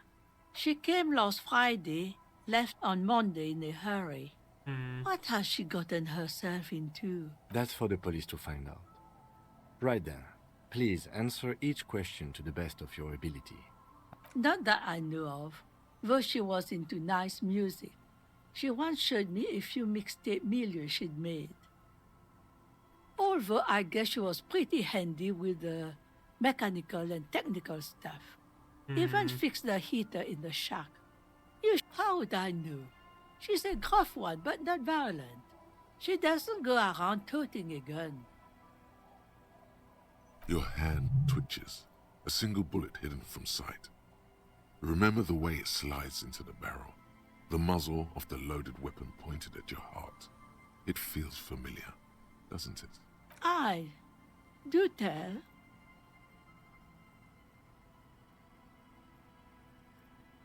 Exit from what?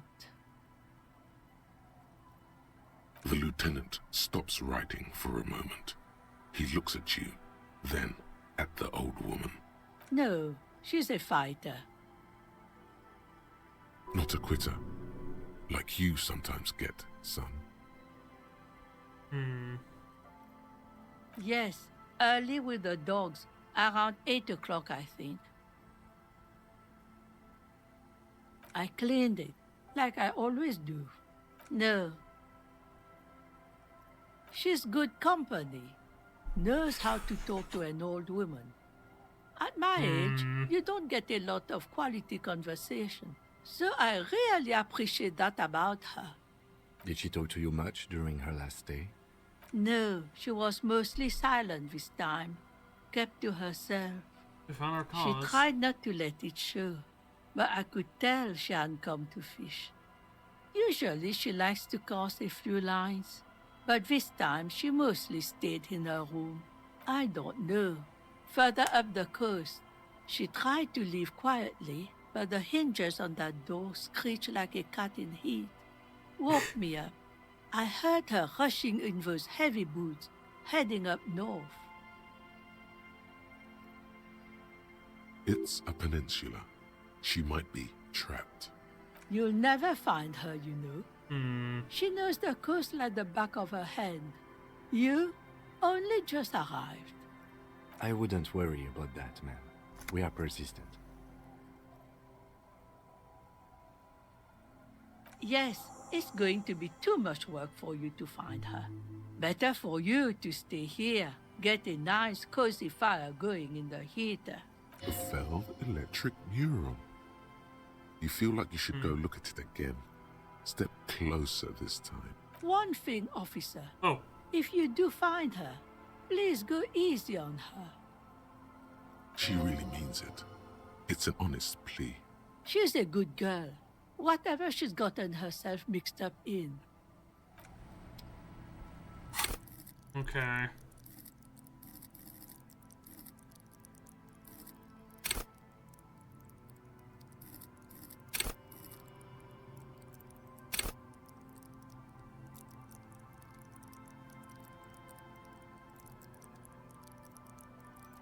We're getting one more in reaction speed. Also, yeah, man, what a fucking build. Now that you point out, man, my major stats have been physique, but I've been fucking pumping up my motorics and my psyche. Holy crap.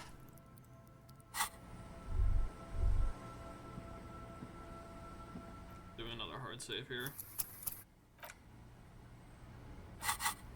Oh my god, my fucking heart.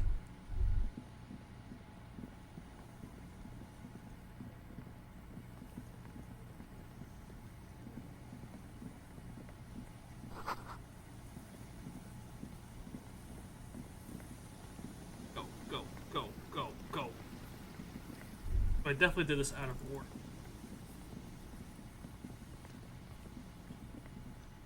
You see, above the mural, a collapsed roof, broken windows set in walls that are cracking and will soon also fall, and the coastal breeze rustling and sighing in the remains of the edifice.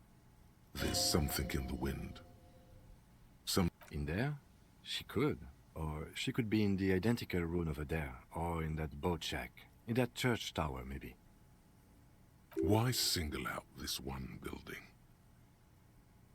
Holy shit, I'm sorry, the shiver. Holy crap.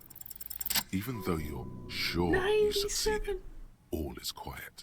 There is no cold hand brushing against your forehead, no rustle in the reeds. The wind has died down. The ruin in front of you is silent as a tomb. How do we? I was really hoping she'd be in the village. Okay. She's probably north of the village, and this place is I've seen that. We already scanned most of the outdoor areas on our wild cryptid hunt, so we have an understanding of the geography, at least. And then there's the church. We've already searched that and can rule it out. I know it doesn't feel like progress, but exclusion is a step too. Anyway, we do it the old-fashioned way, sector by sector. Go over the whole peninsula, ask the locals, enter the places where we can enter first, like we did in the village.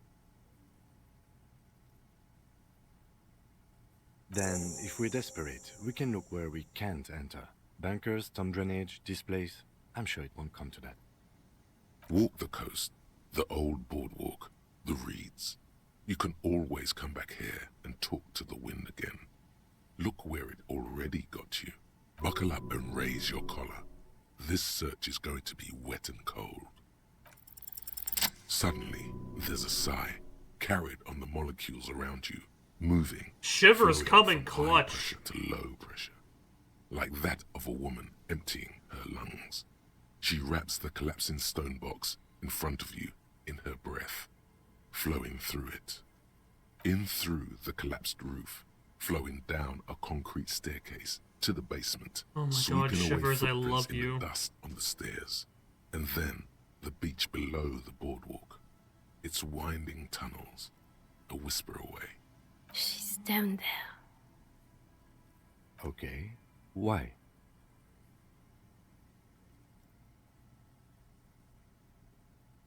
Right. How do we get in there? The door. Perhaps you can climb them. We are not climbing anything. I'm 43 years old, and I plan to live to see 70. There has to be a way to use brute force. Climbing sounds unsafe. Brute force is safe. Look around and find something to break if the ladder fails.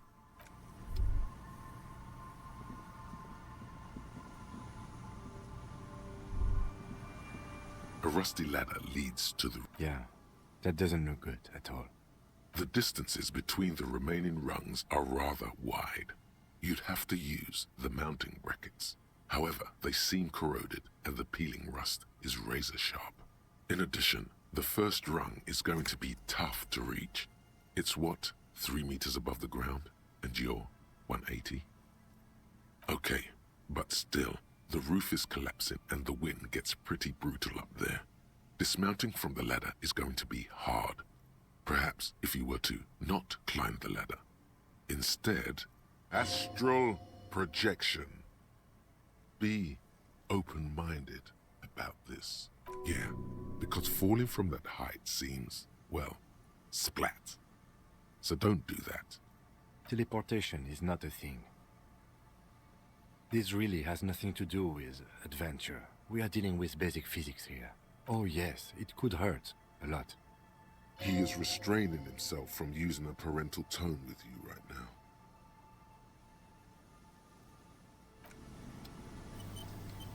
The rusty ladder leads to the rooftop. On second thought, maybe teleportation isn't a thing. Shit. Because you're just standing there squeezing your buttocks and nothing is happening. You're not. Please, don't try to climb the building. We'll get in another way. Oh.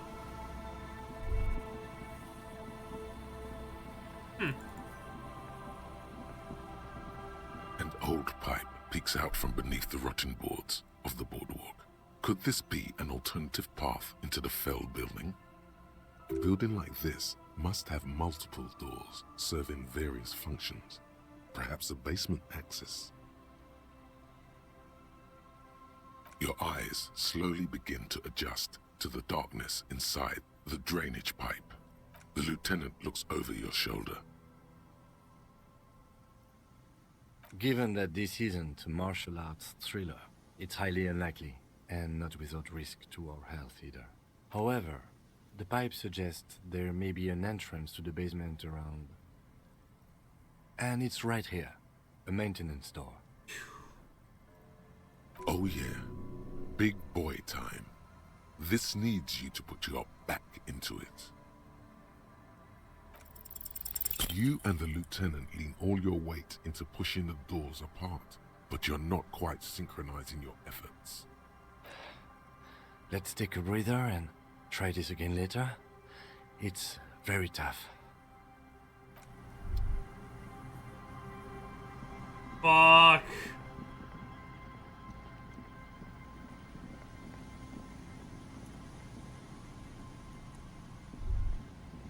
There's gotta be like another alternate route.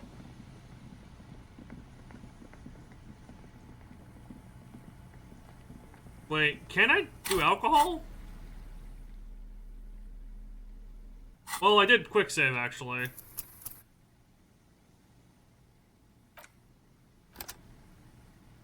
Smart.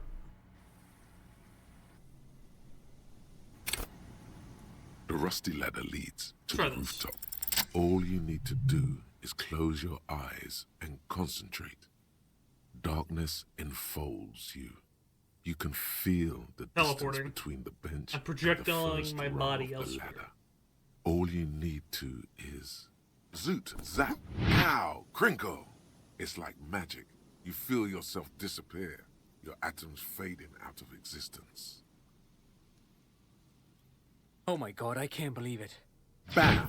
You find yourself on the roof, having mastered the art of physical displacement. I just saw you climb the ladder. You just climbed it like a regular person. The wind at the top of the building starts howling loudly, blowing away the lieutenant's voice. Faintly you hear, Never mind. Find a way to let me in when you get inside. Don't go adventuring with a backup, especially if we think the suspect may be hiding here.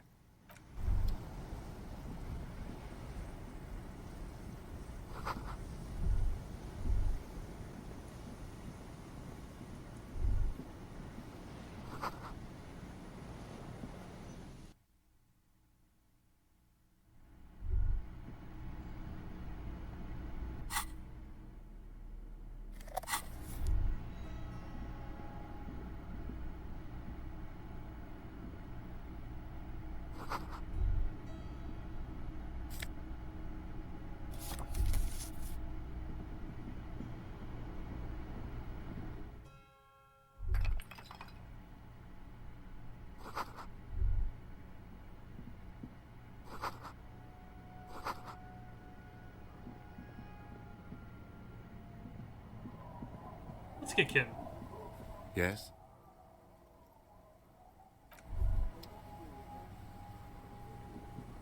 two rusty metal plates that slide apart form a crude door. Can we talk for a moment how I actually teleported through the door, talked to Kim, said nothing, walked back in? God, I can teleport.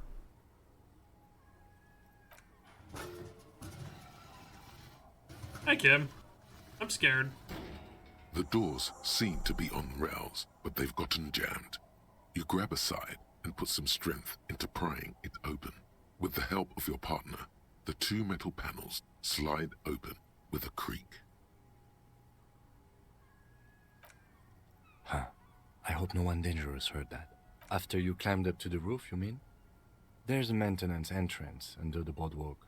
It's next to a drain pipe, possibly a storm drain. It was easy to miss before. He's quite proud of himself.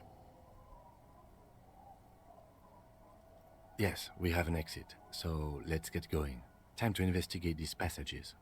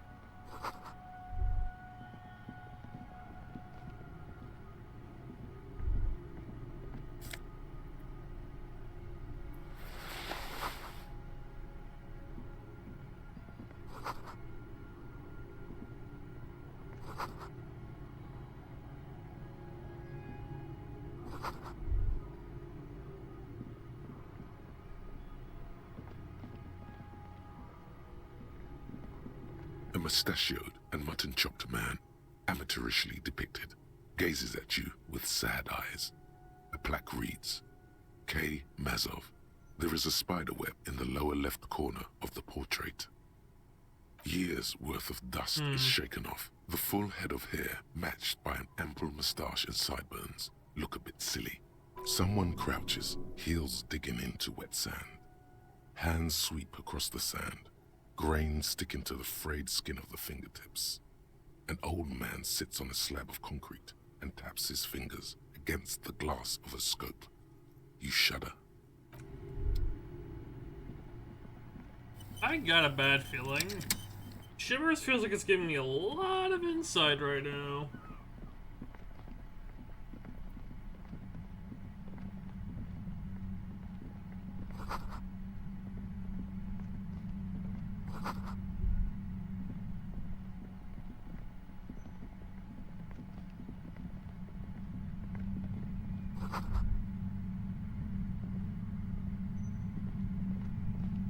There it is again, like a swarm of hornets buzzing. No, what do you mean? I don't feel it, but we should still be careful. There were footprints back there, and I'm pretty sure they were fresh. No, but you are the sensitive one.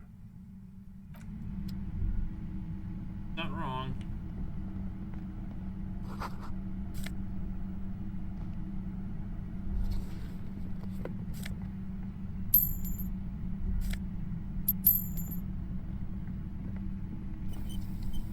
Suddenly, your entire body is paralyzed.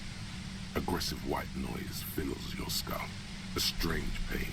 Oh, that you've God. never felt before. Through the static, you hear a woman's voice. I know you're feeling pretty uncomfortable right now. Don't move too much or fight it. That'll just make it worse. Can't say it's a pleasure, officer. I was really hoping not to make your acquaintance. But here we are. As she says the word officer, you feel a spike in the agony. It sounds like the entire radio frequency range is screaming directly into your neural pathways. No, buddy, that's not going to help. You can't shield yourself from this. It's an entirely new type of experience. Way worse than all the previous ones. Don't focus on the pain. Focus on doing your job. Tell her she's under arrest. Really now? Check this out. You're overwhelmed with a new surge of violent static. It feels like a blood vessel exploded in your brain. No, I'm not going to fucking kill you. If that had been my plan, you'd be dead already. All things considered, I'm being pretty reasonable here. I'm using a pale latitude compressor. You and your partner have been caught in its field. The explosion of static you're hearing is the ULAN frequency. Saw my equations? You've been sniffing through my lorry, right? I expected as much. I am a bit surprised you knew what you were looking at. A pale latitude compressor Don't need to hear that. is used to sort of make the pale more manageable. With a lot of these, you can force a radio signal grid on the pale, literally crunch the distance across it. Signals are relayed across a series of repeater stations fixed to buoys. Not a fun job manning those stations. All alone out there in the pale, people lose their minds in just a few years. Peter's getting a little quirky, boys. So, what we are experiencing is a concentration of radio waves. Holy shit. Precisely. This is an industrial strength paraboloid. Please don't It's meant for forcing dimensions on something that doesn't have them. Needless to say, the frequencies used are out of this world.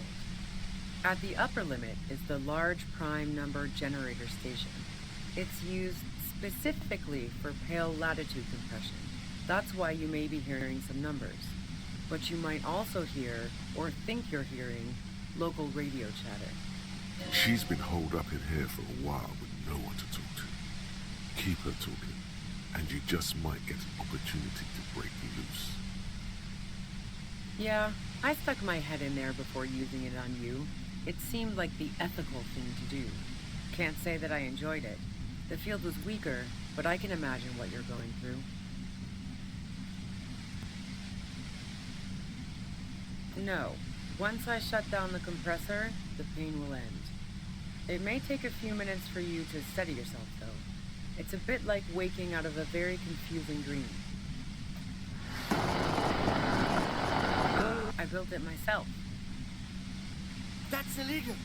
I'm guessing it's patented. But we are beyond that, aren't we? Oh yeah. Way beyond. Yeah, let's not talk about that shit. You were hunting me and fell into my trap instead. That's all there is to say about it. So she thinks of you as hunters, not cops, and of herself merely as prey. If you've got something really important to say, you can do it through the white noise. Turn this. God damn it. Fine. If you really want to talk, I can dial it down. I've also got a gun, by the way. Well, it doesn't feel much better, but you can form sentences now. Thinking doesn't seem to hurt as much. Just keep her talking, and you'll get through this.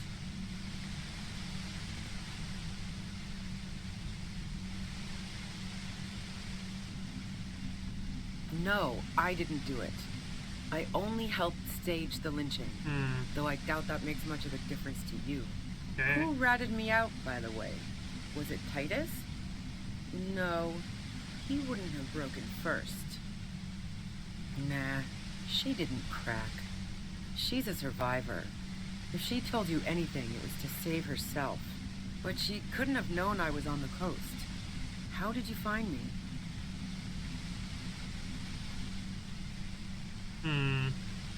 This is a very fun part.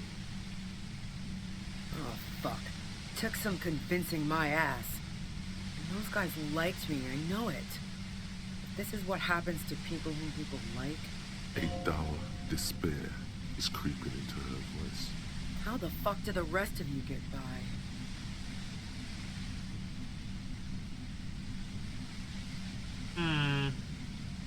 Like what? I already told you I didn't do it. A strong moral compass. She still wants the opportunity to make a case for herself. Man, I was with the boys the whole night. I hope they at least bothered to impress that upon you. You mean the length of a toilet break? That wouldn't even have been enough time. Wow, now I'm curious. Please, explain. Don't know it, but also, the shot couldn't have come from the roof, or we would have all heard it downstairs. She has a point there. No one mentioned. That didn't go super well. You've got to lay something better on her. I didn't like him. Hardened mercenaries aren't particularly likable types. Yeah, sure. And I didn't like Wild Pines sending in those foreign hirelings. Careful of your dialogue choices. Of other people around here. She didn't hate him, okay? I'm listening.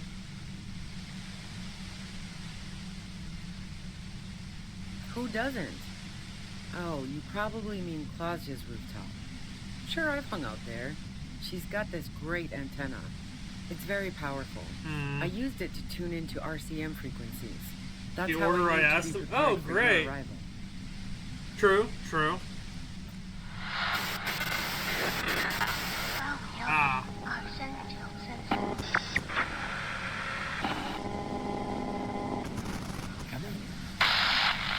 The view's pretty bomb, too. But you might say the antenna was the main attraction there, yeah. Along with Claudia. Yes, I'm sure. And anyway, as I said before, the shot had to have come from afar. And?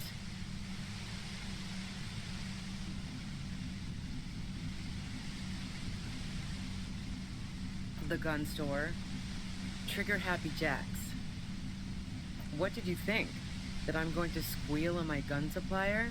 Sorry, I'm not that kind of gal. A knocked-away AD front loader. 2-barreled.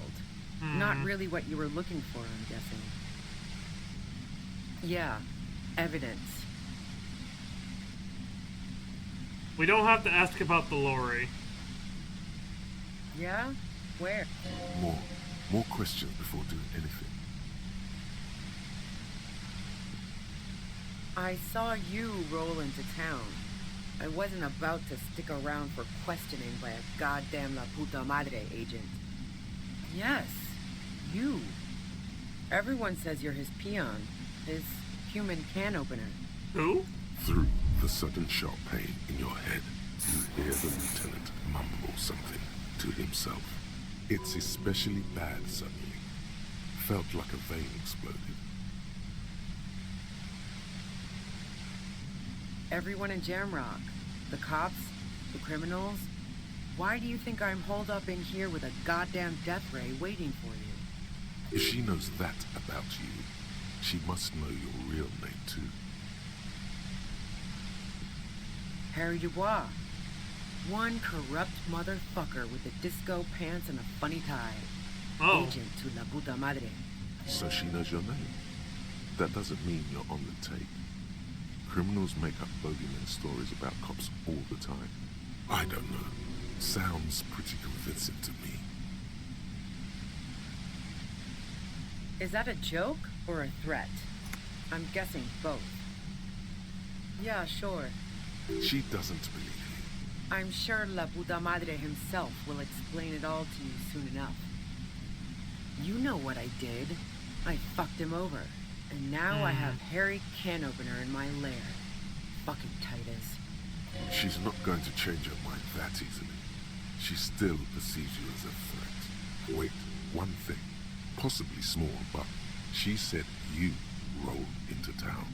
Was that you singular or plural? She might know something. Yeah, you had your death squad with you. What happened to them anyway? Well, it wasn't this scrawny dude. You had two guys and a lady. The guys looked pretty buff. Lady wasn't bad either. One of the guys seemed chipper, a blonde. The other had a brooding something or other about him. And the woman was the only one in uniform. All were carrying. That sound about right? No idea who these people are. No idea. Literally. Satellite Officer Vic Mayer looks out of the window grimly, then puts his coffee down and turns to Patrol Officer Minot. We could either take a room here in the whirling or go home for today. Let's go home, Jean. Nothing's going to happen today, she responds quietly. Jean takes his blonde wig off. Call Heidelstein. He can give us a ride. Friction, lock, set. Fantastic. I've got to get on the road. Then you can go find your friends. Unless you have anything pressing to ask me. She eyes you warily, as though gauging your sincerity. It's okay. We just want to... All right, don't kill yourself over it. I was shooting the shit with Hardy and the boys over a few beers. Oh, like God. always. Then Klasya comes in, all pale and shuddering.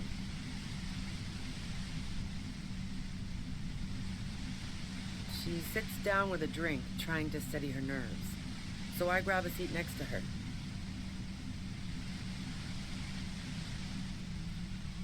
No, I really didn't. She's not that easy to read. I just assumed she'd done too much blow. It wouldn't be a first for her. But no such luck. She was in some... She asked me to come upstairs. The merc she'd been going with was lying on the bedroom floor, dead. I knew she couldn't get the authorities involved, so yeah. You made it look like he'd been hanged. What? No. Faking a lynching was her idea. She looks shaken. She wasn't surprised to be ratted out, but framed. Yeah, in cold blood. It really surprised me how quickly she was able to get a hold of herself once we got up there. It was like she was another person. The party girl was gone. Shit. She asked me to help her drag him into the shower so she could wind the shower head around his neck to fake lividity. Then she dressed him while I went to get the Hardy boys. Clarcia knew exactly what she was doing. You can't remain calm under pressure otherwise. Yeah. I wasn't sure whether to admire her or be disturbed. As I keep telling you cops, we didn't hear anything downstairs. No gunshot, nothing. But even if this is true, weren't you worried the lynching might lead to... War? The thought crossed my mind, but the mercenary's death was going to have repercussions either way. Although the way things are going, fuck it. I'm not responsible for these people after what they did to me. What bunker? Don't know anything about it. No one's been around since I set up camp, but I'm sure I'm not the first vagabond to...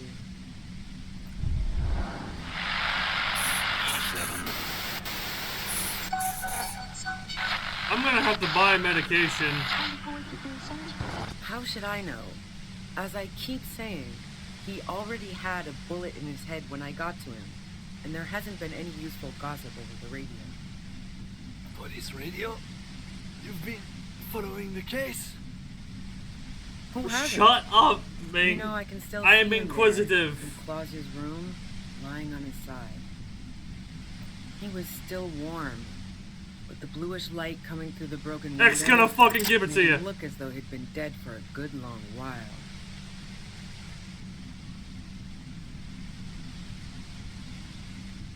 Yes, I am.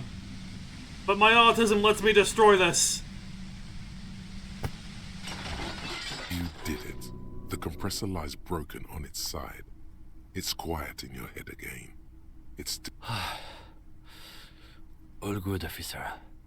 Be careful. She looks at the machine, assessing the damage. Her hand trembles. Oh, fuck it.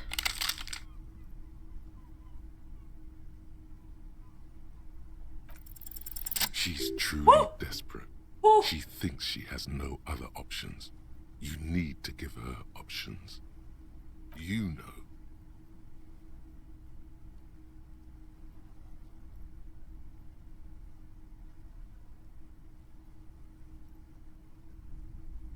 This is how you talk her out of it. It's the only scenario in which she lives. She stares at you, frozen, the gun still in her mouth, eyes filled with dark intensity. Then something shifts in her. Gratitude, doubt. She's still ready to go. Day of miracles. I'll take it. She runs past you, then past the lieutenant, and disappears into the darkness of the... Good call.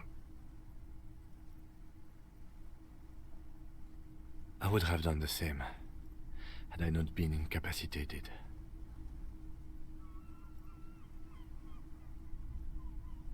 Her tent.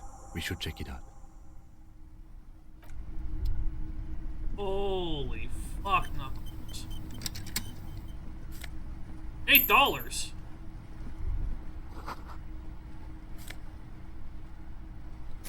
Oh, don't mind if I do. I need that.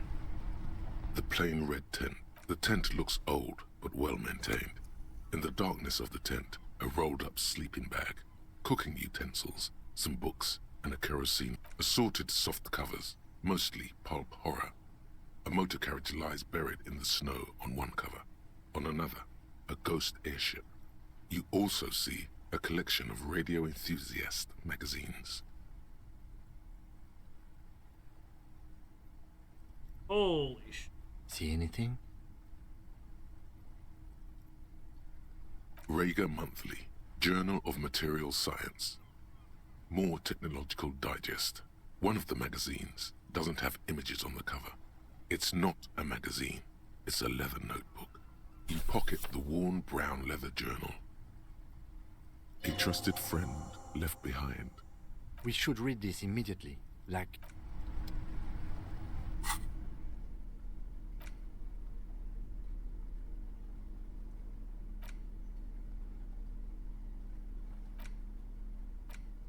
A thick journal.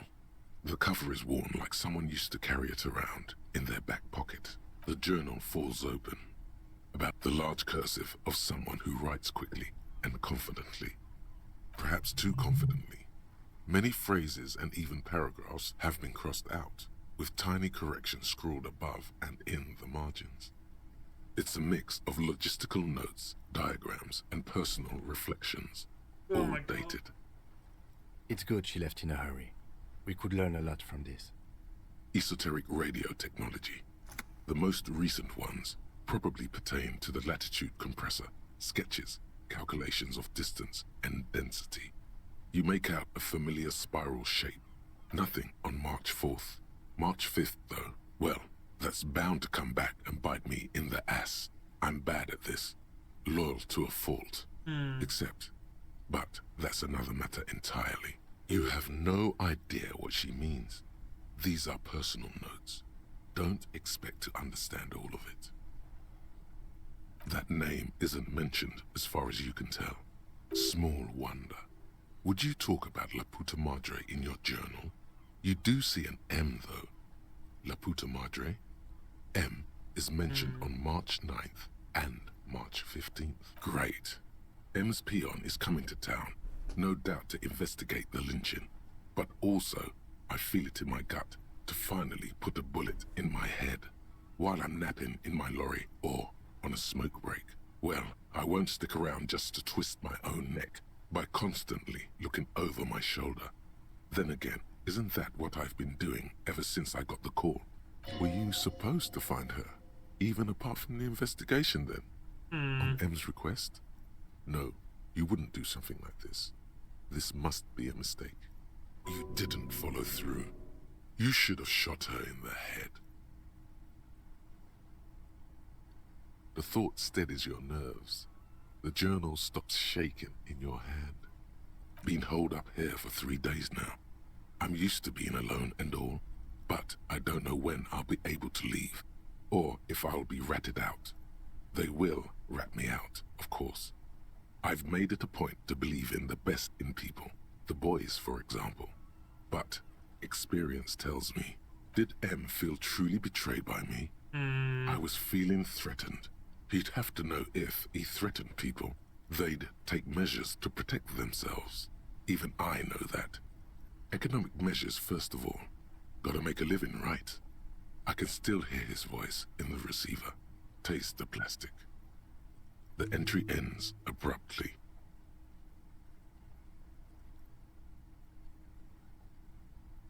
Short, wry observations of people and places. Probably a way to pass the time on the road. Also, what appears to be attempts to sort through some difficult decisions. There are staff issues. Always tough on the leadership. You smell traces of betrayal. The most recent entry is from today. It reads, even when I leave here, if I leave here alive, what's my next move? Staging a lynching is a crime, even if I'm not accused of murder on top of that. Forever on the run. Not really my idea of the open road. Man, I was really looking forward to winning. It looks like she might have been framed. That would be a first, or a fourth. But who's counting, he thinks. I wouldn't go so far as to say that. We have other reasons to arrest her. Besides, I'm not sure her life as a fugitive is going to be much better than we does. No, I don't think you are. Ask someone in your precinct if you want to be sure. His trust is well placed. You aren't. You can feel it. Could have been Titus. Then again...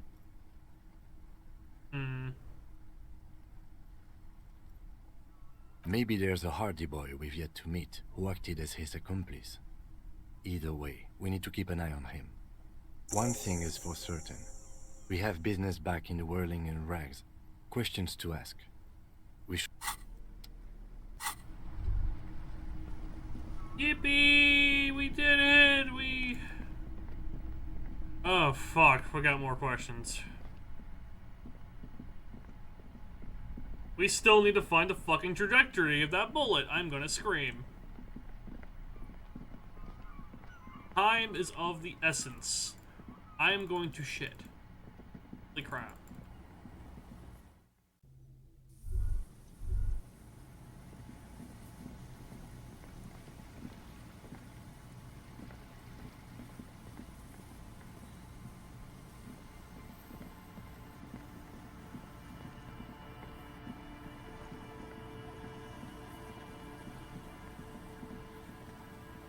I finally searched the rest of it already. I didn't see nothing else.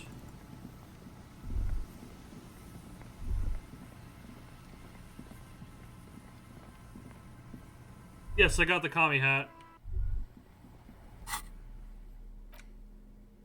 See?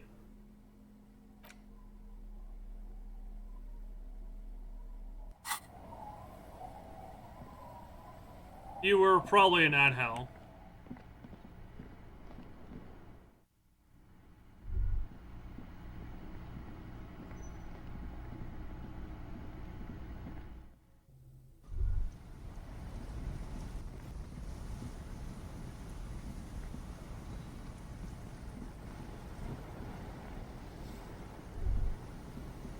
Oh, you good, man. You good. I'm just not sure where the fuck this damn bullet came. Let's go back to the whirling rags. We're not gonna find the trajectory out here, obviously. We know it's someone else. I don't even know where to look for the damn thing.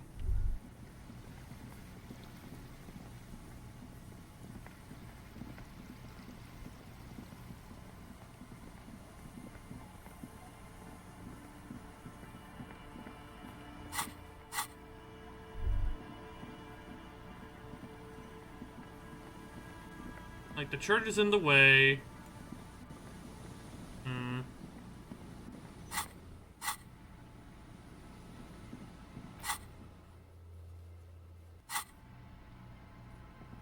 Oh my god.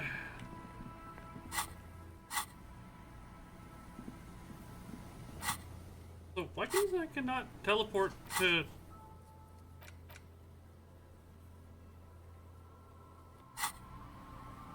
I can't teleport to the whirling rags. Oh no. Oh.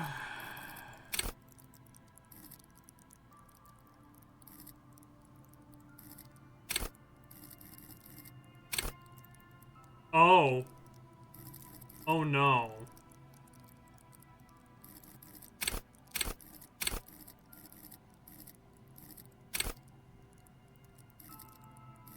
Fuck, what should I... Oh no. Oh my god. What do I do? What do I do?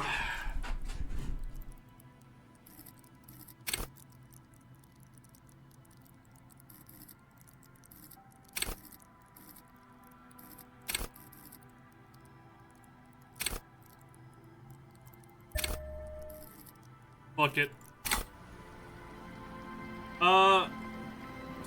Small question I will ask. Should I put my gun on my hip? This is a legitimate question I must ask.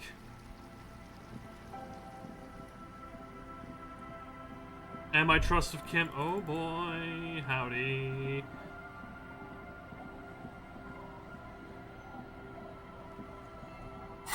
Equip my gun? Okay. Close.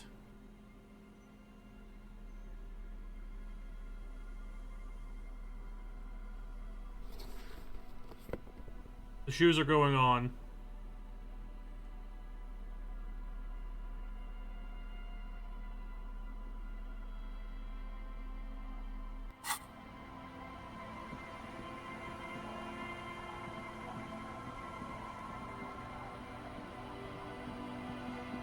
Because I got a feeling I'm gonna need to shoot.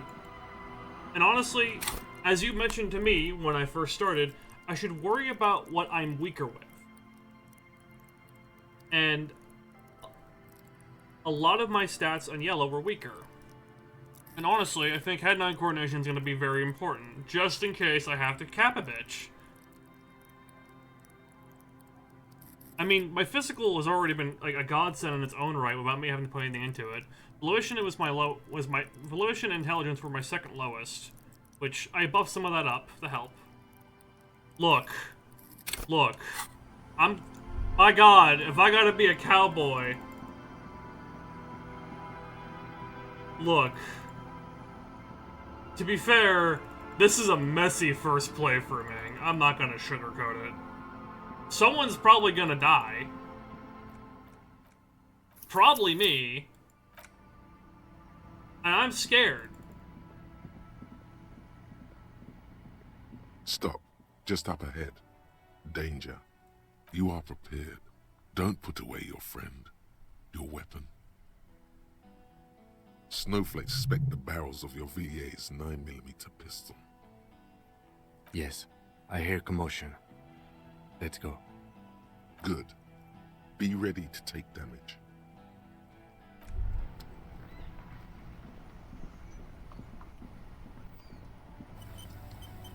I'm gonna go to the shop quickly and buy some medical supplies.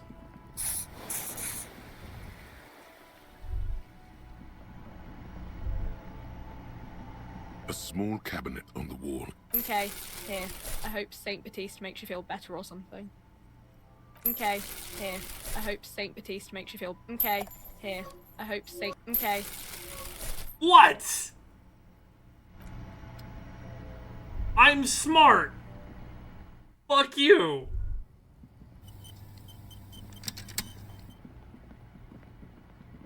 I'm back. Oh, fuck.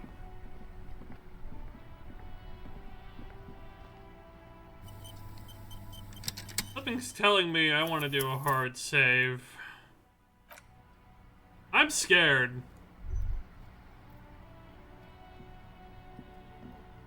The Copper NATO is back. What do you want?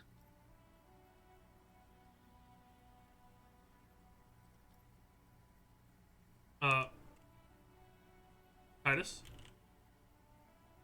Titus? Buddy?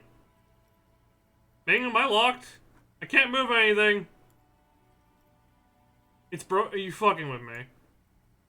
I can't even fucking quit. Wait.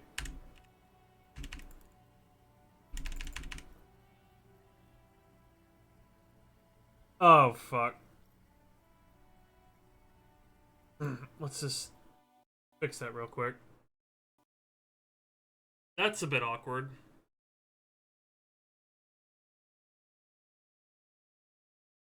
Okay. Good thing I saved. Somehow I find a way to break the fucking game, of course. If not, I have a quick save prior. If I soft lock myself, I'm gonna shit. Well, thankfully I have saves prior.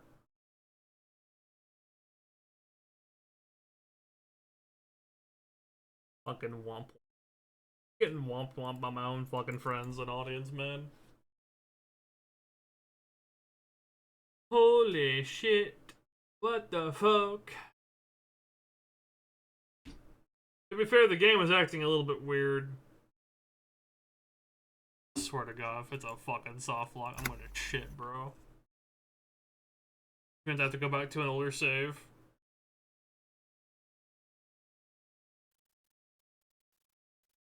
This is taking a moment to load.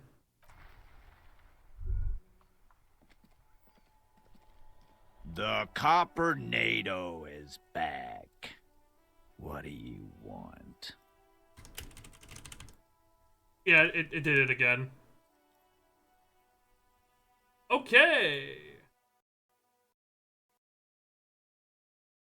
Look, I'll go talk with the soldier then. I must understand. Look. I'm him. I'm Harry Dubois.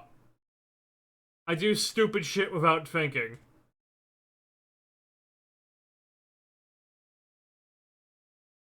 I'm him. He's literally me.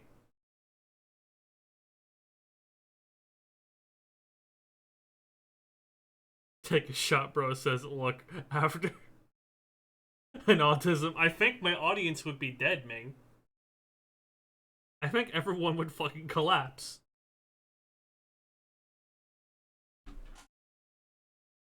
This is the precedence for my stream, I want you to know that.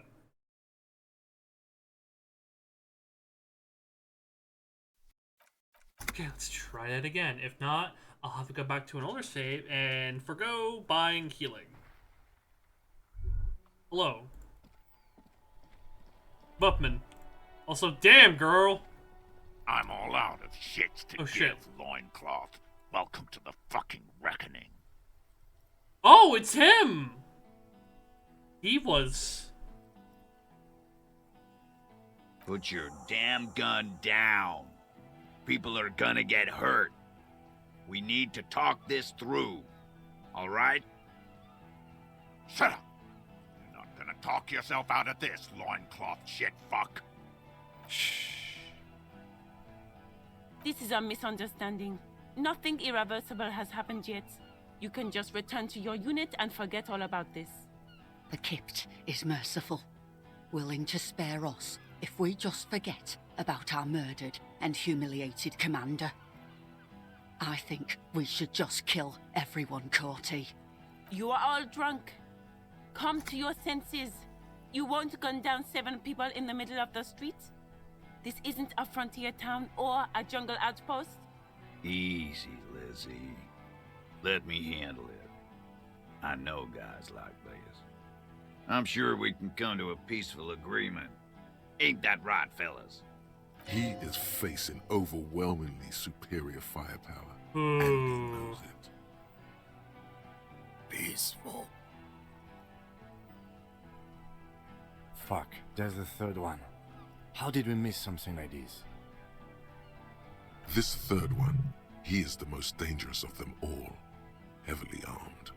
The lieutenant is genuinely worried for his life.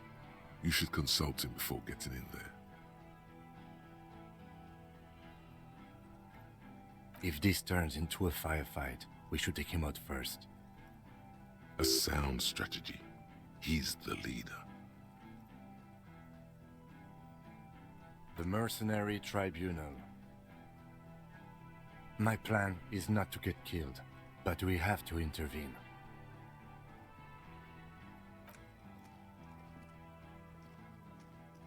Get lost, comedian. You cops had your chance. Now it's fucking time for some justice. Pig, fuck! Holy shit.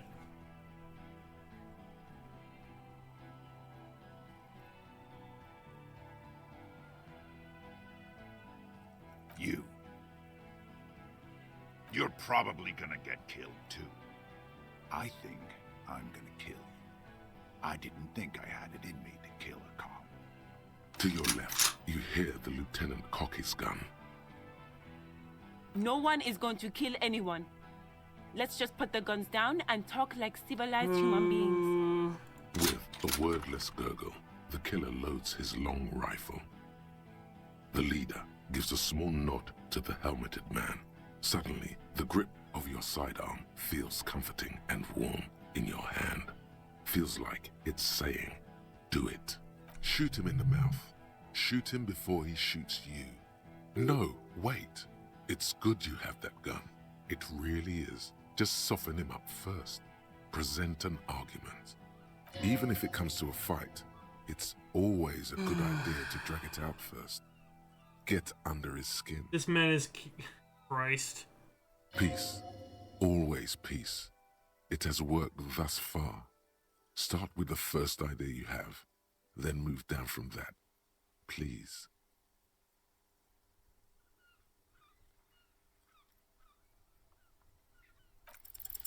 All right, here we go. This is an illegal tribunal. Cranor would never sanction this. Who's the commanding officer? Take your pick. You only have time for one argument. Choose wisely.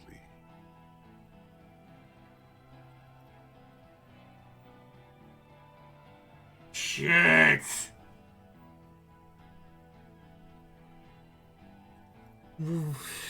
I know!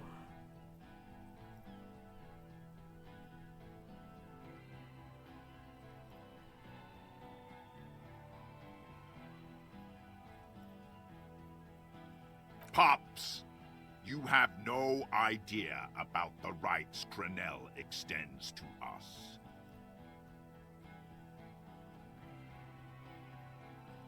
If I fuck and kill you, hang you to that streetlight by your shit pipes, then that's called a necessary display of force. No one's going to give a shit about dead loincloths. That's reality. Okay, it's not much, but he's thinking about something else, and his hand is off the gun. This did something. Now fire. Fuck them up. Do it. The muscles on your back tense up. Easy now.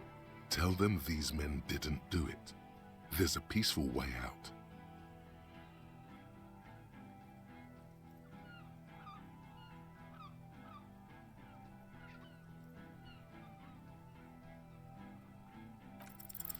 Of course, nothing bad will happen. Talk about his dead friend. He seems stable enough to take it. Even better, it will further destabilize him, costing time and maybe even lives.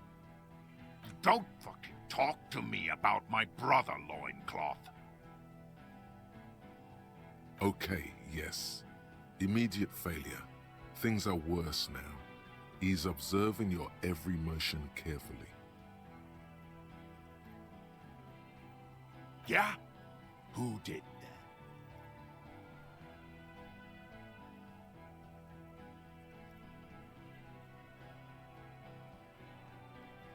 How fucking convenient. His fingers are twitching. That's a draw reflex. He's about to draw.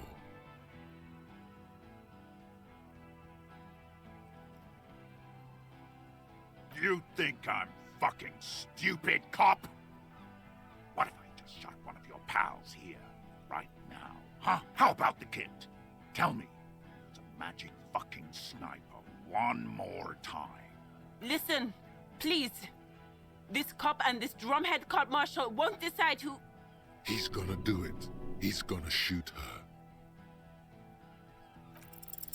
The Hardy Boys confessed to hanging him. All together. Titus said we took him out back and hanged him.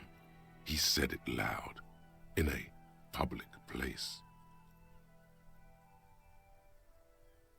You're lying. DePaul heard it. A Kiel Model 40 revolver. 8 rounds in the barrel. The gun my slowly God. sways in his hand from the inebriation. You heard wrong. She and these men have been helping us find the shooter.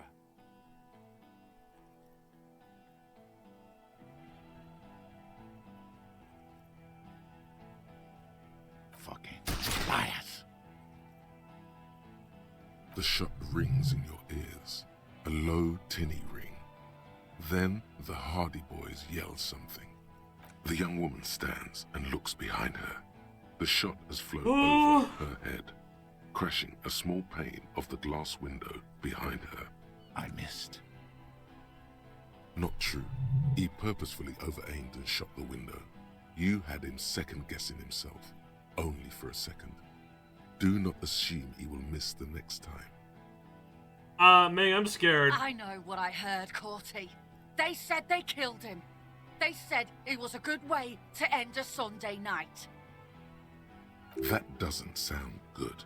You need to change the topic now, or there will be another shot. What topic? Shots have been fired. Act before it's too late. This was a close call. Oh my god, I'm actually fucking gulping. Oh. Fuck.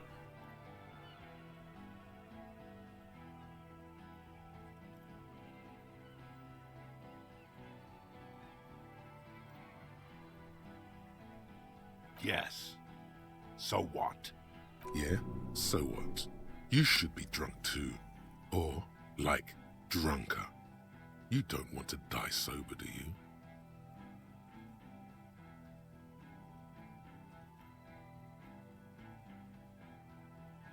Exactly. This is so horrible. People are gonna die whatever you do.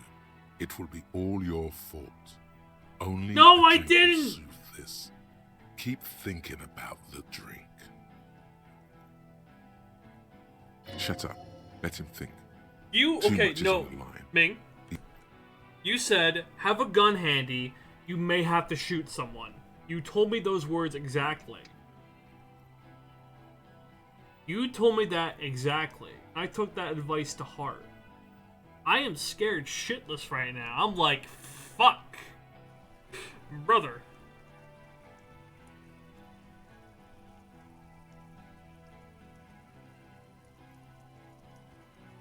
Nah.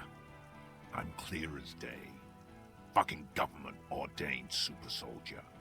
Enough already! What is this? We didn't come here to fucking chat! Interrupt me again and I will execute you on the spot, Lance Corporal.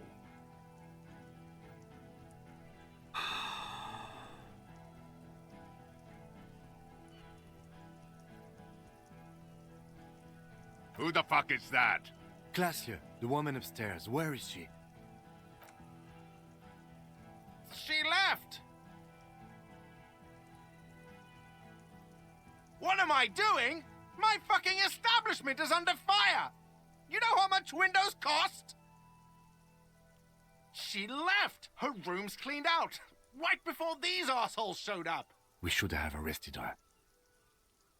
You can feel how upset he is with himself. Just for a second. Then the fear takes over and he's back in the moment. Hey, Bushman! Your little cunt isn't gonna help you out of this one!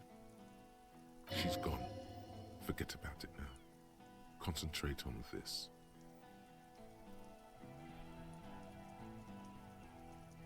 Rude. Rude is the killer. Rude, the killer. Owen Cloven. He doesn't talk much. All of you cunts inside out.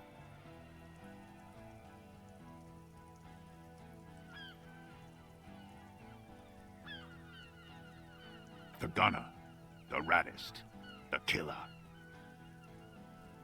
What do you think he does?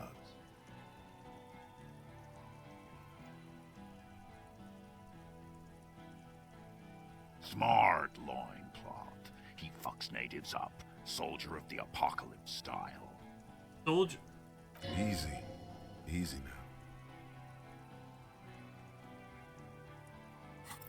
now. Nah. Fuck you. A plume of smoke and fire erupts from the gun, and your hand goes numb from the explosion. There is a hole in his cheek. Blood gushes out as he stumbles backward, eyes filled with rage and disbelief, gurgling, muttering something unintelligible. To your right, the killer raises his rifle and takes aim at you. His moves are steady, but the long barrel of the rifle sways slowly. You leap. Yes! A swarm of angry lead passes mere millimeters from your side, tearing fabric off your coat. Feels like the lightest of tucks. The man tilts his head, trying to see through the clearing smoke for the next shot. God, please. He's aiming for the eye slot in Rude's helmet. An extremely difficult shot. 2 shots ring at once. One from the lieutenant's pistol, and the other from the balls. It's aimed at the lieutenant, but blood gushes from the helmet's eye sockets as Rude staggers back, disoriented. The sounds coming from his helmet are not human. An unbelievable shot from the lieutenant. That's my man. Glenn, dying in a puddle of blood behind you. His mangled torso has 2 gunshot wounds. Blood gushes out of them like red geysers. Oh God, watch out. You see 2 crazed eyes stare at you through all the smoke and the panic. With blood gushing from his face, the man raises his pistol at you. Then he squeezes the trigger. Come on! No!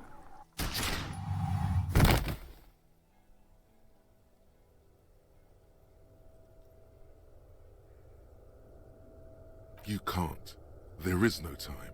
Something inside your pelvis explodes. Your entire lower body is on fire, and your legs can't support you. You fall down like a rag doll. The pain is too immense to scream. It pushes the air out of your lungs. Everything goes dark, a distant blur as you recede into it. Feels slick and warm with blood. The pain is too strong to know what has happened there. Even clutching to your consciousness takes everything you got. You're bleeding out.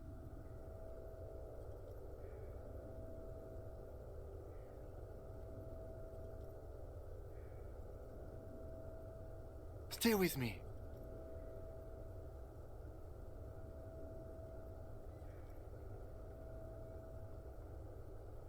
Yes, keep talking. You hear me? Stay awake. But you can't. It's so hard. Your eyelids grow heavy, and the sounds ever more distant. And a cold comes over you. The lieutenant, too, is somewhere far away, almost gone. When suddenly, you sense something behind him. A slender white shadow towering. Someone stands there, raising her pistol at him. The lieutenant does not see it. He's pushing down on your wound with both hands. Scream immediately. He's gonna die. No, you say, and hand out your firearm to him. Your hand trembles, and your eyes are full of fear. That's all it takes. There is no room for hesitation. The lieutenant moves like a spring unloaded. He grabs the gun from your bloody hand and fires behind him. You hear a faint scream, a woman's. Then the sound disappears, like someone pressed stop on the tape. The woman is gone. So is Kim. Then the whole world. This is death. One more door, baby. One more door. The fight? Oh. There is no fight. The fight is over. It was lost 1,000 years ago. You have laid here forever. Keep falling deeper. Take the door. He's not taking it. His body is not taking it. Oh God, no. He's not disintegrating. He's swelling up instead. Over the hours, hurting, moaning in his sleep, and rotting, and being disinfected, and smelling of drugs, and feeling saliva in his mouth, drifting in painkillers, thrashing in his wound sleep. He can't go. Not before the case is solved. You're thirsty. Reach for the glass of water by the bed. The world is still there. Sleep some more. Holy shit. Hours turn to days. Oh my god. Soon we will get up again and go through it again. Finally, we know what the infernal engine was outside. The clarion call. Holy fuck. It was him. He is the infernal engine. He never stops. He only gets worse. I am actually fucking sweating right now from this. Oh my fucking Christ. Oh. So I need a fucking moment. Oh.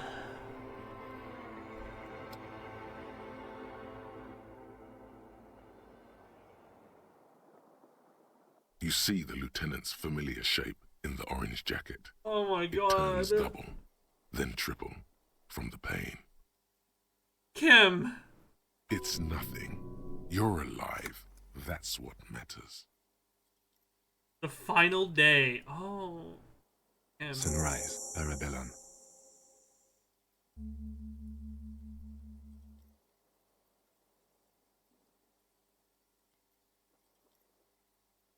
Yes, the joke wasn't funny anymore. I took it off.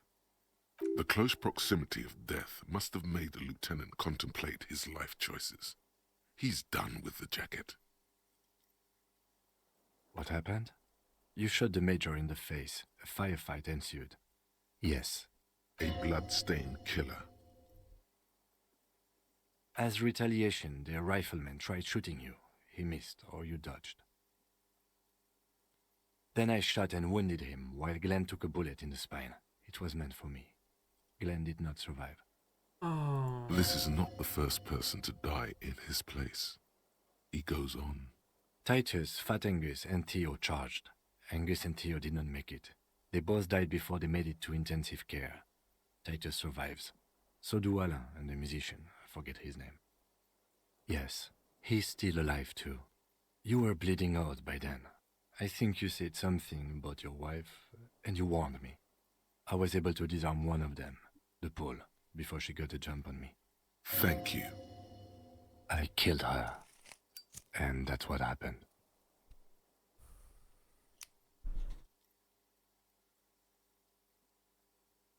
This is the one.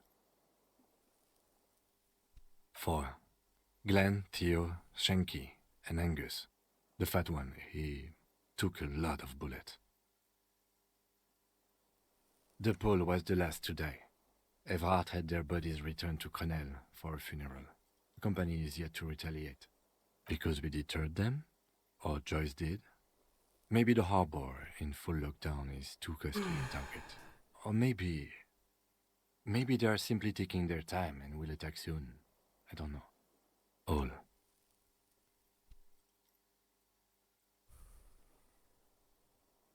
Yes, officer.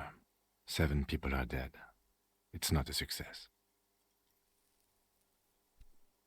But what's done is done. The violence is cordoned off. The Hornets did not get into the beehive. The worst scenario has not materialized yet. And we are still alive, both of us. He did not expect you both to survive once you stepped between those two armies. His smoking, his hunched back. You have it worse, but he took a real beating. That cigarette has medicinal purposes. Mr. Gart cleaned it. It took him an entire day. 2 days, in and out. 2 days? You've been up enough to take Dramamine and curse. And drink water.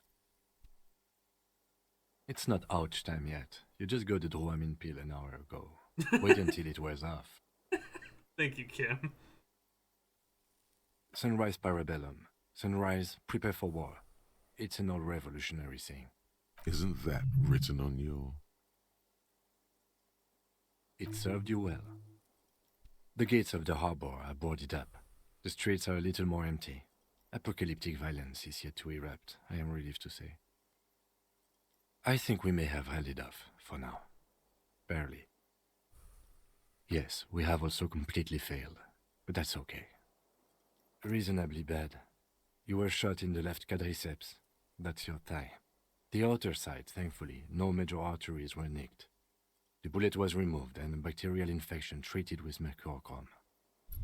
We will see. If it's possible, then by pure willpower alone, you are going to have to become a psycho-locomotor. Not very. I have a concussion from that woman beating me with the butt of her gun. I tried to not move too much. Things would be worse if you didn't warn me. Thank you. I did not see her coming. Stupid of me. No. A man and a woman sit in the front seat of an armored motor carriage. The woman is driving. The man lights a cigarette. Jean Vicmer is his name. The asphalt vanishes under the wheels of the machine. Ahead, harbor cranes rise to the sky. Back to that shithole, he says.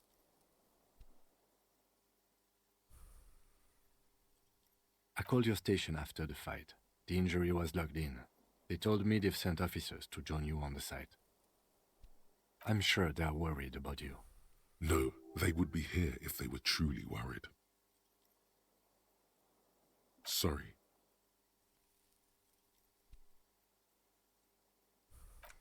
Alright, time for Dilly Dally.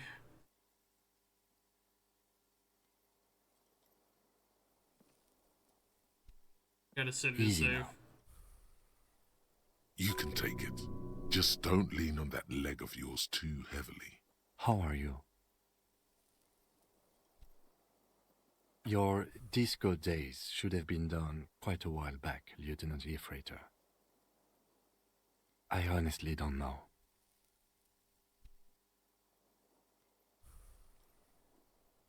We can't talk to Everard. The harbor is in lockdown. Everyone in there is outside our grasp now, and Joyce has left too. Yes, she left yesterday morning, to meet the board of Wild Pines, or that is what I've heard. There's a pin somewhere in the machine that keeps Connell from sending in a death squad. Maybe it's her. Maybe she kept her hand. Either way, Ruby's gone, and Classio too. We really should have arrested her, you know?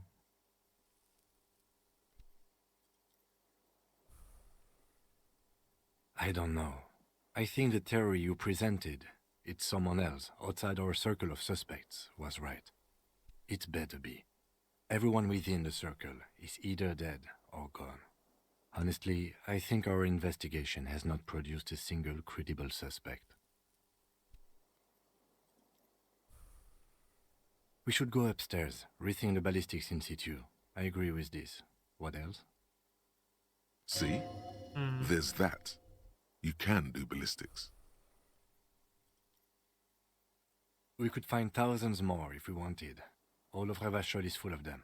But they seemed so mysterious. There's a little pause.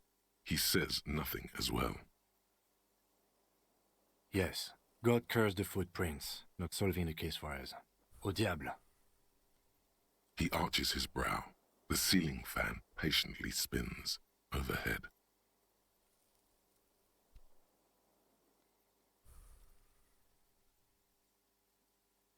I'm listening. I'm ready to hear what you think about solving crimes now. It really is very hard. That concussion must be making him dizzy.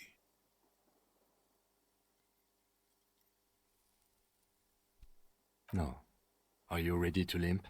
I'm ready. Good. Where do you want to limp to? That was not... Shut up! A gust of wind blows in from the bay. The duraluminum box around you vibrates imperceptibly. A familiar cold, a red thread on the roof upstairs. Taut, plucked like a string by the gust. Why not?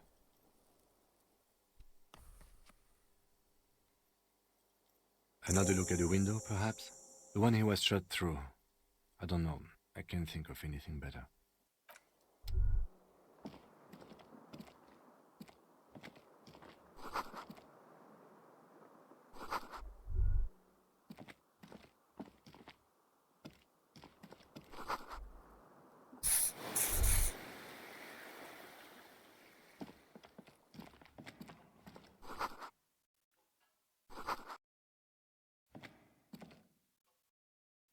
The bathroom mirror has been wiped.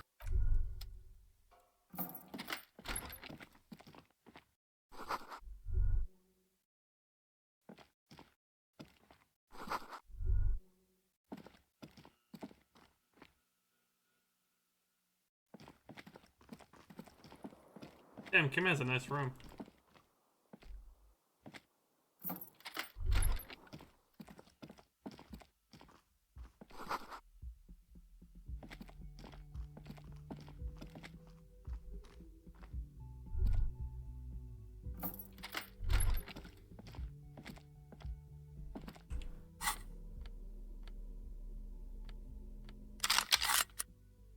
Ugh.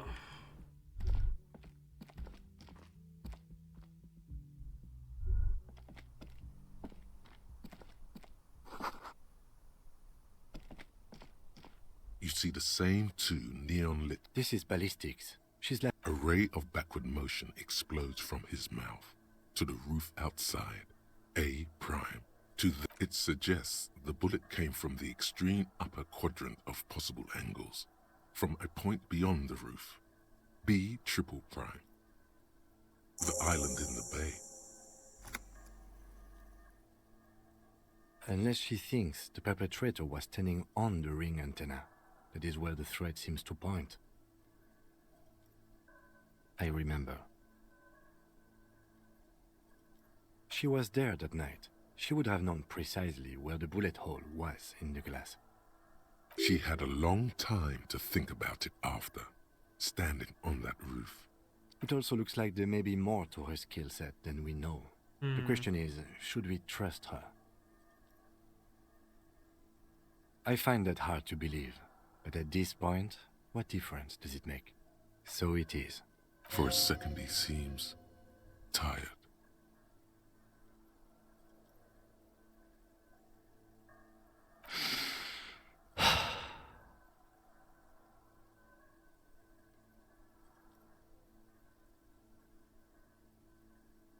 Okay, let's go to the fucking island.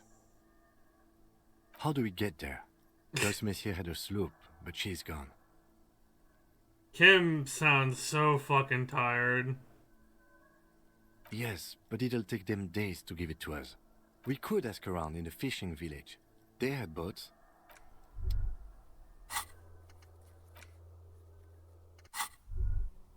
Now, question Ming. How much longer is there left in the game? Because if I can finish it off tonight, I probably will.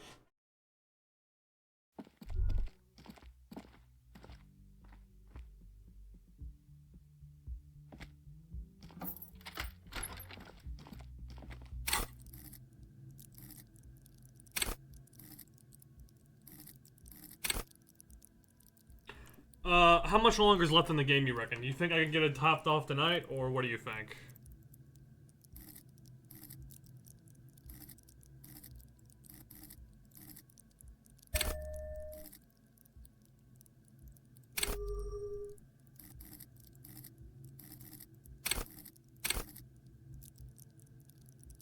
Beautiful. Ooh.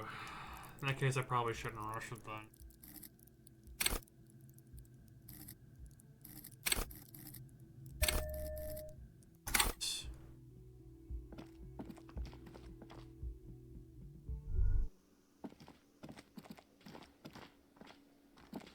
Oh, you're up. It's good to see you back on your feet. The ending is beautiful. Did you like your room? I cleaned it for you. I experience it while sleep deprived.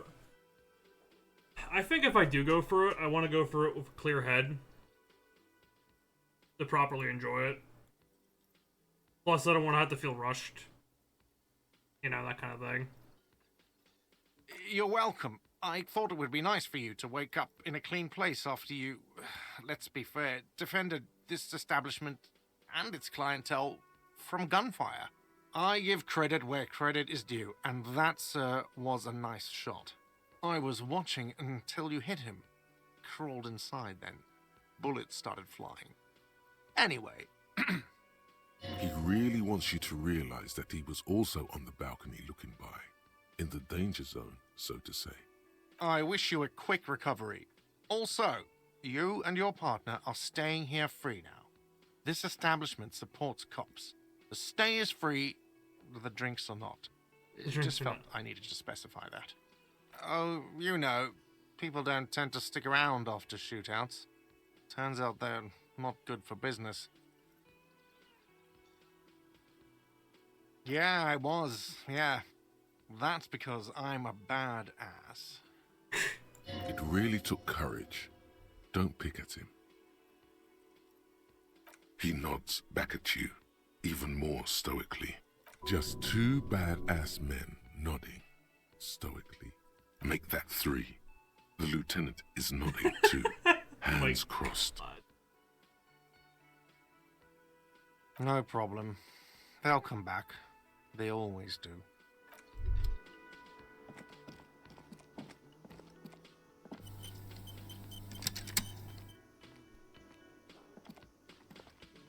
Hey, Titus. See you approach.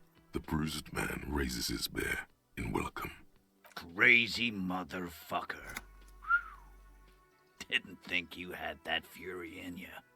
But I guess I've misjudged a lot of people lately. That was one hell of a shot. Hell of a shot. The fucks did not expect that. But I guess what I'm trying to say here is, thank you for intervening, fellas. That was mighty brave of you. This is big. It's as big of a thank you as Titus Hardy can muster under any circumstances. Well, cheers anyway, Copper. Theo was old. I think he'd be pretty happy with the way he went. Never could imagine him withering away on a sickbed. But Angus, he was just a stupid kid. Didn't realize the mess he'd gotten into. Trusted me. Still. God. Balls on that kid. Went down fighting for someone else's shit like a fat, angry bear. Here it comes. The last one is the worst one. He only deals with it by drinking copious amounts of 8% beer. An honest tactic, and effective. And Glenn was my friend. Best I've ever had. I'd love that crazy homo like my own brother. We're all fucked without him. But what do? This job is shit. Well, yeah. Memento mori. Right. Absolutely. Today, I'm going to get drunk, eat good food, and bed a good-looking girl. 'Cause tomorrow, a motor carriage might run me over. Or you might die of a heart failure. Or syphilis. Hey. Fuck you for ruining a beautiful idea. Judging by the sight of you, I'd suggest crawling into bed with a bottle of whiskey in one hand and a big tit in the other. Yeah, go pay Monica a visit in Jamrock. She's got a knack for making men forget about their worries. Biggest pair of milkers in all Rebacho. Hell, you both look like you could use some feminine company right now. Thank you for your advice, Eugene, and you too, Alain. I do always appreciate a good use of the expression milkers. Thank you. You're welcome, Bina Claude. You're all right in my book.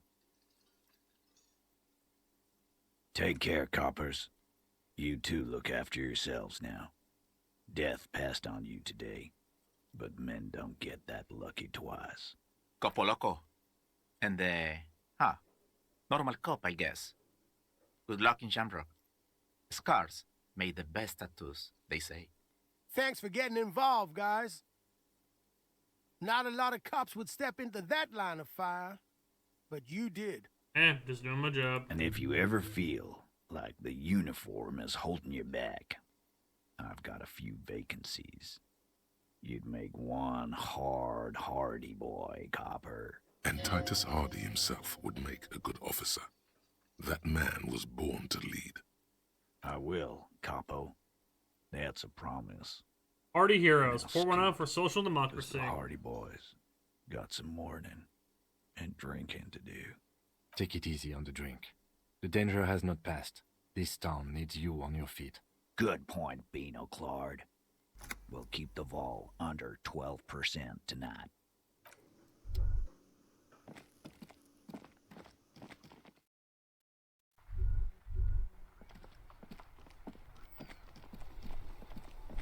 Oh boy. The graffito has been painted over the traces of the fight that took place here. It smells of blood and heavy fuel oil. This was Cindy the Scar. The lieutenant crouches, touching the fuel oil with his finger. Looks like it, yes. This is still fresh. It wasn't here yesterday. And blood. Some of it is even yours. Heavy fuel oil. Isn't that flammable?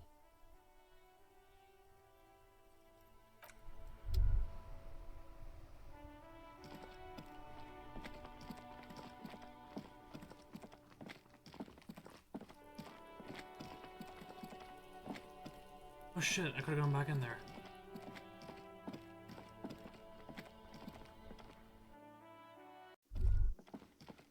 Okay, we're gonna check out that line real quick, and then we'll probably wrap it up here.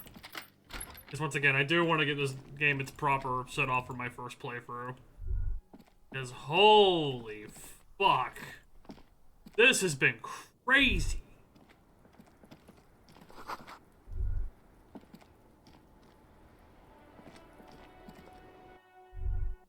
Holy.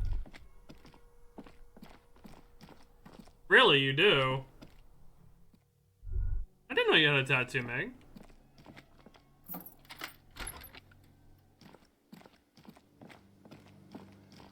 Ming lore! IRL Ming lore.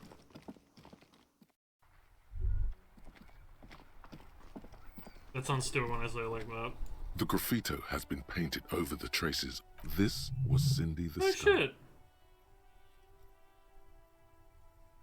The fuel oil catches fire immediately with an ominous hiss.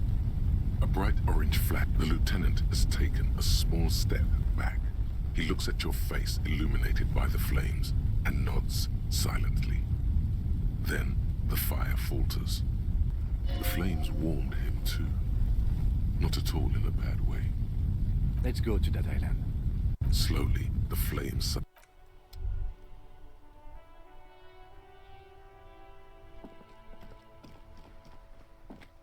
Have to go to the island.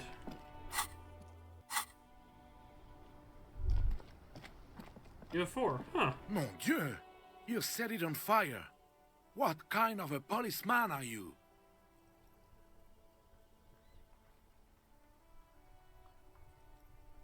Oh, of course. I didn't think of it. Good job, officer.